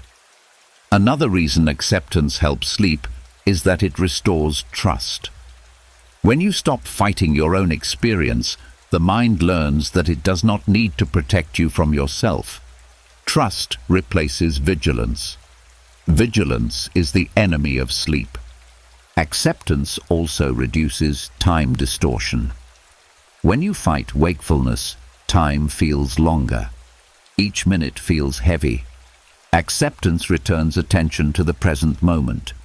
The present moment is lighter. Sleep emerges from presence, not from counting minutes. The Stoics believed that acceptance at night trains acceptance in life. When you learn to accept being awake without panic, you learn to accept difficulty without collapse. Sleep becomes a daily exercise in letting go. They also practiced accepting limits. You cannot think clearly when tired. You cannot solve everything at night. Accepting these limits prevents the mind from attempting impossible tasks. The mind rests when it is no longer asked to do what it cannot. Importantly, acceptance does not mean disengagement from life. It means choosing the right time for engagement. Night is not the time for effort. It is the time for surrender. Surrender is not weakness. It is cooperation with nature. When acceptance becomes familiar, falling asleep stops feeling like a task. The body recognizes the signal.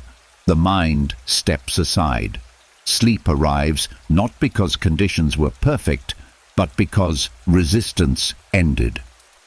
The Stoics believed that the fastest way to sleep is to stop chasing sleep. Chasing implies lack. Acceptance implies sufficiency. When you feel sufficient as you are, the body relaxes. Acceptance also prevents secondary suffering. Being awake is one thing. Being angry about being awake is another. Acceptance removes the second layer. Without that layer, the experience is lighter. Over time, practicing acceptance at night reshapes your relationship with rest. Sleep stops being fragile. You trust it again. You stop monitoring it. You stop testing yourself. The body responds to this trust. The Stoics understood something simple and profound. You do not fall asleep by forcing unconsciousness. You fall asleep by allowing consciousness to fade. Acceptance is what allows that fading. When you stop insisting that the night be different, the night softens. When the night softens, the body follows. Sleep then becomes what it was always meant to be, not a victory, not a performance, but a natural return, a quiet letting go, and a reminder that rest does not require effort. It requires permission. When acceptance begins to guide the night and the struggle to control sleep fades, another truth becomes clear. Silence itself can feel threatening, not because it is empty, but because it removes distraction. The Stoics understood this resistance deeply. They knew the mind does not resist silence by accident. It resists it because silence reveals. The mind is used to movement. Thoughts create activity, and activity creates the illusion of safety. As long as something is happening internally, the mind believes it is doing its job. Silence interrupts this habit. In silence, there is nothing to fix, nothing to analyze, nothing to defend. For an untrained mind, this feels like danger. The Stoics believed the mind resists silence because it mistakes stillness for vulnerability. Without noise, old memories surface, unanswered questions rise, uncomfortable feelings appear. Silence removes the buffer that distraction provides. The mind reacts by filling the space as quickly as possible, planning, worrying, replaying, anything to avoid being fully present. They noticed this resistance becomes strongest at night. During the day, noise is constant. Silence is rare. At night, silence arrives naturally. When the mind has not been trained, it panics. It begins generating thoughts, not because they are needed, but because it cannot tolerate openness. Another reason the mind resists silence is identity. Silence strips away roles. Without thoughts, you are not explaining yourself, proving yourself, or performing. The Stoics understood that the ego fears this state. Silence asks, "Who are you without your story?" For a mind that clings to identity, this feels unsettling. The Stoics did not see this resistance as a flaw. They saw it as conditioning, a habit formed by constant stimulation and reaction. Habits can be retrained, but only through practice, not force. They trained the mind to tolerate silence gradually. They did not demand instant quiet. Demanding silence creates more resistance. Instead, they practiced staying present when silence appeared, even briefly. A pause between thoughts. A moment without commentary. They stayed with that moment without rushing to fill it. At first, silence felt uncomfortable. Thoughts became louder. The mind protested. The Stoics expected this.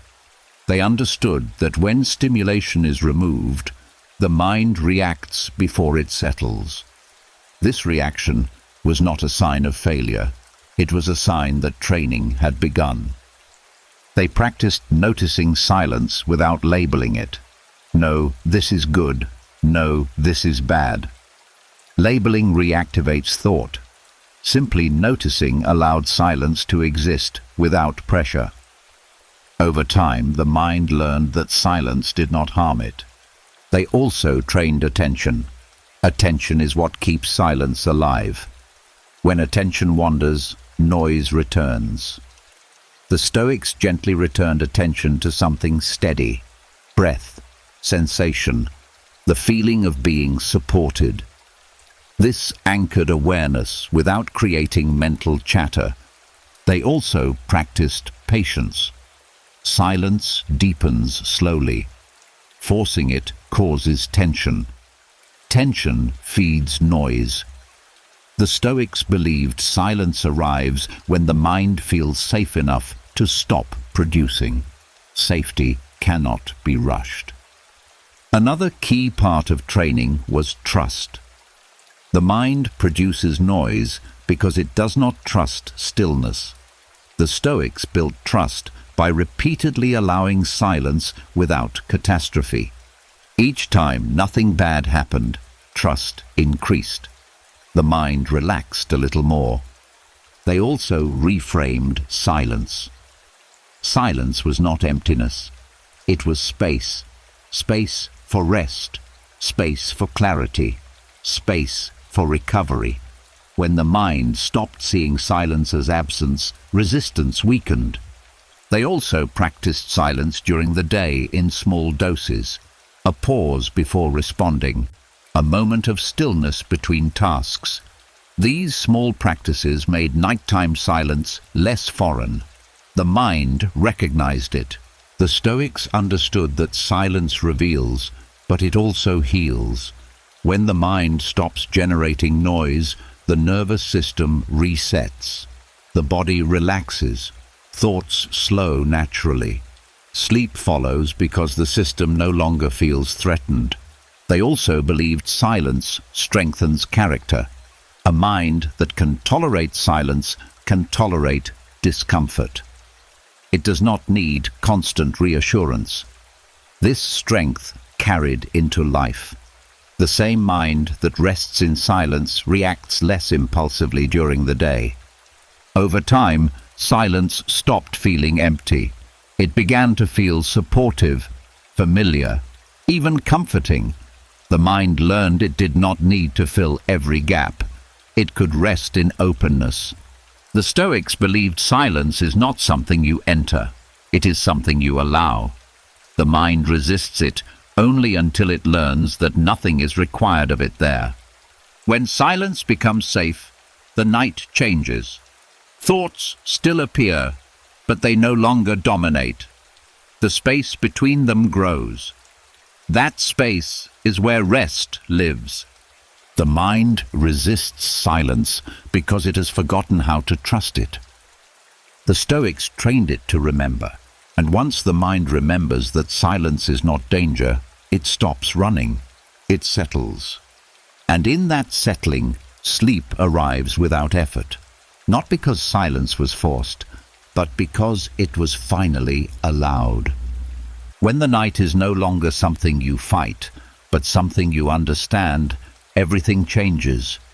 You stop chasing sleep and start allowing it. You stop fixing the mind and start steadying it. You learn that rest is not found in silence outside you, but in order within you. The Stoics showed us that peace at night is not an accident. It is built through acceptance, restraint, clarity, and the courage to step back from the noise of the world and from the stories we tell about ourselves. When you withdraw inward, not to escape life, but to return to yourself, the mind finally lays down its weapons, and in that surrender, rest arrives naturally.